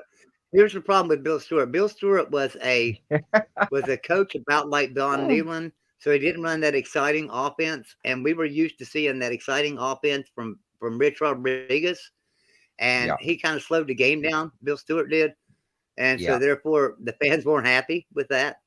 So then they brought in. So that's why Oliver Luck went and grabbed Dana Holgorsen. He said, "Hey, that makes the fans happy.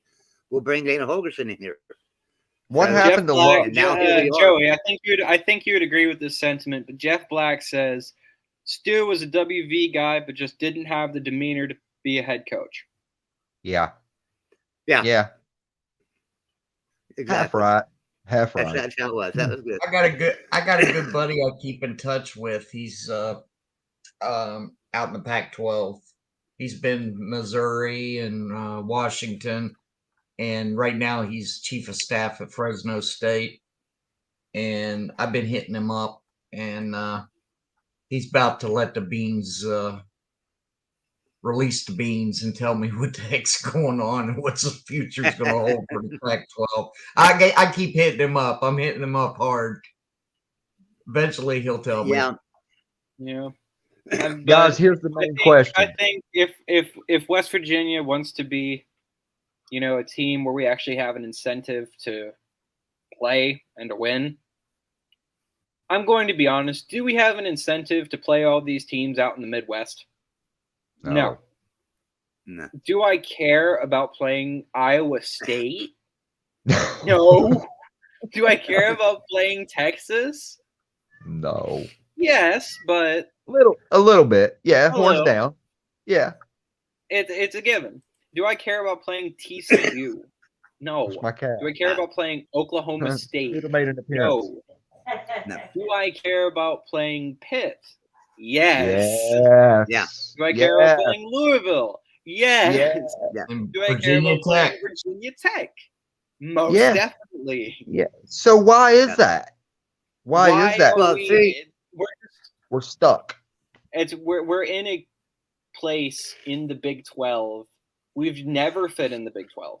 Never. Geographically, culturally, we're just an outside bubble. Yes. And it also gives us two strikes. So it also gives us two strikes. So number one, West Virginia is a hard state to recruit to, or a hard school to recruit to, period.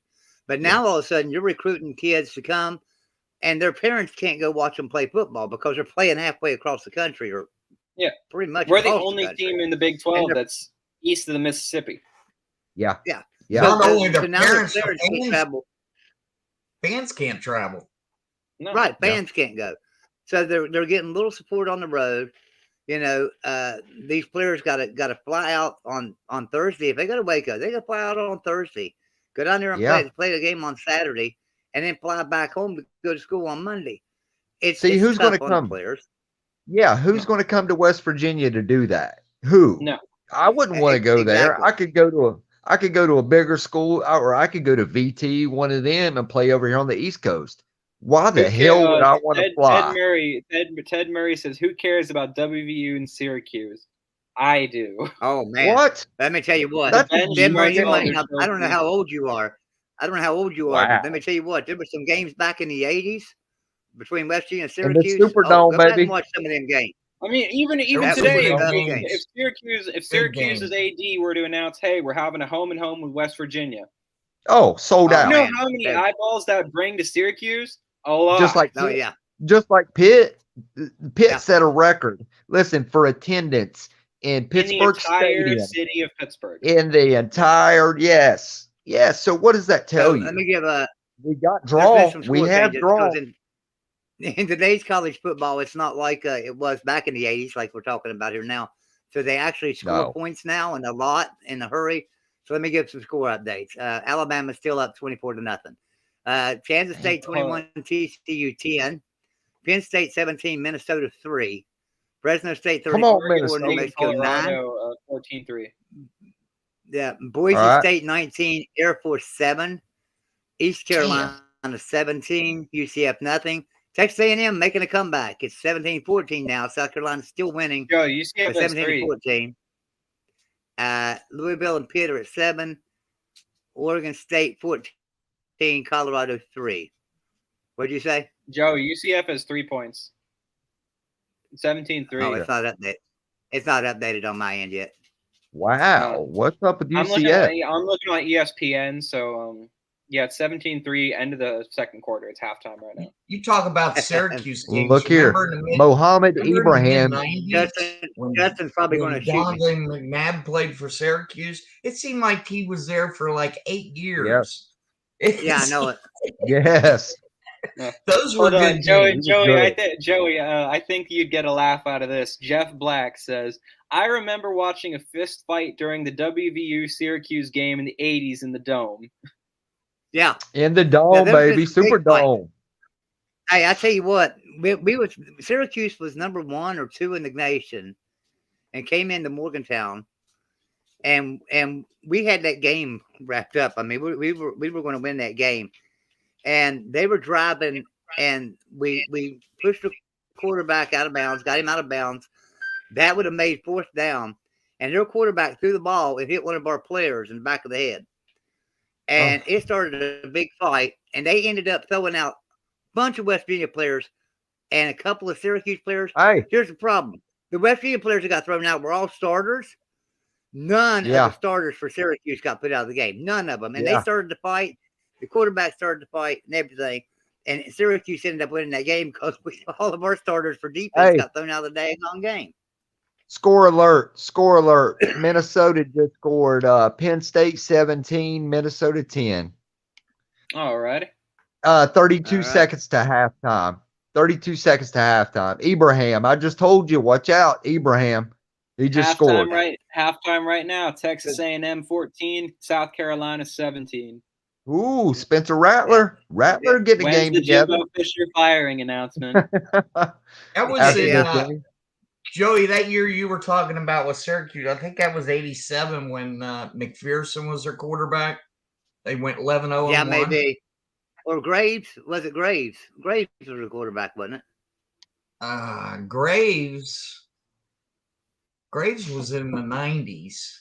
What year was McNabb there? McNabb was 95 through 98. Okay. That sounds right.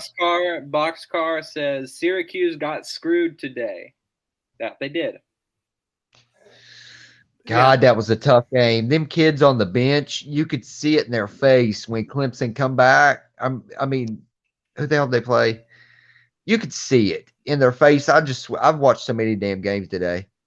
They were so defeated. It was tough. Just shut them out the second half. It was tough. It was tough. What do you do? I mean, they could be at Westford. They could be us. Too much. I mean, I would take their winnings. I would take their record now over ours any day, and take that loss. Agreed. And take that loss. I almost think Marshall could beat us right now. Hey, they won. They beat James Madison. On James Madison. Yes, they did. 26-9, 23-9. You know what? Yeah. I got a fun team. Tulane. Who? Tulane deserves to be ranked higher than 25th, in my opinion.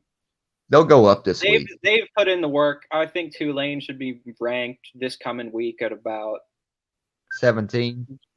20 at minimum. 20 at 20. minimum. I was going to give them 17. Sounds about good. Yeah. Well, now, I realized they beat Memphis today by 10. Yeah. But the game wasn't really that close, was it? It seems to me like Tulane was winning 38-0 going into the fourth quarter. Well, look, Texas lost. I mean, not 38-0. Yeah, I think Texas might drop out of the rankings. Yes, they're 5-3. They have to. They have to. How many teams lost in the top 25 today? How many? Can you look that up? Top 25. Let's check. I don't know if there have been any top 25 losses. Ole Miss. Yeah. Ole Miss. Yeah, Texas, Ole Miss, UCLA. Oklahoma Ole State. Miss, UCLA, Texas. Yes. Yeah. What's that, 4? Yeah, that's 4 Yeah, teams. so that's true. Yeah. And look, Kansas State, TCU's playing. That's another top 25 team. Both of them's ranked. That's another loss. That's 5 Alabama, teams. Mississippi State. And I don't. That's 6 another one. teams. And I don't That's care what anybody 16. says. I don't care what anybody says. I'm counting that as a loss for Clemson today, just simply because they need to be dropped in the rankings after that game. It may hurt them. Spiritual loss. Yeah. Well, look, Yeah. 6 teams ranked in the top 25 lost. 6. So it's going to be a shakeup. There's going to be some 5-3, 5-2 teams all throughout the top 25. Yeah. It's crazy. I don't think Texas is going to be there, though. No, they're done. They're done. As much as I don't know if there's any Longhorn fans in the chat, but one of my friends sent me a message today because we were talking about the WVU Texas Tech game. He says Ewers can't throw a ball worth a damn. Pulled the Dallas Cowboys and choked in the fourth quarter. He was throwing. He couldn't get nothing to him. He couldn't get no receivers. It was bad. Yeah, it was bad. Texas, I think, is going to drop out. You know what? Tulane to number 1 for the amount of grit that they put in. I told you spiritual grit that works. But look, in actual rankings, I think they'd be 20th. Top 15. I'm giving them top 15. Maybe. Who's ahead? I mean, 6 teams lose in the top 25. Yeah, they're tough. It would make mathematically, it could make sense. But I mean, then again, we don't know how the AP poll is going to vote. Which teams get in. I hate that poll. I hate that poll. Randy, I'm going to rotate you out for a little bit. We got somebody in the back. Go ahead, buddy. Bit, okay?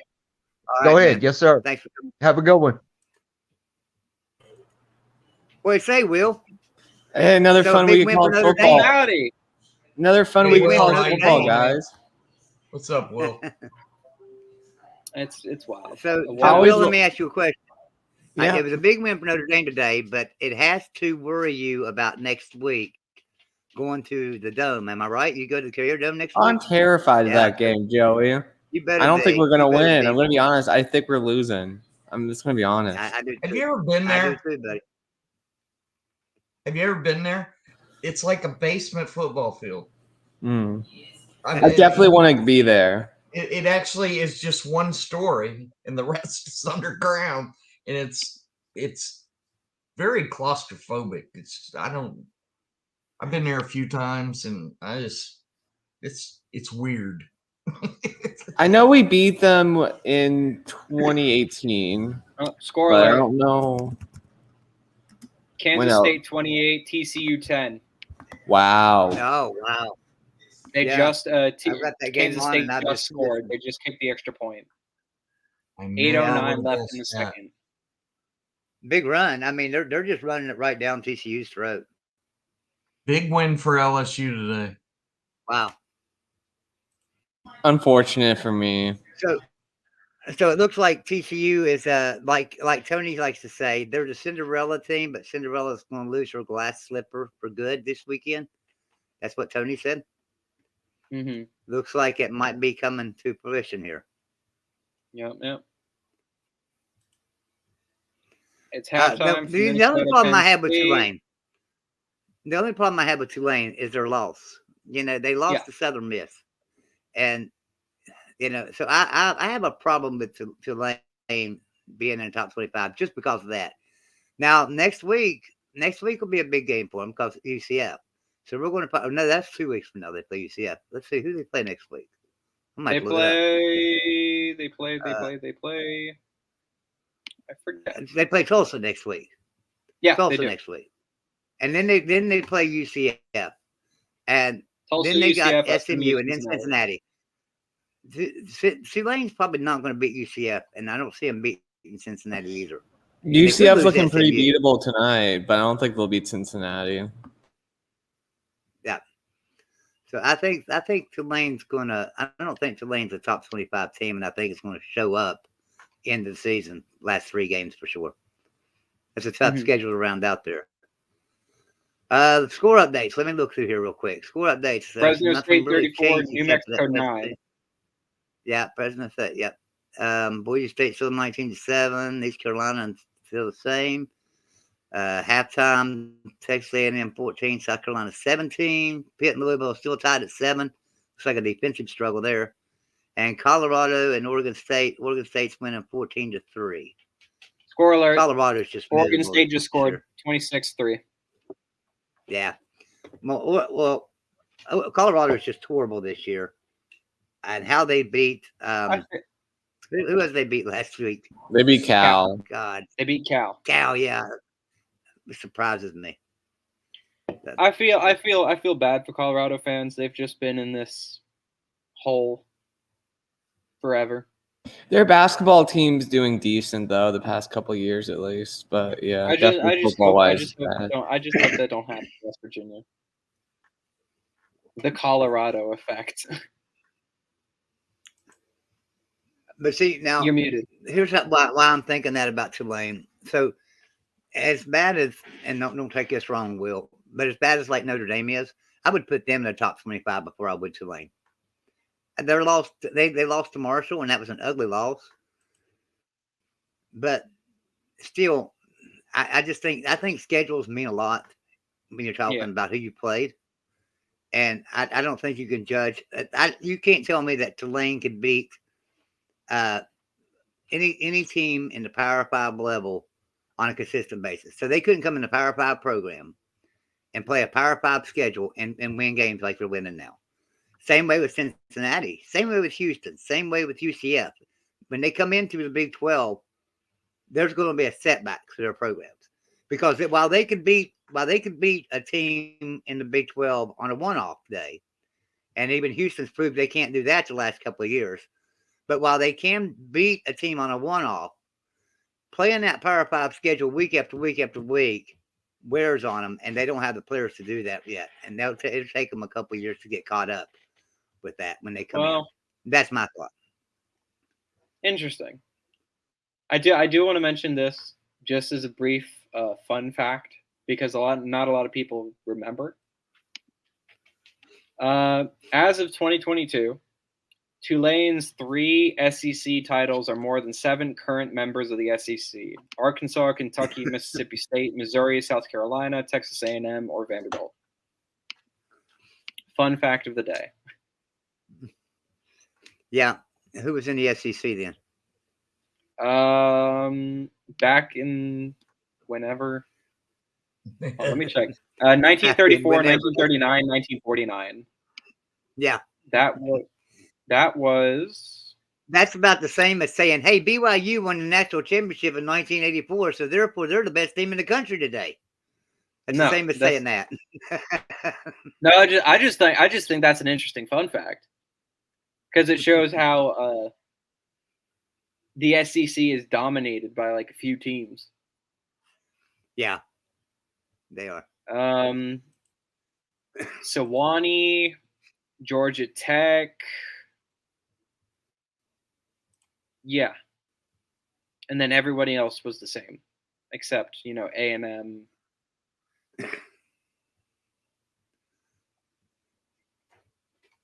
Yeah, 10 of the 13 founding members of the SEC have remained in the conference since its inception. Alabama, Auburn, Florida, Georgia, Kentucky, LSU, Mississippi State, Tennessee, Vanderbilt. And then Sewanee, Georgia Tech, Tulane. So, Will, let me ask you a question. Did Notre Dame just all of a sudden find an offense today, or is UNLV's defense just that bad? I have to lean towards UNLV defense is that bad, because I feel like this is similar to what happened in the North Carolina game. Like, North Carolina's defense was just that bad.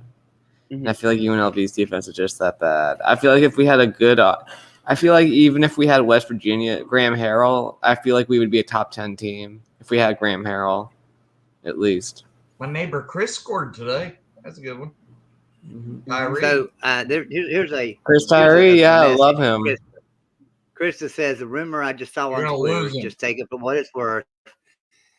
Word is Brown will be fired on Monday. Now here's the problem with that, Krista. It was also reported on Twitter last night that Nick Saban is retiring at the end of this season. So, yeah, that's the problem with Twitter. You never know. I mean, if that came from somebody reputable, if that came from Kirk Herbstreit, if he tweeted that out, it's probably going to happen. But if that came from, somebody just normal Joe tweet, Schmo. I don't know about that. Yeah. You guys need to move Tyree to the slot, man. Yeah, our offensive coordinator is just so stubborn. He wouldn't probably do something like that. He would be another. But I like your idea, but I don't think it'll actually happen. He's the fastest kid in college right now. Fastest. Nobody any faster than him. He would be another Tavon Austin in the slot for you guys. Maybe. I love talking to West So this Virginia game- fans. You know why? Why? I love bringing up that 1988 team. Yeah, I was at the. we I was telling them talked about earlier. I that was at earlier, that game. actually. That was You the weren't best there. game Yeah. you guys ever had. You guys were just. I think that team could compete for a national championship today if you put them out Yes. there. They were the best. I mean, we were so outclassed in that game right from the beginning. Whether Major Harris gets hurt or not, Yeah. That game was over. That team, Notre Dame team, beat like they beat like 3 of the top 5 teams and like 4 out of the top 10 teams that year. Yeah, they were really good. That's for sure. We went down on the field that there wasn't a bit of grass on that field, even though it was green. Touchdown UCF. They painted the same. Touchdown UCF. Yep, UCF. So 17-10 now. Yeah. All right. Well, at least that's what Justin said in chat just now. Congratulations, Justin. So Justin's our resident UCF fan, and so next week will be a good game for UCF. So looking forward to that game with him. Ted says, "Why would that secret person tell you about that Pittsburgh game?"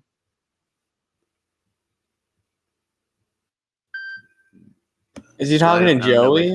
Oh, I think he's talking about what I said. Yeah.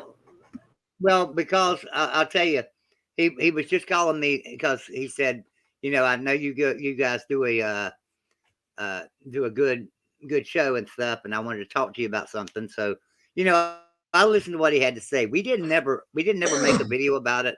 We didn't never air it or anything. It just came up a while ago, and I thought I would just share it with you. It's like, I think it's the first time I've ever shared that story about what he said. Tony's here. Tony, there's the StreamYard link if you want to come in and join us. So yeah, I think that the reason I shared that, I mean, like I said, we was talking about it, and why he told me that, I don't know. He told me not to say anything and not to mention his name, and I can't even mention the coach's name because they don't know who it was. So I mean, I can just tell you what they told me. That I mean, it was an interesting story, but I've seen the same story that happened with the same thing happened in 1988 during that game, right? The 88 Notre Dame West Virginia game. In 91, Sports Illustrated did an article about how the Notre Dame team was all hopped up on steroids, had done a bunch of steroids for that game. Guess what? West Virginia did too. So did every team in the 80s. So, Tony, turn your camera on for me a second. Tony? Boxcar says, Major healthy would have made a difference. I don't agree.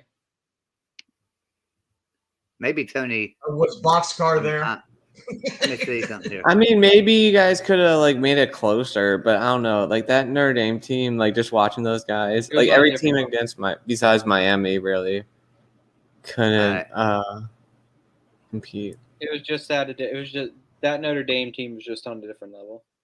They were just a class above everybody. If there you are, Tony. If somehow things were different, I'm going to rotate one of you out. Hey, what's up, Tony? I might actually Mountaineer fan. I might actually head out for a little bit so I can go get breakfast and stuff. All right, sounds good, man. Thanks for coming in. Appreciate it. Yeah. All right, see y'all later. All right, man. All right, see you later. See you, buddy. All right, Mountaineer fans. I'm sorry, guys. I thought we'd have a little more offense today. Yeah, that's okay. What did you think about your Texas Longhorns that you said were the team this year in the Big 12? I thought they blew it repeatedly. That was horns down. Yeah, I mean that was actually that was horns inserted into your own rear end is what it was. Your own horn inserted into your own rear end. Like they screwed it up repeatedly. Yeah. And I don't want to be one of those people who's like, oh, they lost the game. Like, no, they lost the game. They blew it. Mm-hmm. But yeah, they'll be back. Syracuse blew it. The same way Syracuse had that game won. They'll be back in the next few years, I feel like, with Arch. Not gonna lie. Clemson handed them 4 turnovers. Like, I know it. Has anyone this entire season gotten 4 turnovers and lost? I don't know that I can think of. I don't think so. Maybe some of a fluke game in D2, but like really, like wow. Yeah. But probably good for Clemson. Like that was probably a good test for Clemson because Clemson doesn't get tested very often. So it's probably like a positive for their team. Well, that's you know, they got a cupcake rest of the year. All right, Joey. All right, Joey. Well, I mean, come on. You know they do. Well, I mean, I have no idea what happened on Peacock today, but just kidding, Will. I know they won, but I didn't see. I don't get Peacock, so I didn't see. But now, yeah, and by the way, everyone scoffed at me. I was the only one on our Pac-12 show that pointed out that the Bruins would lay an egg on national TV, and look what happened. Egg laid. Egg laid, right? A big duck egg. Yeah. Are you more confident you can beat the Ducks after seeing their defense looking that bad? I'm really confident we can beat both those teams after seeing that game today. Neither one of those teams looked unbeatable today. How did the Utes lose to the Bruins? That's what I'm thinking about. That's a really good question. Remember, Utah plays differently at home than on the road. Yeah, that's true. And Oregon is going to be roaring for revenge against Utah because Utah spanked them twice last year. So we'll see. And the game's at Autzen. And you guys, I mean, you saw that place was nuts today. Yep. I'm excited to see what Josh getting ready to score. TCU's down on the 4-yard line. Touchdown. 25 seconds left in the half. Let's see if he gets in here. He got in. Touchdown TCU. Touchdown TCU. So it's going to be 28-17 at halftime, it looks like. K-State's looking like they're going to, I think, be fine in this one. We'll see. But that'll end another. What happened? The next. Tony, you're so anti-TCU. No, I just think they're a Make-A-Wish kid. Like, I'm happy for them. But, like, they don't belong in the conversation with the Georgias and the Alabamas and the Tennessees of the world. Yeah. Like, I agree. Like good for them. They're having a great season. But, like, no. And, I mean, and quite honest, I mean, and Oklahoma State looked good today. So, you know, Oklahoma State, you know, when we were talking about that earlier. So Tony, let's ask your opinion of this. Hold on. Hold on. I just switched over to the chat. I saw Wet Blankets there. Wet Blanket, high five to your guys. They look good. They look good. Like Texas blew it, but Oklahoma State looked good. So I don't think TCU is as good a team as the rest. They're not like a number. They're ranked right now. They're ranked numbers 6 or 7 or something in the country. They're not that good. We talked about this earlier in the stream, and y'all weren't here. You and Will weren't here. I'm not sure if Tim was here then or not. We talked about this though. So Clemson had an ugly win today, right?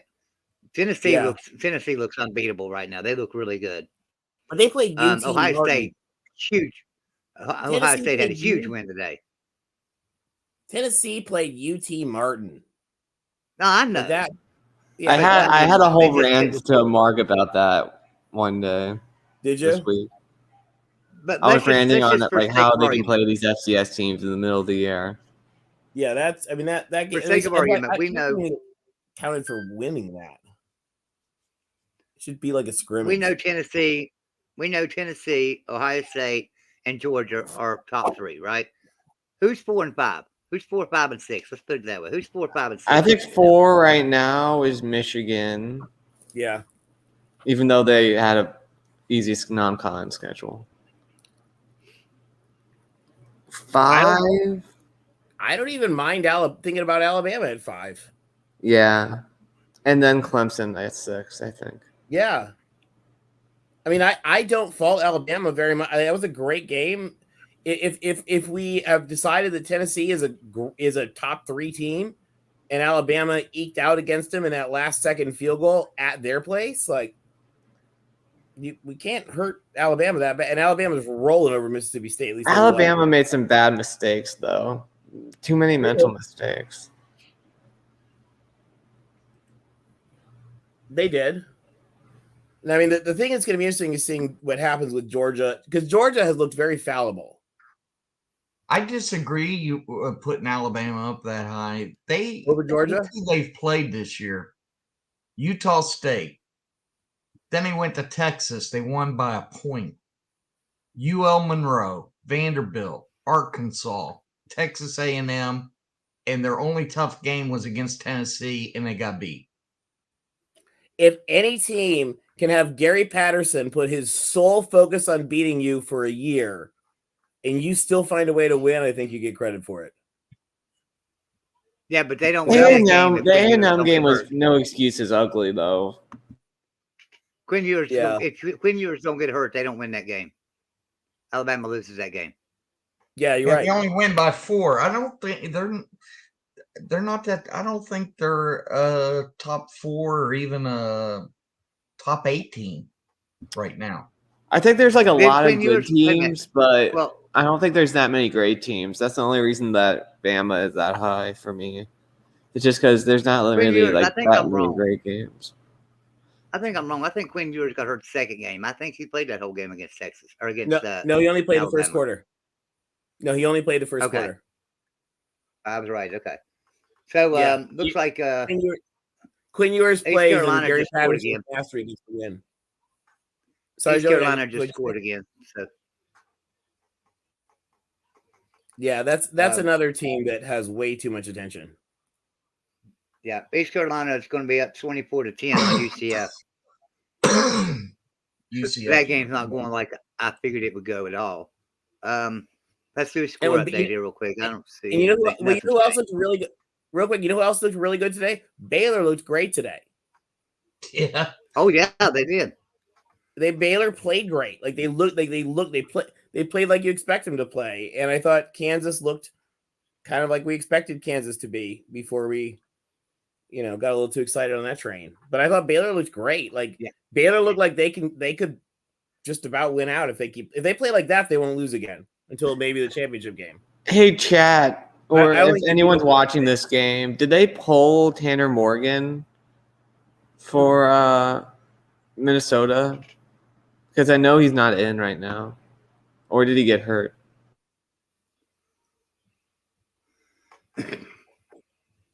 Yeah. Hey, Wet Blanket, if you guys make it against Baylor, you guys, I think, are probably the best team to win out in the Big 12.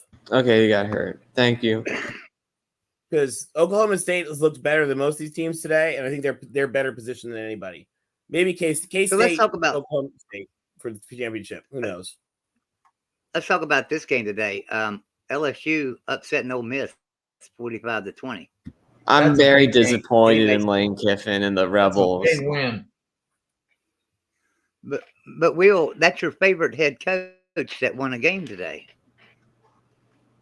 He's really not, Joey. He's really not. I know you hate him. You're with him about like I am with Dana, aren't you? The Holger said.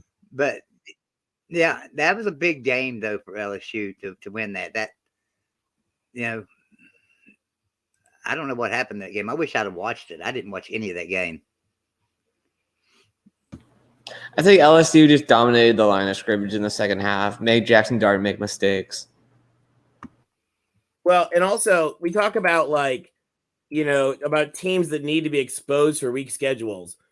Ole Miss, and I love Lane Kiffin. I love Jackson Dart. But Ole Miss's season this year was based on beating Troy, Central Arkansas, Tulsa, like real overrated win against an overrated Kentucky, Georgia Tech before they fired their coach, who was so bad in the middle of the season.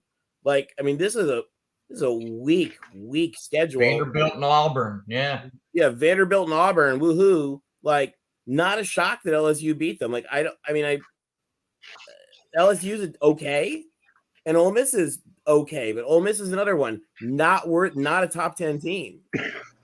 what I was shocked by was the line on it that LSU was the underdog. They were getting 2.5. I'm like, huh? Well, they were like a 2-point favorite, but it got bet over to Ole Miss. Did it? Yeah. People lost a lot of money on the James Madison game today. I'm going to tell you that. They were minus 530, minus 530.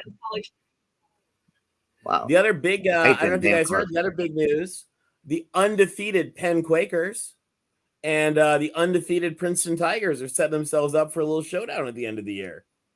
It's going to be rocking in Philly. Actually, if the Phillies win, it'll be rocking in Philly regardless.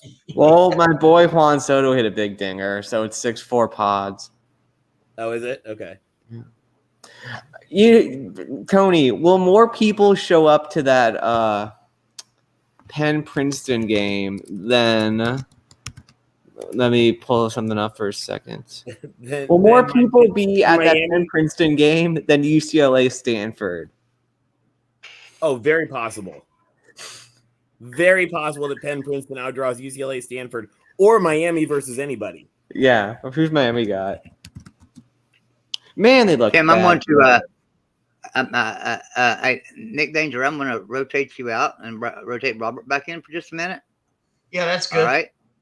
And you can just stay in the background there, and we'll bring you back in a little bit. I'm going to bring Robert in so he can give us an update on what he's been doing, watching. Robert, what game are you watching there, buddy? You're muted. Mute. I've been keeping track of the Penn State game the whole time. The stats are crazy looking at the stats because Penn State's leading in total yards 252 to 161. Passing wise, Penn State's been passing on them at will. Minnesota, their rushing went up before halftime. Now it's gone back down a little bit because of the losses. Yards per play are looking good. Minnesota is really struggling with the penalties. They have 7 penalties for 40 yards, while Penn State only has 2 penalties for 15 yards. It looks nasty for Minnesota. Just looking at all the numbers already on it. Man, God bless Michael Hogue for his Boilers today. They really laid an egg in Madtown. Well, I'm wondering, has anybody checked on Coach Coop and Traveling Fools and Hurricane TTY and all them? And Coach Coop's down in the dumps. And TF's taking it pretty well, though. I was looking at TF's post-game show. He's taking it pretty well. Coach Coop's just sad. He's just laughing it off at this point, I'm sure. Like we are as Mountaineers, we're just laughing it off right now. I feel bad for you guys. Yeah. I honestly figured you guys were going to beat Texas Tech. Oh, God. And I was Neil Brown can't beat them. Neil Brown, for some reason, can't beat them. You know, we dominated Texas Tech until Neil Brown got here. Really? Lost 4 straight now. Yeah, we've lost 4 straight to Texas Tech. Must 19, 20, 21, and now 22. And we were winning that series 5 games to 1. Now it's tied up.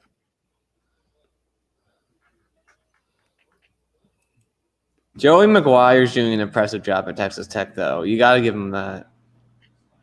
At recruiting, too. But he ought to be able to recruit down there. I mean, he was high school coach down there for so long, and he knows all those high school players, and all them high school players know him. So he's going to be able to bring the talent in right there at Texas Tech. Yeah, that's why they hired him. I think it's exciting too because it's really showing that like great coaches and the high school coaches and stuff can be more successful than like a really stodgy, analytic NFL coordinator. Like you need personality, you need people who know how to coach people, and they can be 17 or they can be 22. And I think it's kind of neat to see, guys like Sean Aguano, as Arizona State looking way better than they were. Although the tree's on a 2-game winning streak. Who'd have thought that? Will and Tony, I'm gonna give y'all the show for just a second. I got to go let my dogs in. Go for it. I'm gonna give you guys the show for just a second. I'll be right back. Okay. Will, Stanford beat Arizona State today, like 16-14 or something. Wow, that's a shock. In front of like about 35 people. Just pretty wild. Mm. So I couldn't get over that. Yeah. At Sorgi, oh, that's awesome. Yeah, you're going to the Harvard Penn game. That's going to be really fun. I was just saying, Harvard has great uniforms this year. We just saw their game last night. But and by the way, the Oregon breast cancer uniforms I thought looked awesome today too. Like Oregon found a way to make that work. It was pretty cool. They always look better when they win. No, but I mean, they would have looked. They would look good even if they lost. Well, I mean, they weren't going to lose, but I thought they looked all right. We now, Will, when are you guys doing your next group show? That was an awesome group you guys had on. We'll do it Thursday at 9. Really cool. Greg, no, they should have though. They should have. So, Will, who do you guys have next week? We're going to the Carrier Dome. Oh, that's gonna be a good Going game. to the dungeon. That's more like it. I think they did have a lot of injuries. I just don't have faith in our offense. Mm-hmm. Yeah, you have to go deep into that stadium because that is a dungeon, pretty much. Mm-hmm. Just don't give him 4 turnovers. I pick you guys. Yeah. What do you guys think about Cade Klubnik today? He looks good. I don't know if he should be the full-time starter, but I think maybe they should. I don't know. Maybe he plays 1 quarter. DJ plays 1 quarter. Who they got next week? Quarterback by committee. Yeah, he looked good today. Oh, they have a bye, and then they have us. Oh, that doesn't bode well. Yeah. Well, he's not a recipe for how to get him today. What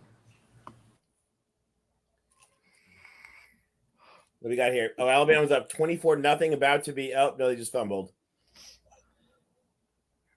We'll see if they score. Yeah, Alabama. Somebody was having this big argument with me on Twitter yesterday about like the glory of Mississippi State. I think we settled that. Who would be talking about Mississippi State in a high regards? Well, they were also saying that they were like an Ole Miss fan, but that like the country cares about Ole Miss and Mississippi State. And I was like, no, the country does not. Who the hell smokes that? Yeah, someone who lives in Mississippi. Yeah, I wouldn't even buy that. If you said Penn State and Ohio State, I'd be like, okay, you got me interested. But Mississippi and Mississippi State, Ole Miss and Mississippi State, no. Oh man. Now when we let's see what other games are going on here.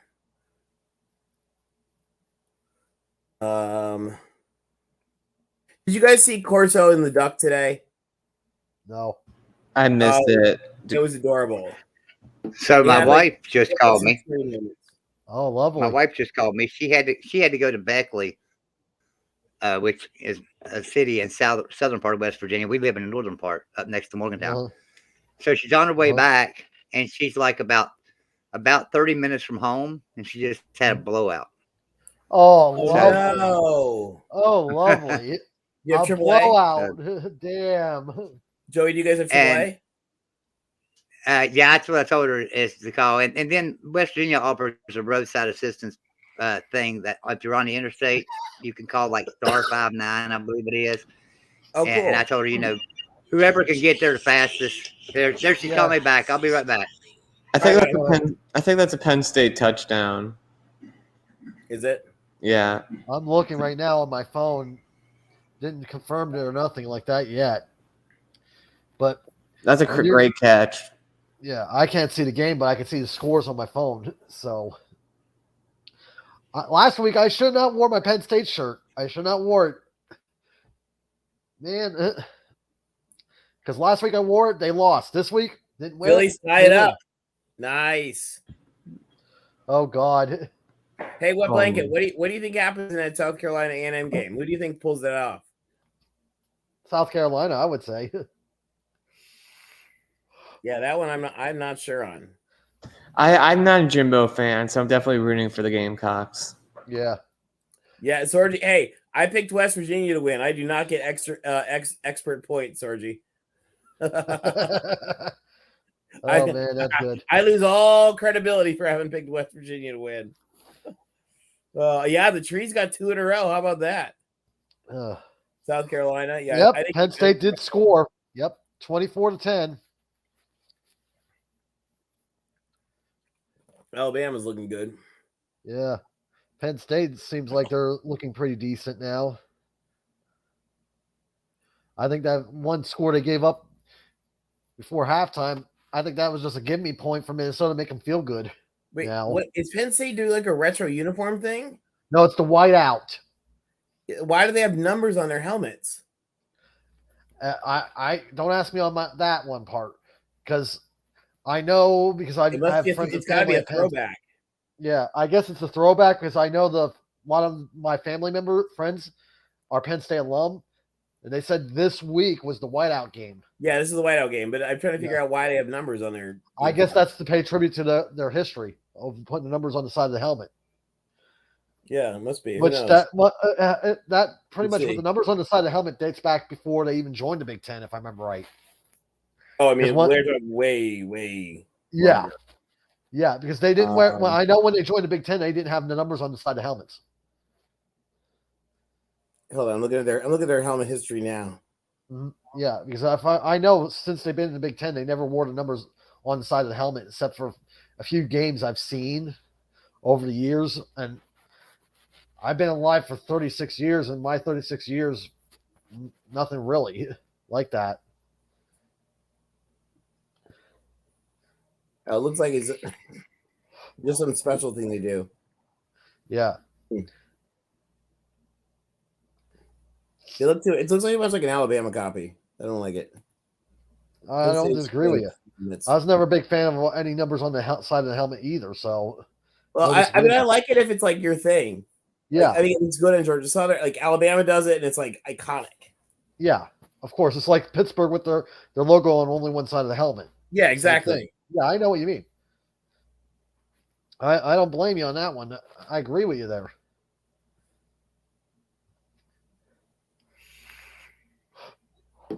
Or like USC with no names on the jersey. Same with Penn State with no names on the jersey too. Yeah, there's some debate as to whether that is going to have to change with NIL stuff. I would. That's a good. Yeah, I think in my book, I say it should not be on the jerseys because that is tradition by Penn State, and you would tick off a lot of Pennsylvania fans there. That's what I'm saying. You know what though? But like players who want to make money off a percentage of jersey sales. Like some random old guy who's ticked off can go kiss my toes. Yeah, but the big difference with Penn State, it's not a small group. That's the bad thing.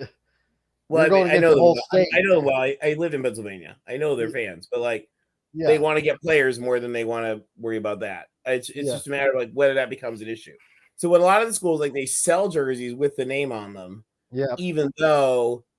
Or they started this year selling jerseys with the name on them, even though the team doesn't play with the name on them, which is exactly so, that's how they go around it. Listen, I hate to do this, but I don't have no choice here. I got to end the stream. No, you have to go try to. Yeah, you're like. You're like go ahead. Your stream. Real quick, Joey, do we need to reach out to anybody who may be listening that's in the area that can help? No.